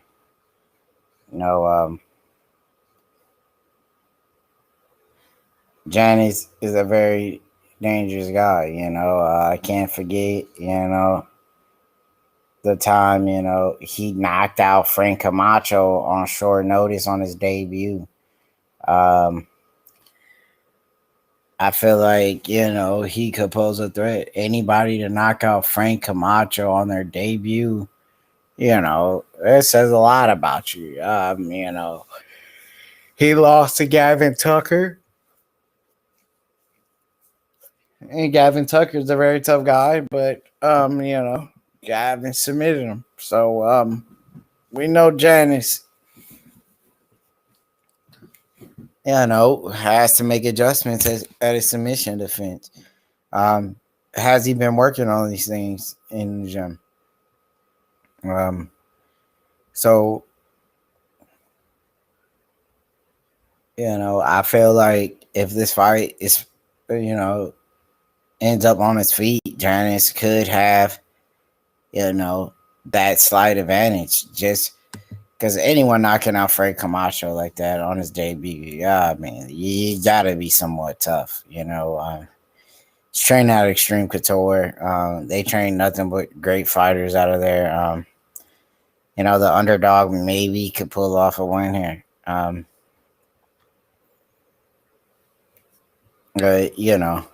feel like Gabriel's gonna have to get the fight down on the ground. You don't really want to risk standing and banging with a guy like Justin, where you could leave yourself open for the big shot. And he brings a lot of power to the table. He packs a lot of power. Heavy-handed, and we're gonna see if he's gonna be able to land one of these big bombs. It's just a great fight. One fight away from the co. Janice taking on Gabriel Benitez. Very close fight to have to call here. Very tough. And we went 100-0.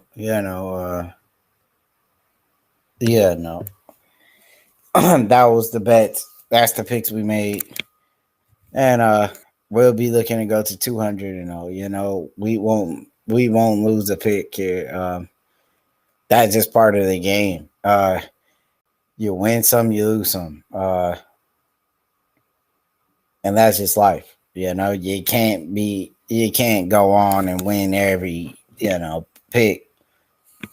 So we know those days will come very shortly. But is Gabriel Benitez, getting the looks he needed. 1 of 11 slam knockouts in UFC history. High striking defense in UFC featherweight history. 10 first round finishes. Gabriel Benitez, straight out of Mexico, putting his country on the map here. As we seen earlier from people out of Georgia. Now we have Mexico. Can we get the big first win for Mexico here? Let's see. Gabriel Benitez, he's a great wrestler. He's great off the scramble. Great takedown. Mixes it up pretty well with the striking as well. But Justin Jennings, very tough guy. Lost to Gavin Tucker in his second fight in the UFC. Made a great debut and, shocking a lot of people when he knocked out Frank Camacho. He trains out of Las Vegas, Nevada. He's working with the guys out of Extreme Couture. And we know that fighters out of Las Vegas and Extreme Couture, they produce some of the, best fighters, in mixed martial arts. So, he's getting quality training. And now, Bruce Buffer does what he does best. He's announcing Janice here, who's 16-5. He is an underdog going into this fight. It's not like the first time. He doesn't have, problem being an underdog. He shocked, a lot of people on the Frank Camacho win. Frank Camacho is a phenomenal fighter. So for him to do that, on short notice, shows that this kid, he might have a bright future, and he has to get past Gabriel Benitez here. And this is going to be a big one, You're constipated as fuck. And here we go. Same thing I got. What you got? I had a fecal impact. What is that? Whenever all of the water, it's like whenever you get too dehydrated, or you don't have enough exercise, or you don't have a high fiber diet, and then your poop gets too hard and it gets stuck in your colon. Yeah. So then you have to get a stool softener, get it out. I have to buy some stool softener. This happens to me a lot. But Nah, you just got to eat enough fiber, boy. I don't need fiber. Like, I don't know. You gotta eat oatmeal and stuff like that. That'll help you. I'm about Eat to, like man. cereal in the morning. I eat Nah, I cereal don't now. eat cereal. Eat oatmeal. Yeah, but you want like whole grain cereal that's like high in fiber, like Honey Nut Cheerios, whole grain. Oatmeal helps. Do you have to eat it with milk, or can you just eat it by itself? I mean, it don't really matter. I mean, milk will make you constipated though. Like dairy will, cheese, shit like that. I don't think that, man. But like right now, my stomach hurts so bad, man. I'm so constipated, man. I got so much. Drink water, man. I do. I've been Oh yeah, you drinking gotta drink a lot of water too. I mean, I have been drinking a good bit of water, man. It's probably your diet then, fiber, because all you eat is Yeah. fucking like pizza, dude. Right, man. Pizza. So good, man. Yeah, no, probably got you constipated. That's all he I'm eats. This pizza. Get that Miralax will keep your ass. I'm just gonna fucking get an enema and shove it up there, man. You know they. Yeah, enemas work too. No, I'm not doing enema. I'll just get stool softener if I have to. An enema would be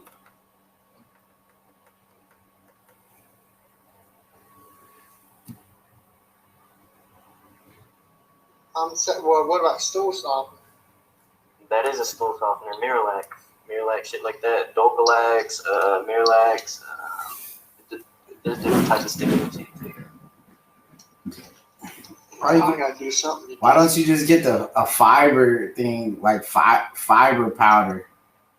They sell it. I'm gonna try some stuff, man. I gotta get on the basis where I poop at least 3 times a week. Shit, 5 times a week. I don't think that's ever gonna happen. One time I've a day. never ever been able to do That I've it's never- normal to do like 3 times. It's different for everybody. Like some people, like it just depends how much you're intaking, really. I didn't take a lot. I don't know. Just don't like shit. It's been like 5-6 days since I used it. Justin Janice, dog, throwing hands. Are you watching this? No. What happened to Toronto? What's the Spencer fight? What Spencer? What the hell? Spencer Fisher? Errol Spence. What is Errol Spence Jr. and Spencer Fisher fighting? I think. I think Spencer Fisher would get that dude. To be honest, I feel like he has better boxing. I feel like his hands are just a little bit tighter, a little bit more pop to his shot. You know, the fights take a lot. You know, those boxing matches don't start till like 11 or 12, dog. See, like right now, I may have to poop, man, but I'm gonna go in there. It's gonna be a dud. You gotta drink water, helps it come out. That's why you need a lot Yeah, of and water. also whenever you sleep at night, sleep on your left side. Where was that? Don't ever sleep on your stomach. Yeah, don't sleep on your stomach. That shit will fuck your damn back up. I used to only sleep like that. I changed that shit.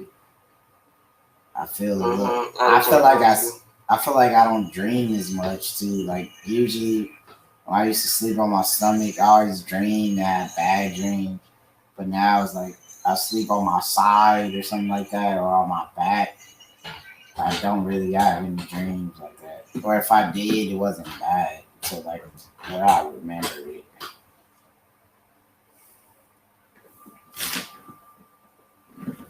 Yeah. Oh wow, Gabriel Benitez gets it done by TKO. Wow. Great knockout victory here. Justin Janice goes down. Big win. Will be headed to the co-main event.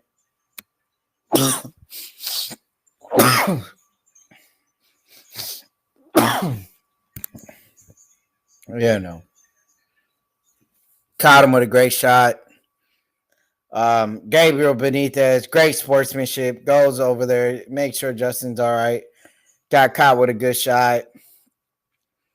And Gabriel Benitez, the favorite for a reason, getting it done here. Wow. Big knee. And it lands. Nice elbows to finish it off. Benitez, big knee to the solar flex. Lands him out. Get him out of there. We're headed to the co-main event. Gabriel Benitez getting back in the winning column. First round TKO. Great fight. We're moving on to the co-main event. The moment most people have been waiting for here. We're going into the OSP fight. You know. Great stoppage, from the referee as well. Great call. He didn't want to see his man, take some more unnecessary shots. We're moving on to Jamal Hill, OSB, co-main event, big fight. Something worth watching here. Some names that we're familiar with. Gabriel Benitez. I mean, wow, what a performance. He went out there. He was patient. He took times with the shots, he landed. And, you can see he's pretty much emotional here. He was on a 2-5 losing streak. This fight meant a lot to him. Justin Jannings on a 2-5 losing streak now. Where does he go from now? He shocked the world with a big win over Frank Camacho. Now he's lost 2 of his fights. What adjustments he needs to make to get back in the winning column. Maybe he needs to drop down to 145, maybe be a featherweight. I thought he looked quite undersized for the lightweight division. And, Gabriel Benitez, he had a great game plan. He stuck to it. He listened to his coaches. He got the finish. What's next for him? Is he going to get a step up in competition? Who are the guys, they're looking to match him up with the next? Maybe a Bobby Green kind of guy, would be a fun fight. Maybe, someone of the likes of Clay Guida, give him a bigger name, give him a name, somebody, he could get recognized off of. And great performance. He went in fresh. He walked out fresh. First round finish. Gabriel Benitez got a big win for Mexico here. He put, his country on the map. And, great fighter. And his country should be very proud of what he did here in short, just a short time, very quick in the first round. And, you got to be happy for him. He will be back. Dana White still has a smile on his face after that finish. When a finish happens like that, so, fast in the octagon, you got to think about what went right for the fighter and what went wrong for his opponent. How did he leave himself open? How did he, leave himself open to get caught with such a shot like that? Janice, he looked good in the beginning. He was very aggressive. He landed some big shots of his own. But at the end of the day, Janice, was that man, to lose the fight and get knocked out in the very first round. So that was a great fight for him. And a great opportunity that he took.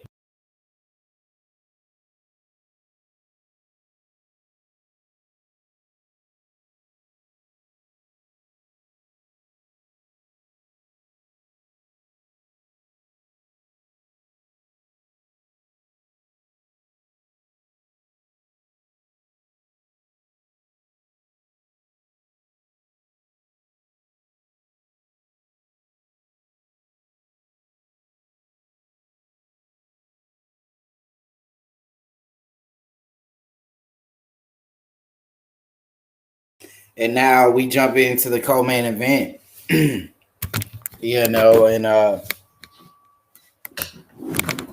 it's gonna be a big fight. OSP. Jamal Hill take the game by storm, switching up a new type of wave for the viewers here. You know, that was a big win for him. He will go off and do big things. We'll see what the UFC do with him next. Just a great night of fights. You couldn't be more happier with these performances from these fighters. Was lackluster fighters, but they delivered. Every fight was a banger. It wasn't the best card. They didn't, have the whole household names, but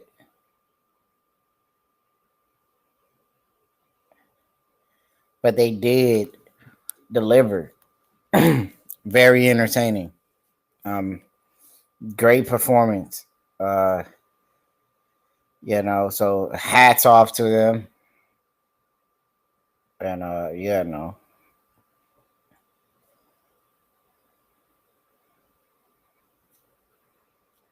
that was a great fight.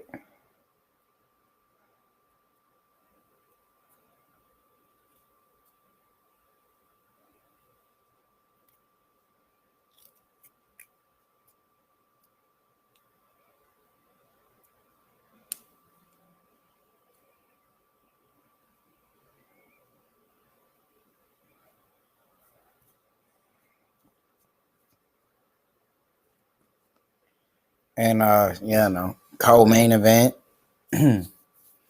OSP.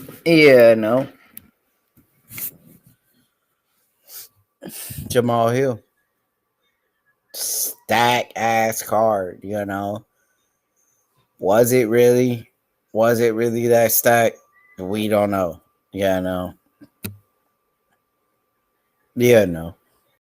As well as I know.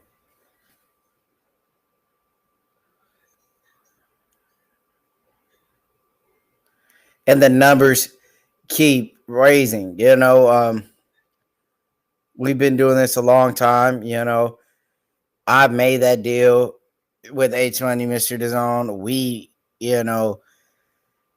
had an offer we couldn't refuse, and we made a big play. They wrote down an offer.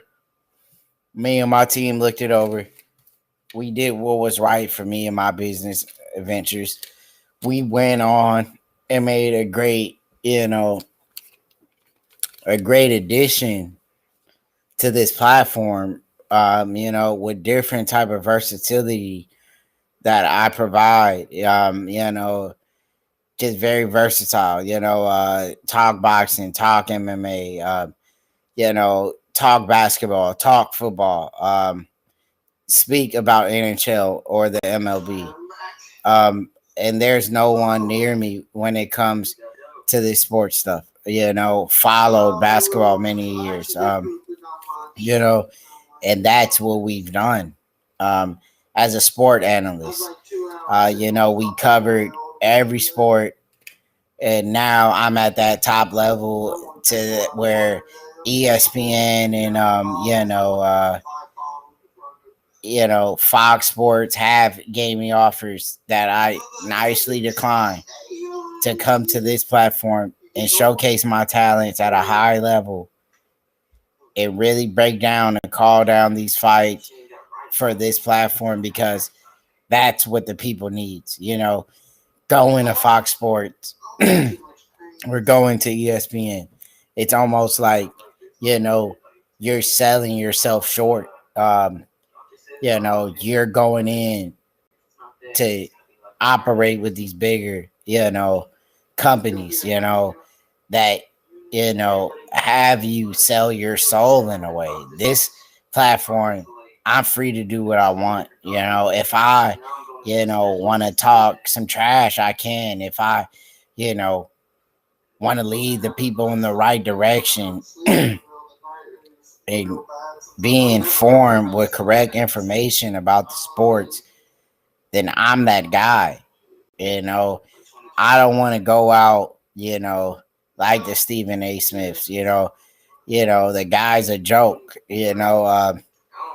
He's supposedly the best guy when it comes to speaking about sports, but at the end of the day, he's misleading.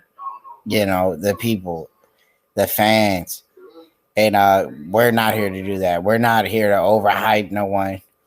To keep the sport alive. This is just, for the love of the game. I could be making those, 6-figure deals with ESPN, but why? Why suit and tie, dress up, and act like a joke on national television when I could be myself?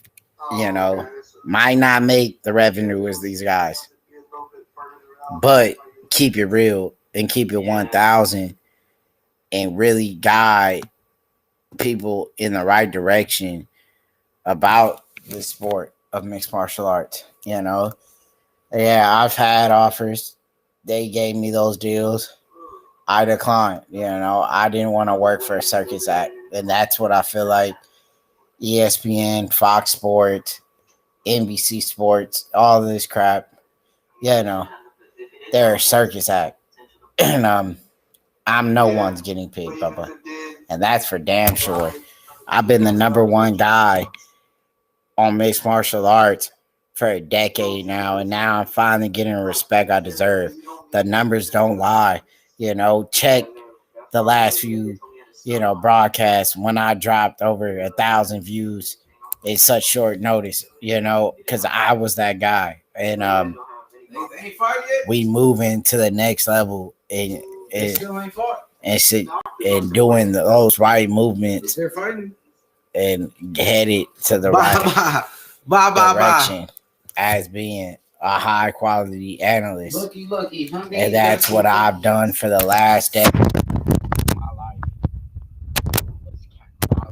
Right picks. Check the percentages. It don't lie. When a man flipped from $200 to $4,000, did he do that? Oh, now they listening. Now they want to listen because that's what I've done. In 100 years, a man could not have done what I've done in 2 months. That's how I pay my picks. You get what I'm saying? And now the phone's ringing. They're asking me for my picks. How did I get to that spot? How did I grind so hard in such less of time to becoming one of the best in the business? You see, Boss, don't fucking mess up here, man. Tell me when the fucking boxing match starts. the co-main event's on right now. OSP. No, I'm talking about the boxing, nigga. The fuck you talking about co-main event or UFC for? Jamal Hill, OSP, my boy. Who you got? OSP. You heard it first. OSP gets it done. Who you got, Hunter? OSP? Yeah, I got OSP in that one. You hear it twice. OSP. 3 picks. OSP. Isn't his name like St. Fruit? St. something, right? Yep. Yeah, that's the dude. Yeah, we got it. Yes, sir. I mean, I don't think, Garcia and them are going to fight. It's going to be like around 11, dog. It is 11. It's 11:35. Wait, Ryan Garcia. Well, it's Ryan 10:35. No, Danny Garcia's fighting there. That's two. For you, I'm going to say that. maybe 12:35. Nah, that's a good fight. Trust me. That's a good ass fight, dude. I want to watch the Canelo fight, and I'm gonna watch my boy. What's his name? Mark. He's gonna be fighting on the undercard. That shit's pretty nice. This is a debut, pro debut. That was fighting some fun. They always beat an ass fighter. Even though he beat the good ones, it's just fucking. They don't want to fight. No, there ain't really nobody else for him good to beat, really. Boxing's kind of fucked right now, in the weights he's at least. Is Earl Spence gonna be the same guy he once was? Somebody said that he's fighting isn't really that bad. I mean, somebody said Earl Spence seemed like that car accident made him retarded. That's what I heard. Dude, that's what I said. He probably fucking saying it because I said that. Oh, but like, fucking, you. I'm saying. That's who said it. Yeah, listen, that dude, he sounds like he got CTA bad. Whenever I heard that Like he motherfucker got talking brain on the damage, thing. huh? From the Yeah, accident. I'm not even joking. I was like, what the fuck, dude? Like, you sure you should even be boxing anymore, dude? Because you already fucking took a lot of hits. Especially so soon after that accident. Look up Errol Spence Jr. fucking dumpster on there, car wreck. They'll show his fucking car. He had like a Ferrari or some shit. I mean, this thing's total. This motherfucker got fucked up a year ago. He's coming back and fight Danny Garcia a year later. Fucking no tune-up fights or nothing. Danny Garcia's probably gonna knock him out cold. Watch. Danny's a good fucking boxer too. He's no fucking joke. I don't think he's really fully recovered, dude. I don't think he's ever gonna recover. I mean, see a guy like Errol Spence. Nigga, Danny Garcia's walking out right now. Thank God I fucking got on here to look at this. I mean, OSP is fighting him, bub. Yeah, I don't give a fuck about that fucking UFC card, man. That card sucks. I mean, it does, man. I can't support it when they put out cards like this, man. I can't. I gotta hold my ground and say, fuck you. Like, That fight card does suck. I mean, the next fight card don't suck. That's probably the only good one they come out with. Like in the last. Put on a good main event for a nigga. That's how I feel, dude. This is gonna be a good fight, man. So Garcia's coming out right now. Yeah, he's walking out right now. He's 1-1. I did say the fight will start around 11. It's only 10:38, 10:40. 11 years, so he was right. So this don't make sense, man. Around this time, it takes like 20 minutes to get a game. But when me and Blazer play in the morning, every time we get in a game like this, like, boom, get in a game. But if you're trying to play as a killer in the morning, you can't get in a game. So what the fuck?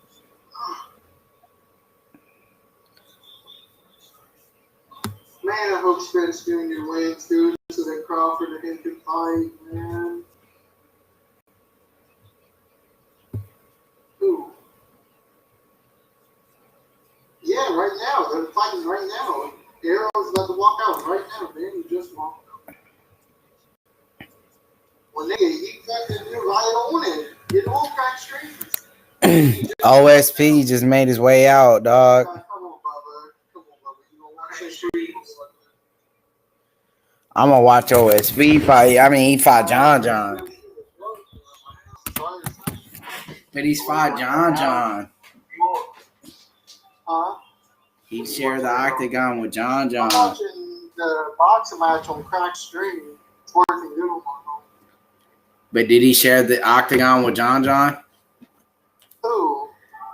Any of those guys you're talking about besides OSP? No, Errol Spence Jr. couldn't fight John. OSP did. So OSP's a better fighter. Nobody in boxing could fight John.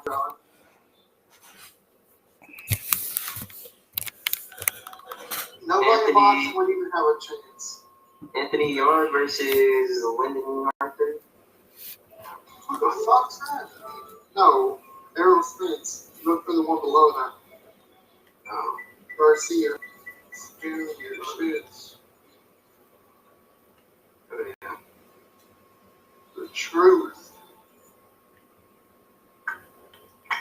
Nigga, he looks like he don't even know where he's at. That's how he's probably still thinking, I just got a car wreck shit. I'm all fucked up.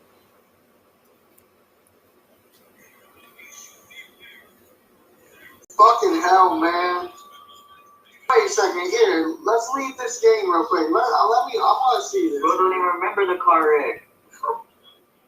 I backed down to that other. Why'd you back out? Because I want to fucking actually watch it, dog. And I can't play and watch at the same time. You can't I watch. didn't back out. I just left the lobby. I'm still here. Let's watch this and then we'll see it. You can't play a game, and watch OSP at the same time. I'm actually. Fuck OSP, fuck the UFC, nigga. Fuck MMA. They suck. Boxing, baby. Only ones that do boxing. only wants a blooming boxer. What happened to Toronto? You know, he's jacking up. Maybe he's got jacked up 8 times a day. Maybe Oh, he's yeah. behind already. They keep up with those loads. I see vampires. Dude, what would happen if you did that? What happened to I see vampires? Yo, wait 1 second, dude. There's fans here. What the fuck is this? Let's go, Garcia. What happened to you, There's fucking a Serrano? bunch of fans here, dude. You guys hear me? There's fans in the fucking thing, dude. What is this? Fans in a thing doing what? In the arena, dude. There's a shitload of fans. Probably. Are they outdoors? Fuck no. They're inside. How the fuck they're doing that? Number 12, whiskey. So, Vamp, so you got Jamal Hill or your boy OSP? I got Jamal Hill and I got Johnny Garcia. How you feel about Jack Hermansson and Vettori? Who you got? I got Marvin Vettori for the upset. Damn. How'd you feel about Gabriel Benitez knockout on Justin Janis? That was pretty nasty. I ain't gonna lie. That shit was low. They're gonna go 12 rounds.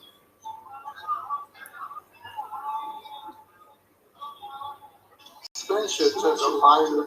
This dude's trying to put some hands on OSP. I got a picture of this. I got the boxing fight to go see fight side by side. Baby. That's who he. That's who this dude fights, like a young OSP. It's like OSP versus OSP.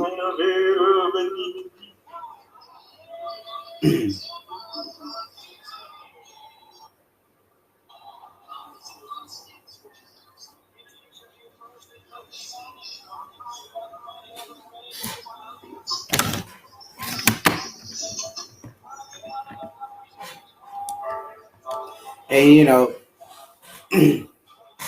Jamal Hill landing some clean shots here against OSP, backing him up. Really looking like, they're just really getting the feel of each other here, the filling out process. Jamal Hill lands a nice hook. OSP gets caught.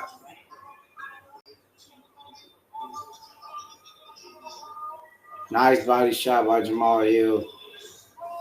Just a very gay fight so far between Jamal Hill and OSP here in light heavyweight.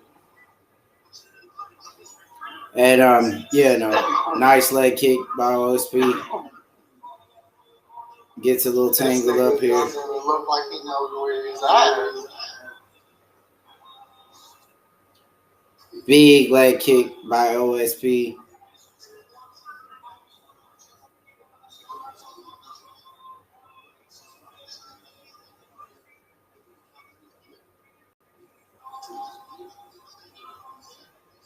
Nice body shot.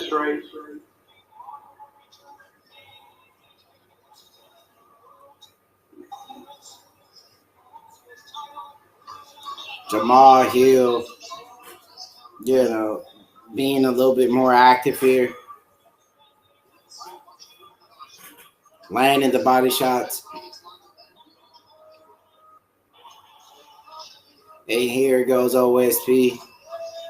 Trying to turn it up here. Jamal Hill looking to be the fresher fighter and landing more of the strikes here. Just a nice filling out process here. Nice leg kick by OSP. Would like to see OSP make those adjustments, get the fight to the ground. Leg kick of Jamal Hill lands. Niggas didn't touch him up. Spence Jr. is a fucking favorite. Oh my god. He's a pretty good size favorite too. I feel like people are underestimating this Carter. Maybe, I mean, he's a way better boxer than Danny Garcia, but still, he's been off for a year and fucked up. Unfaced and all this. Is this his debut since the Carter? Yeah.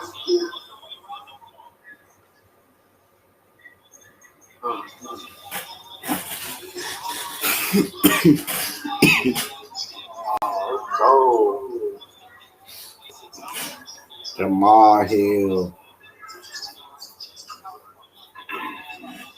Getting the fight here into the clinch. 35 seconds left of the very first round. OSP looking for a guillotine choke. It looks like Jamal Hill gets out.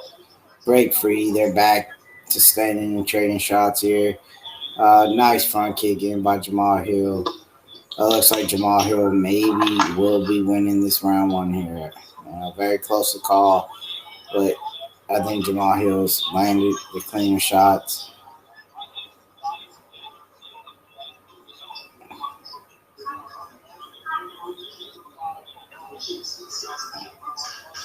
You don't see too many uppercuts in boxing. And round one's in the books here. We'll be going into round two. Jamal Hill versus OSP.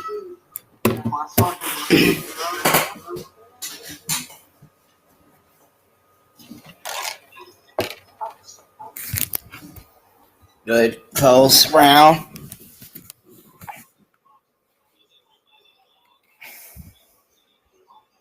Yeah, no.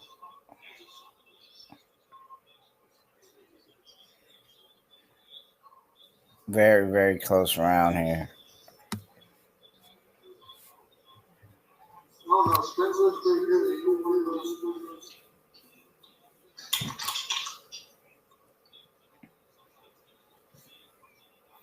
Here's round two.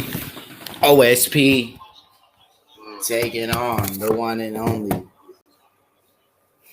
Jamal Hill.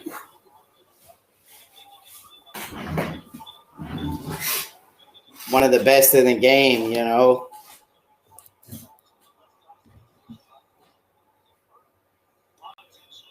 Former light heavyweight champion, contender, OSP.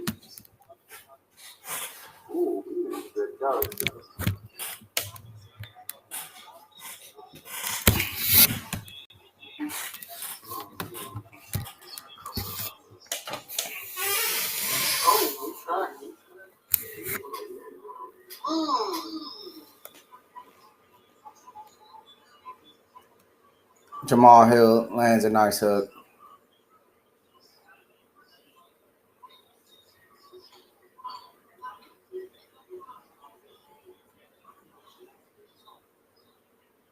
You know, nice little sloppy brawl. OSP lands a nice shot. OSP here. Nice body kick by OSP. Jamal Hill. This seems to be the better striker here when it comes to the boxing. You know, he's a lot better when it comes to, you know, landing these shots. OSP seems to be unfazed, but, you know, I would like to see OSP mix it up, maybe go for a takedown or so.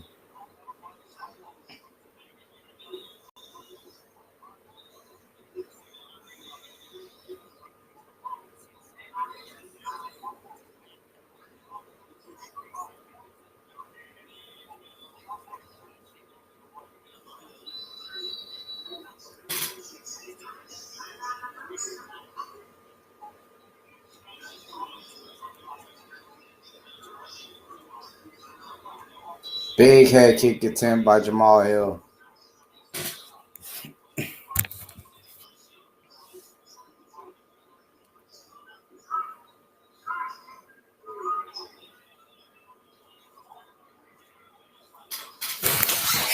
One, two, by OSP.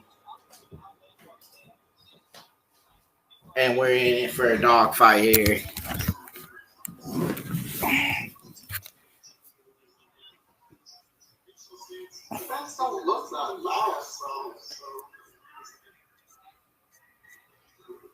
Nice jab. Oh, wow. OSP eats a big shot.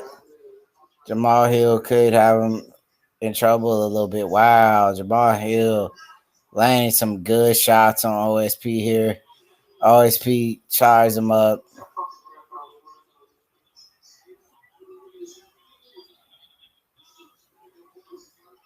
OSP's looking to be a little weary here.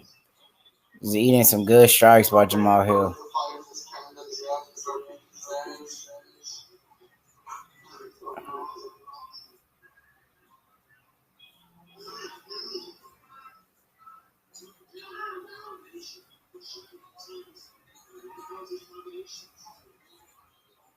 Oh, wow. Jamal Hill's turning it up. Looking to get the finish late here in the second round. Jamal Hill landing some good knees in the clinch. Big head kick. Jamal Hill just putting a beating on OSP here. The referee maybe have seen enough. OSP's eating a lot of shots. It's all over. Jamal Hill gets it done in round 2 against OSP. Wow, the light heavyweight division is on notice. I mean, for him to be 8-0 in a fight a guy like OSP in his 7th fight, I mean, it's remarkable. This kid's future's bright. He will be back and on to going to do bigger and better things with his career. Hats off to Jamal Hill. What a great performance. And, OSP, he ate a lot of shots. Great stoppage by the referee. He swarmed him. He was all over OSP, and OSP had no chance to recover. Jamal Hill moves on and becoming 8-0 at a great win and, the biggest win of his career so far. That was a dominant performance, especially for him to beat a man like OSP like that. That's a big win. And, he has a big name on his resume now. Hats off to Jamal Hill. And, he will be on and doing bigger and better things. We will be moving on to the main event, the moment we all been waiting for. Jack Hermansson taking on Marvin Vettori. A great fight. Jamal Hill. I mean, where does he go from now? Beating a man like OSP, who do they give him now? Who's the next man for him, to get a shot at? This kid's climbing up the rankings fast. OSP wasn't an easy task. And for him to dominate OSP like he did, the future is bright for this man. He will go on and get these bigger names. Hats off to Jamal Hill. Respect to OSP for taking the fight. He's 37 years old. Where does OSP go from now? Does he retire? Does he go back to the drawing board? Make those adjustments and come back. Honestly, I don't think he has a lot more left to offer us here. I feel like OSP should maybe sit down and rethink his career. Maybe, have one more fight and retire. If you can't be the guy who's 7-0, maybe, your time's up. Maybe he might need to move back up, to heavyweight. Hats off to him.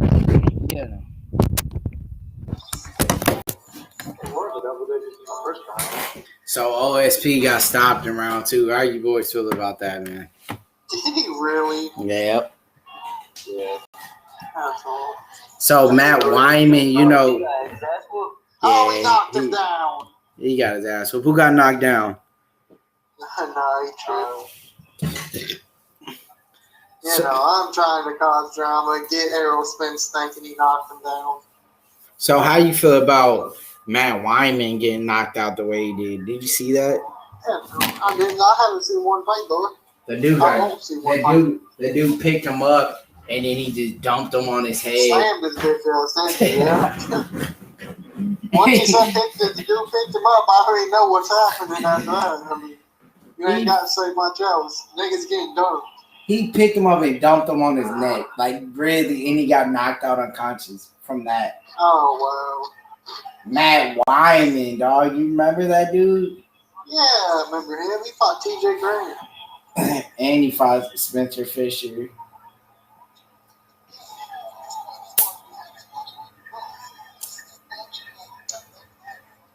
Spence does not look that fast at all, man. It's weird. It's like, Has Danny Garcia fought a couple times since Errol Spence has been out? oh, I'm sure, yeah. Who's been looking good, Garcia or Spence?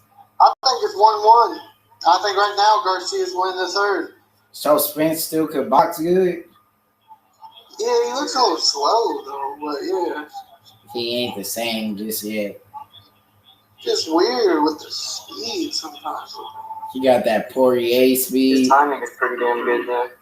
Yeah. He got kind of a Poirier, more of a Poirier speed.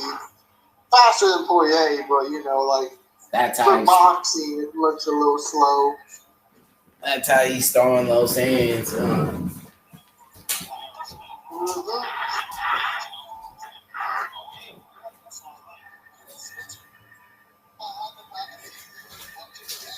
Been starting to turn it up a little bit. Yeah. Oh! Let him go, Danny!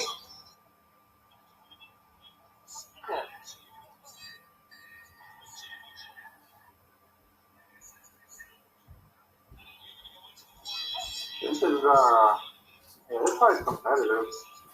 I don't know who won that round, man. Tough to call that one. Jim I'll Spence give it hit him with a hard body shot at the end of that round, smacked the fuck out of that nigga. I'll say 2-1 Spence. Yeah, or to be 2-1 Garcia, either one.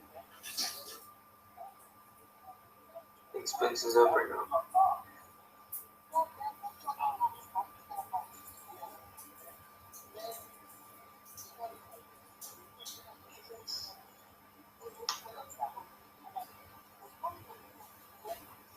He's like, it's not a cut.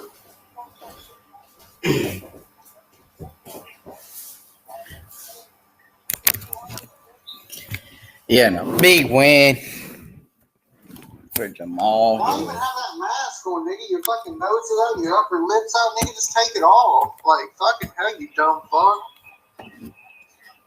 Nobody don't know how to wear a mask, don't wear it. So Jack Hermansson gets it done. Damn. Spence. Only how minor Garcia by 1 punch in the third round.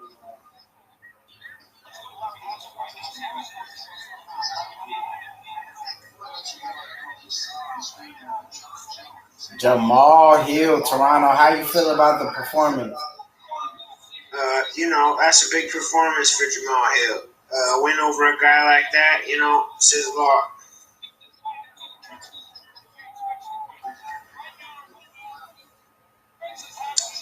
But what do you think about Errol Spence?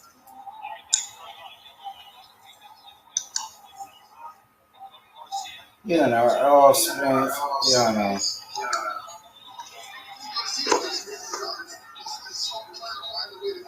Errol Spence, too good.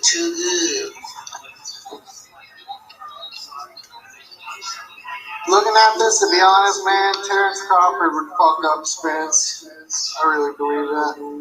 Terrence Crawford hits a lot harder. I feel like he better. I don't think Errol Spence Jr. would have a shot against him. What about Gennady Golovkin? That's a different weight, Bubba. It's like whatever. That's a couple weight classes up. I wish Canelo was a little bit smaller so he could be fighting these kind of people, man.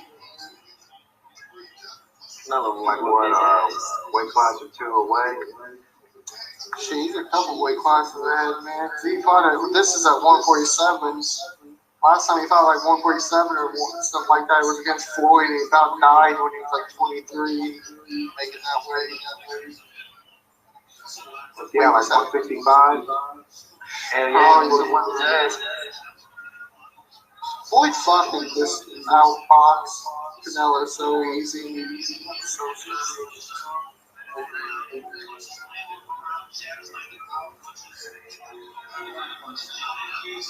Yeah, Spence is a dog.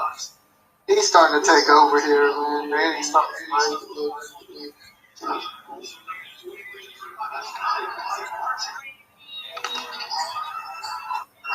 nice body shot by him.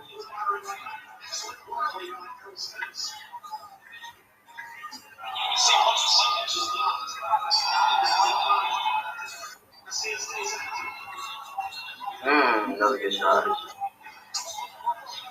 Reaching right to the bell. The body cut at the end.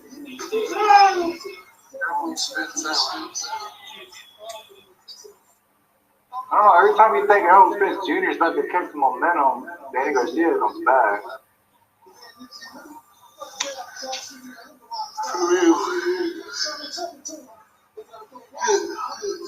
Jack Hermansson gonna lose? No.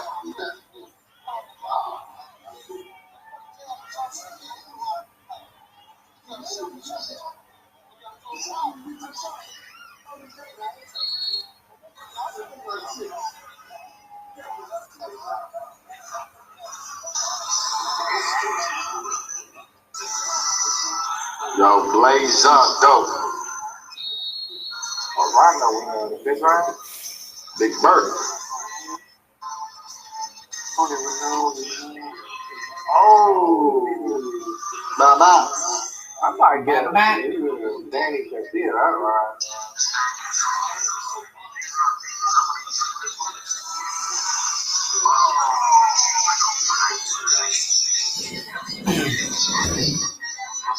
So Jack Hermansson is about to fight Margarazzo Jack Hermansson is going to get that first round submission. versus yours truly, Marvin Vettori. I mean, Victoria's striking is average. It's I mean, it's a little bit better than average, but I mean, Hermansson's just going to beat him everywhere. That's how I feel. Nah, the feet, I don't know. Maybe Vettori pieces him up on the feet.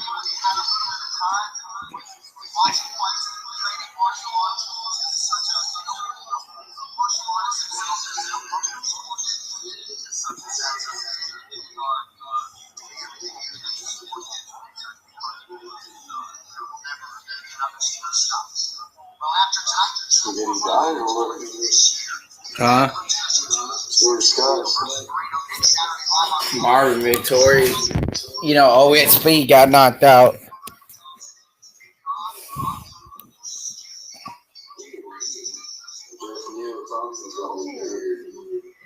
Jeff Neal's gonna beat Wonder Boy. That's a fucking card. Oh, that's not even a card. Tony Ferguson fights against Charles Oliveira on Saturday. The main event, the moment we all been waiting for. You know, Earl Spence is boxing your boy Danny Garcia. Garcia's washed up, man. Spence has been in a car accident. We should have stopped fighting like 5 years ago. No.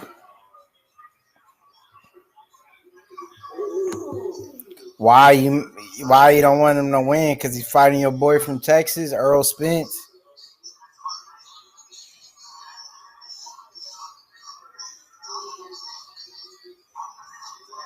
Yeah, no, big fight.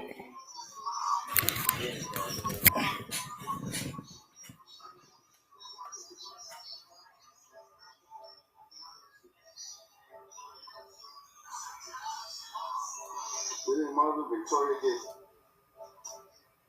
No, he didn't. He lost a split decision. He almost beat out his son in the final fight. Who? Don't sleep on the nigga. Who? Marvin Vettori. Versus Israel? Yeah, he almost beat him. Some people say he did beat him. What do you got to say about that? Did he actually beat Israel? Or did Israel beat Vettori? What do you boys have to say? I'm going with the Joker. That's I feel like the Joker gets it down.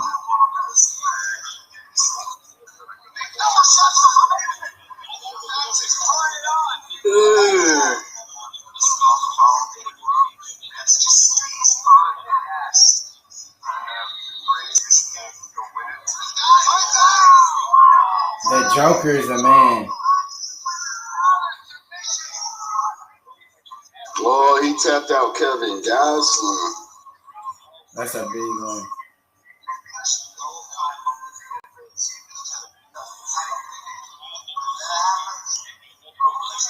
Yeah, he tapped out Gastelum. Y'all remember that? I do now. Jack. He also beat Jacare. He beat Jockey Manhead. He outclassed Jacare. Definitely.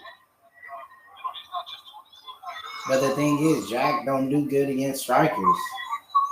He should have beat Jared Cannonier, man. Yeah, but he don't.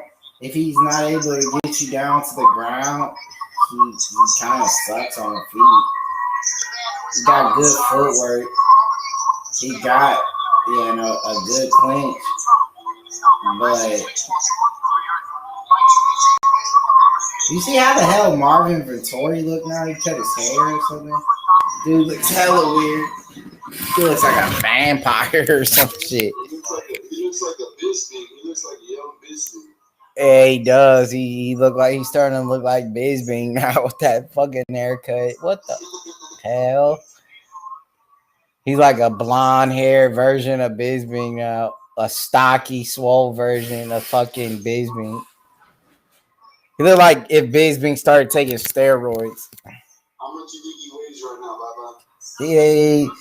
Baba? He has to make 185. He probably maybe like I'll say 200 pounds to 195. I think he's 225, bro. Fuck no, he had a weigh in yesterday at 185. You think he's putting on 20 some pounds that fast? 30 pounds? He's like 215. Yeah, probably. 215, Baba. Who's 215? I mean, how much weight do you think you would gain after a weight cut? Like, let's say I mean, he probably had himself a good meal. He probably had he probably had himself some drinks, He hydrated up. 30 pounds in one day. That's up. And you don't want it to be. I would say he probably gained like 10 to 15 after the weigh-ins, maybe. He may gain 20 pounds. He may be up to 205. I mean, if you would do that, Michael Bisping would do it. But 215, that's a little wild. I don't know about that.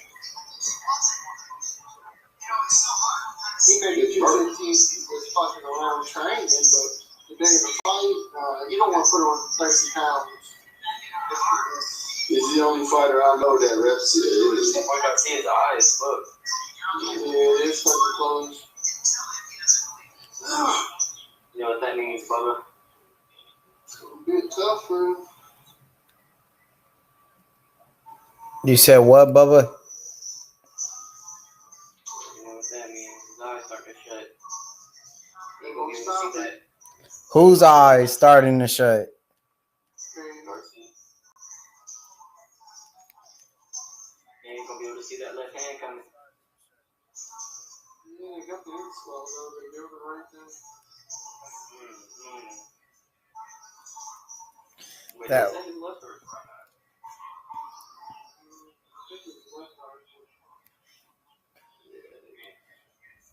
We won't be able to see that right then because I forgot he's a southpaw fighter.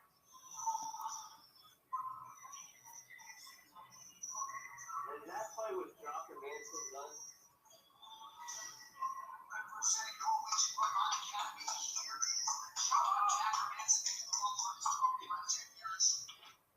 Why is that?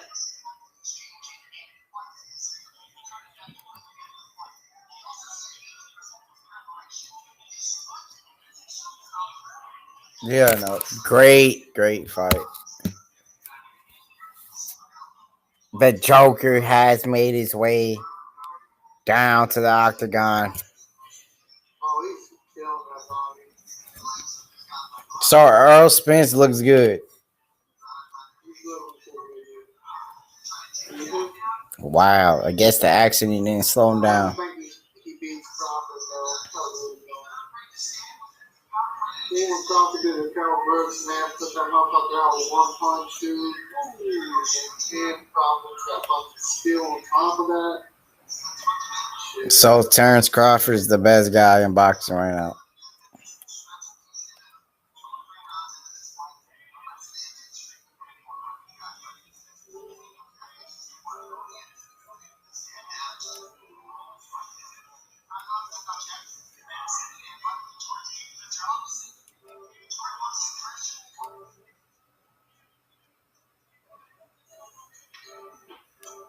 Man, it's fucking disaster, man.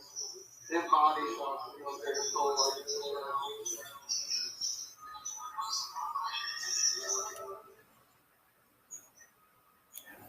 Those dudes' mics are so fucked. It's like he's slow to the head, but when he rips the bodies fast, I think he just does that just to do it. And here it is, you know. I think he just kind of get overwhelmed. The moment we all been waiting for, Jack Hermansson, you know, Marvin Vettori, big main event here at 185. The moment we all been waiting for here. Yeah, no, just a great showdown here. Who's gonna be able to dig deep in this middleweight fight and get the job done here? You know, Jack Hermansson been around the game a long time, fought the best of the best, competed against Jacare. You know, he had that chance, you know, to redeem himself. And, you know, against Cannonier, and he did against Gastelum. So that shows that mentally he's still there. Jack Hermansson's a monster of a man. Look at the delts on that guy. You know, look at the lats on the guy. And, you know, here it is, you know. Marvin Vettori, you know, trying to represent his country, Italy. Get it done for Alessio Sakara. Bring back Italy to MMA. And a win like this could put him right on top. Marvin Vettori, some calling him the next Michael Bisping. You know, great takedown defense. Good striking. If you give up a back, he will submit you. We've seen that against Carl Robertson. And here it is, the moment we all been waiting for it. 185. Two of the best guys in the division. Settling the difference between each other here. We know that Jack is the big favorite here to win this fight. Vegas odds plus 115 underdog. What? They gotta be tripping.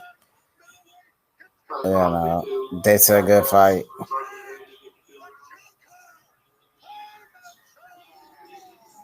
The Joker's a bad man. You know, let's see how this badass fight plays out, you know.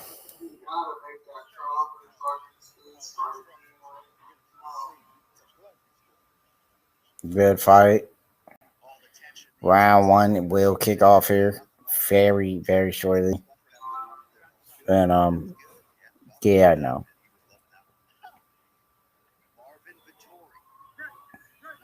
Here it is, round one kicks off.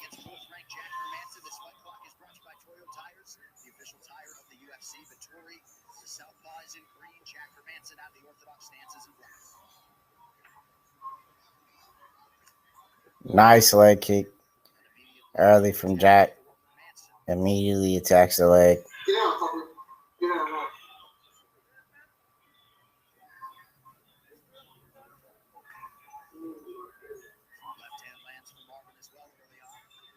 Nice left by Marvin Vettori.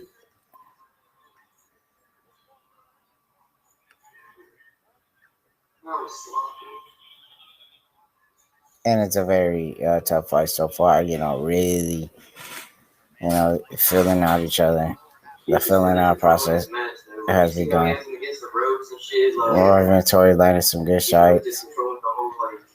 Marvin knows he just needs to touch him, Marvin's landing some good strikes here. Garcia has done nothing to try to control him right now. Like, he's getting back down, everything. He's not wearing this long, but eventually speeds the shit off this dude. Oh my goodness, he got him in the corner.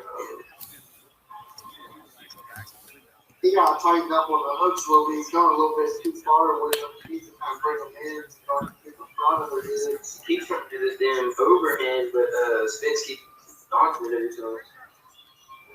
He does this like right overhand. Spence should throw a fucking little cheap ass elbow in there. Nice shot for Vettori. When the ref's like on the other side, man, hitting the elbow. Hit with the spinning elbow. No, just a fucking close up one, man.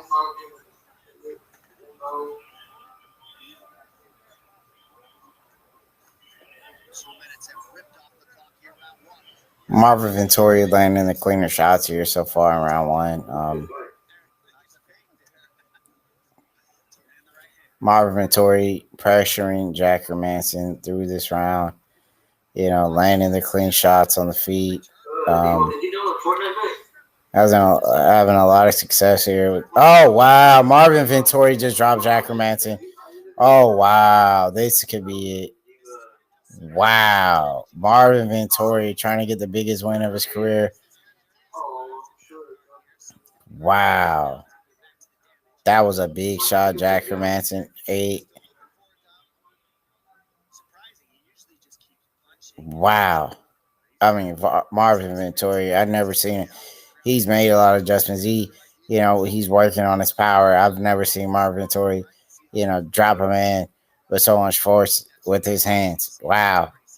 Marvin Vettori is looking good here round one. Jack Hermansson was out on his feet. It's looking like he's recovering here. Landing some good body shots. Jack Hermansson's in all sort of trouble here. Wow. Talk about a shot he ate. Marvin Vettori here. Sitting in guard with Jack with 1 minute left. Can Jack Hermansson work a submission off of his back? Vettori's all on him here. Wow. Big shots. I always hope the trainer, while he's talking about his fighter, that his fighter gets knocked out cold so that we can see the reaction. Like if you're like, he threw a goal, oh God, he did. I think that's happened one time in the UFC with I'm pretty sure that happened more. That was a big shot by Marvin Vettori round one. It was just a beautiful strike. And now you have a strong Marvin's adjustments tying up his top game. Great control here by Marvin Vettori. It's been him all round one. He dropped Jack, and he's landing some good ground and pound shots as well. Jack gets up, lands uppercut of his own, and that's the end of round one. Marvin Vettori takes round one, 10-9. Wow, big shot.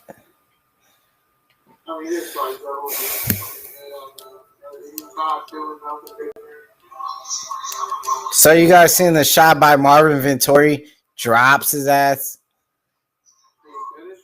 Nah, he didn't finish him. He dropped him in the first round. Rocked his ass.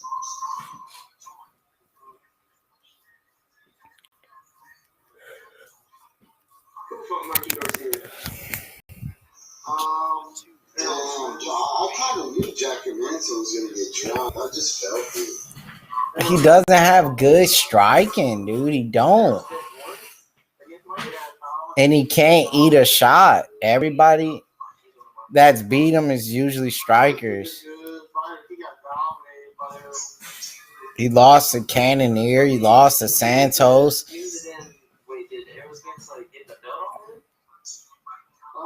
No, I think Mikey would have to fight him.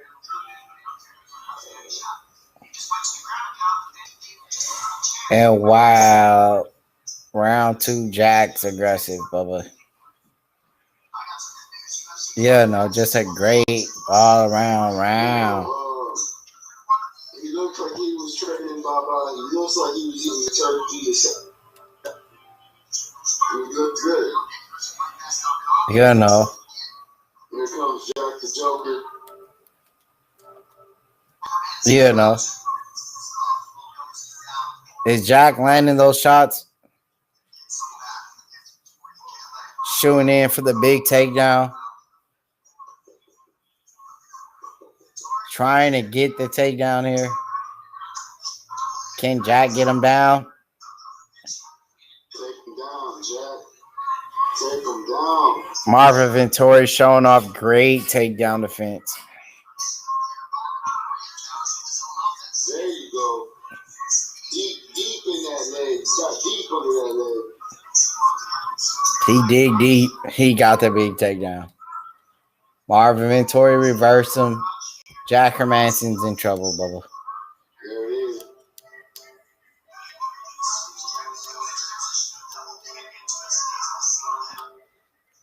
Jack Hermansson's in trouble, Bubba.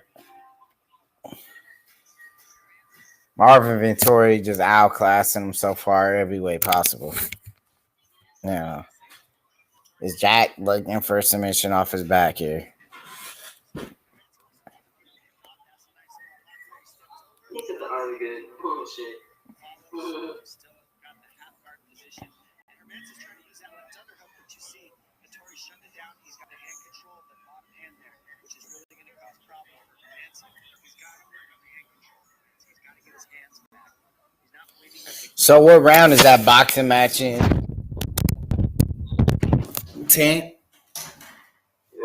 That's the last round, or is it 12 round?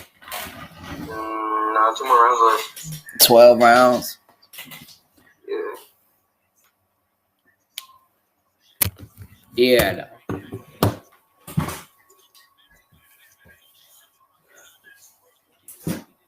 Spence has landed 137 and Garcia's only landed 82. Oh my goodness. Spence still getting it done, huh?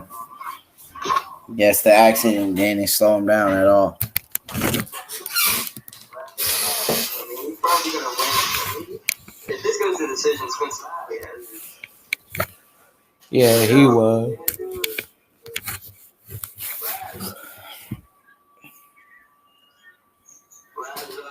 What?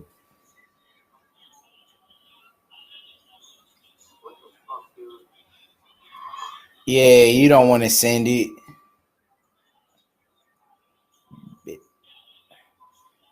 And Marvin Vettori, just a great performance so far. Jack Hermansson's not really able to do anything here. He's not able, to get the takedown. Like I've said plenty of times on the stream, I kept, saying how great of a takedown defense Marvin Vettori has and how Jack Hermansson has trouble with, decent strikers who have real good takedown defense. And that's what you're seeing here. Feel like Marvin Vettori will be, getting in the second round as well. He dropped Jack in the first. And, just a great all-around performance so far by Marvin Vettori. I'm surprised by how good Marvin Vettori is looking in this round.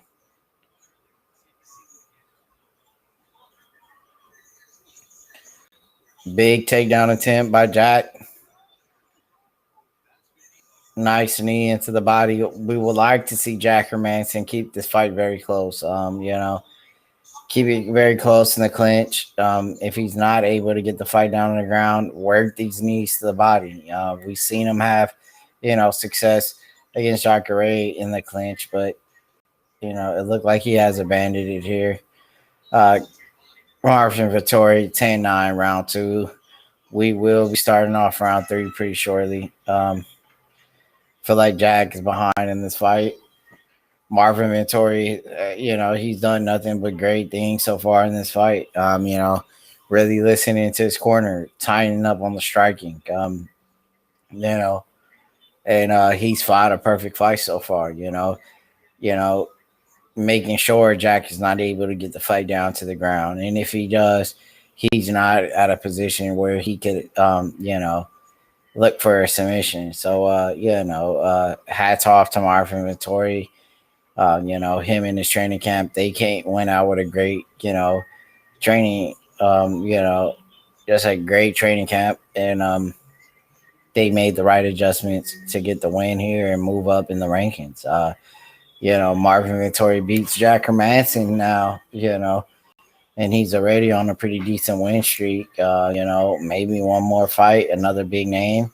He could get a title shot. Maybe he fights Robert Whitaker after this, and yeah, if he wins that, you have to give him a title shot. He's been working his ass off, and it's paying off. Remember, he gave Israel the toughest fight of his career, I feel like. Besides Kelvin Gastelum, he did a little bit more damage than anybody else did.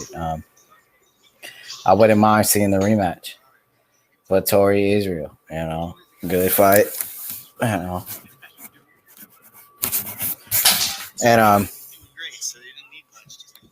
Vettori,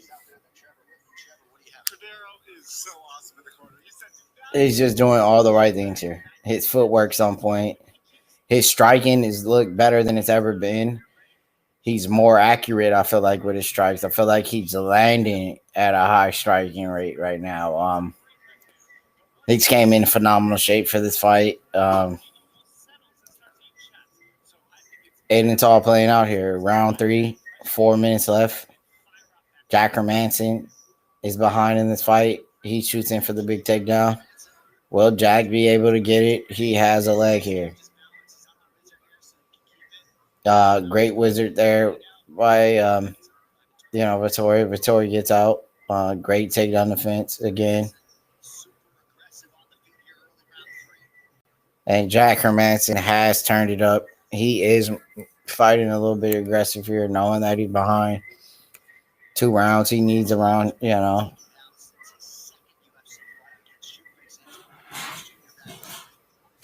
Vettori hasn't been, giving up his legs for these takedowns, and he's doing a great job of not letting Jack get the takedown. Jack gets a trip. Vettori pops right back up to his feet. Just great takedown defense. Saw that his face got like hurt right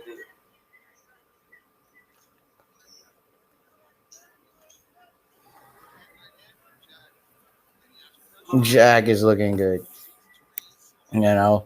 He just needs to get that top control, get that takedown. He's shooting in for the takedowns that he's not getting. He has to switch the ways he's going in for these takedowns.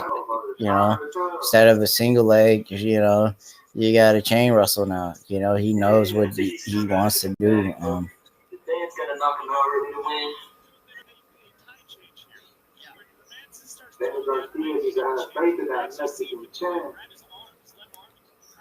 Marvin Vettori is doing a good job. Vettori landed a big shot as well. They're very close round 3.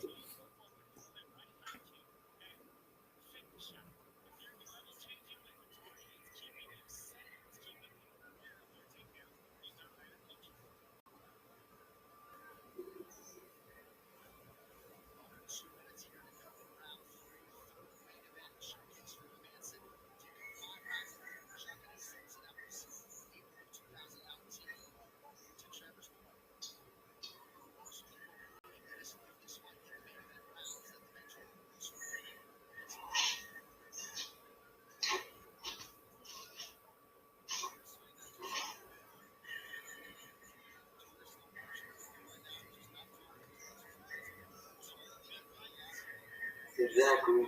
Yeah. See, they know that he's about to lose.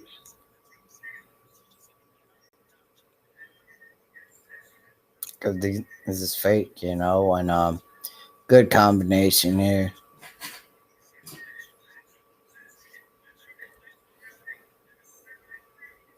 Marvin Vettori just doing enough, to steal round 3, I feel like, as well. I think Vettori's been dominant for 3 rounds.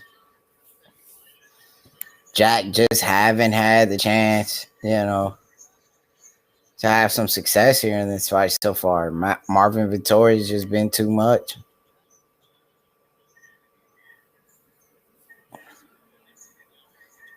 Jack struggled with strikers with good takedown defense, most of his career,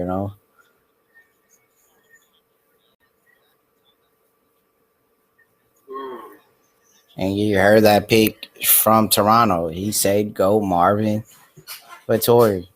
And he was right, Just a lot more better than Jack on the feet.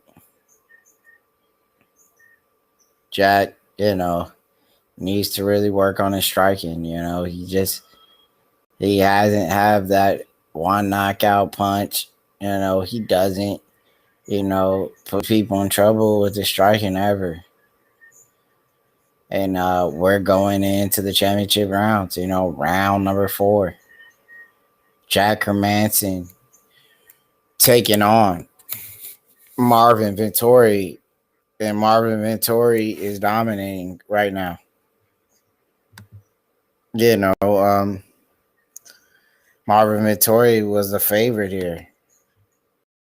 And that's, and that's what's showcasing right now. Marvin Vettori being the favorite, dominating this fight.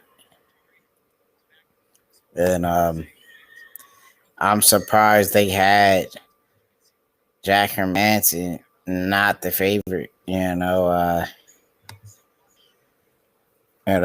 that's a great call.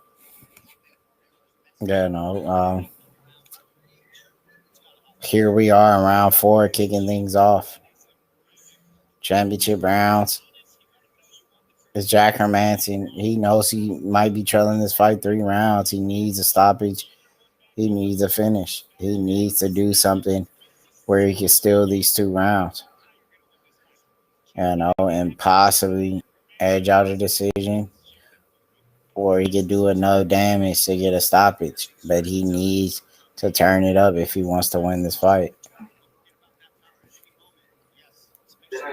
Then Garcia got raccoon on. It looked like his nose might be broke or something.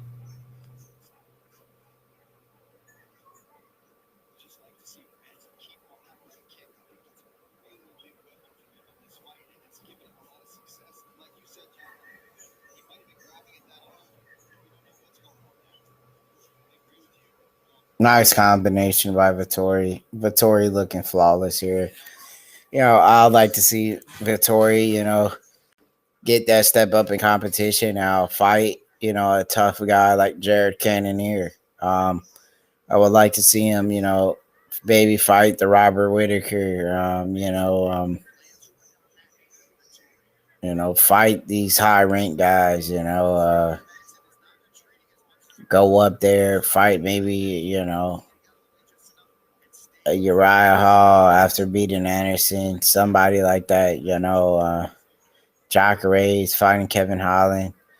Would like to see him fight, step up in competition, let him get that opportunity he deserves. I'm pretty sure he beats Jack, gets another big win, he'll be fighting for a title pretty soon. He deserves it, great performance like this. Maybe fight Darren Till or something like that. And then, Marvin Vettori versus Darren Till will be a good fight. He beats Till, you give him a title shot. That's just how it works. Vettori has yet landed that big shot to drop Hermansson early in the fight. And, Jack's just pretty much been recovering the entire fight from that big shot he ate. Round 4 looks a lot more like Vettori. They're just picking Jack Hermansson apart here on the feet. Jack can't get the fight to the ground. He doesn't have that power in his strikes where he can just lay a guy out. And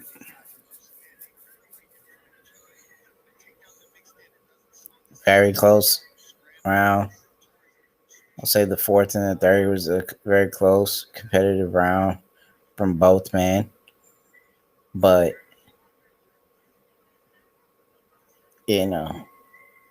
Vettori's been landing the cleaner strikes, I feel. He's been more busy.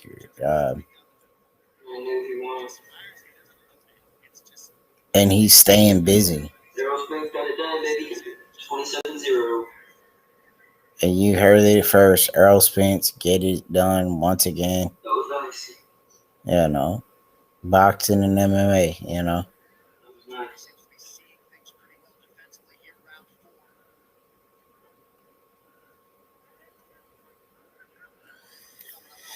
Big shots. Jack Hermansson returns with a combo of his own, landing a nice uppercut, turning up the heat here late in round 4. Hermansson trying to stalk Vettori down and land the big shot. And they're banging out here, round 4. Great fight. Exchanging shots. Vettori's landing some good punches.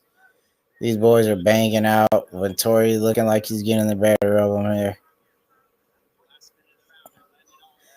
And a great performance from Jamal Hill as well on the co-main event, getting the stoppage.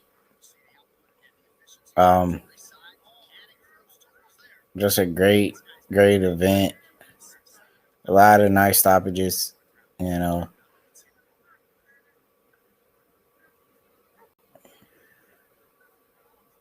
Whoa.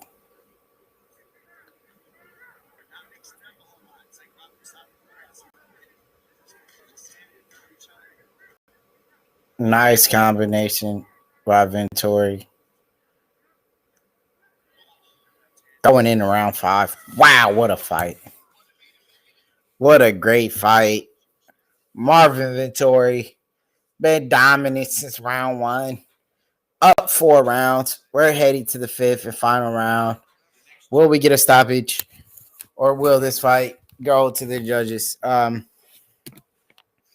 Just a great night of fights. Marvin Vettori put it on a great performance. Looks like he'll be moving to a 4-fight win streak, moving up to 16-3. What a huge setback for Jack Hermansson. Where does he go from now? He wins one, he loses one. It's just, Jack, he didn't do enough. I feel like, if he stuffs the takedown, you need to continue. Shoot for 100 of them if you can.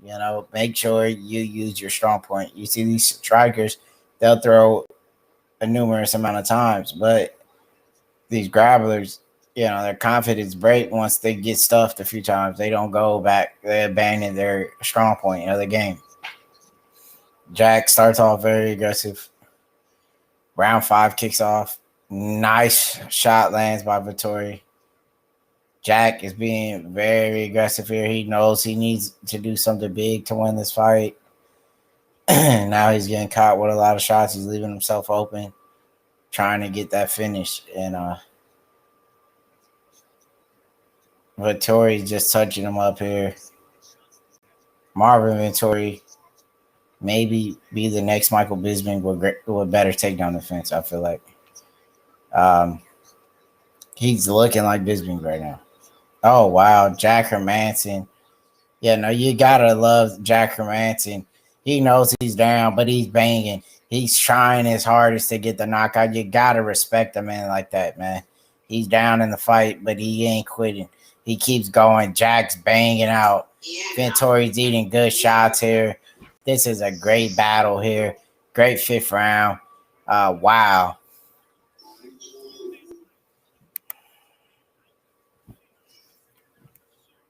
Just a great round.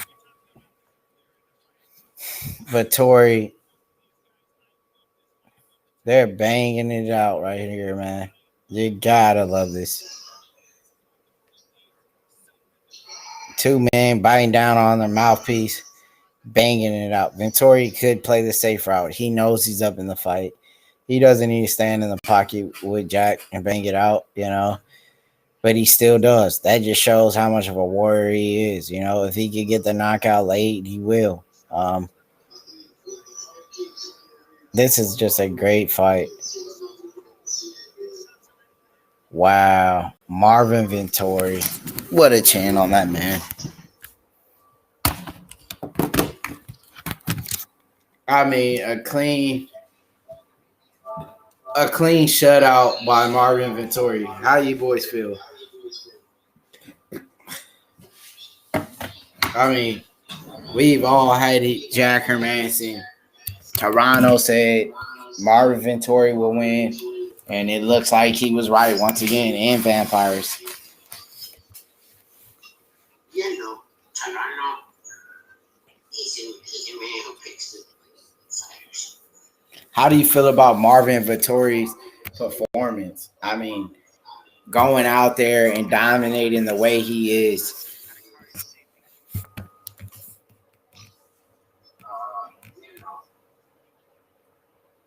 Does Marvin Vettori fight for the title after this? I mean, what do you mean? No, he's had a split decision loss with Israel, and now he beats currently ranked number 4 in the world, Jack Hermansson. How doesn't he deserve the title shot? I say give him Robert Whittaker, Darren Till, and if he wins that, give him Israel for the belt. I mean, look at him. He's looking like the new Michael Bisping. I mean, look at him, dude. Great striking, accurate. Landing clean shots here on Jack. I mean, you got to respect Jack Hermansson here. He knows he's down in this fight, but he's going, nonstop, full force, trying to get the finish. How do you see Jack Hermansson, and where does he go from after a loss like this, guys? Do you see him at the bottom of the barrel? Yeah, no. Yeah, no.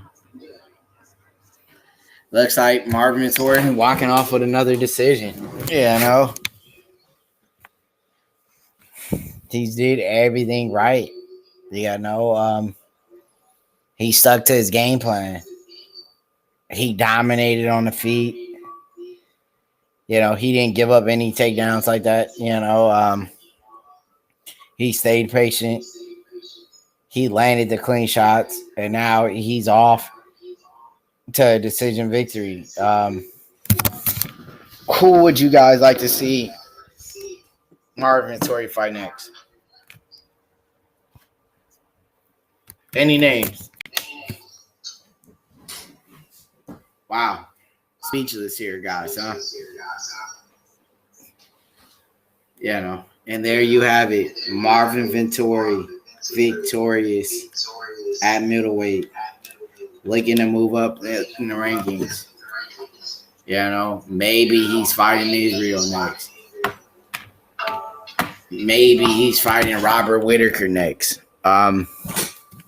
Just a great all-around performance by Vettori. You got to credit the man's performance and give respect when it's due. And that man deserved every bit of it. Marvin Vettori, currently ranked number 11, will move up in the rank. Currently number 13, moving up, in the rankings, beating the number 4 man. And what a great performance. The biggest win of his career. And Marvin Vettori will go on and do big things in the near future. He has a big fight coming up. Who knows? Maybe the next fight will get him a title shot. I feel like Jack Hermansson is a perfect fight, to get you towards a title shot. And when you fight the ranked number 4 guy, you don't have too much, working left to do. You fight the number 3 or you fight the number 2 guy. You get the title shot. And he will get that rematch with Israel. A lot of people have been wanting to see that. both fighters became a lot better from the first time they met. This is going to be a war,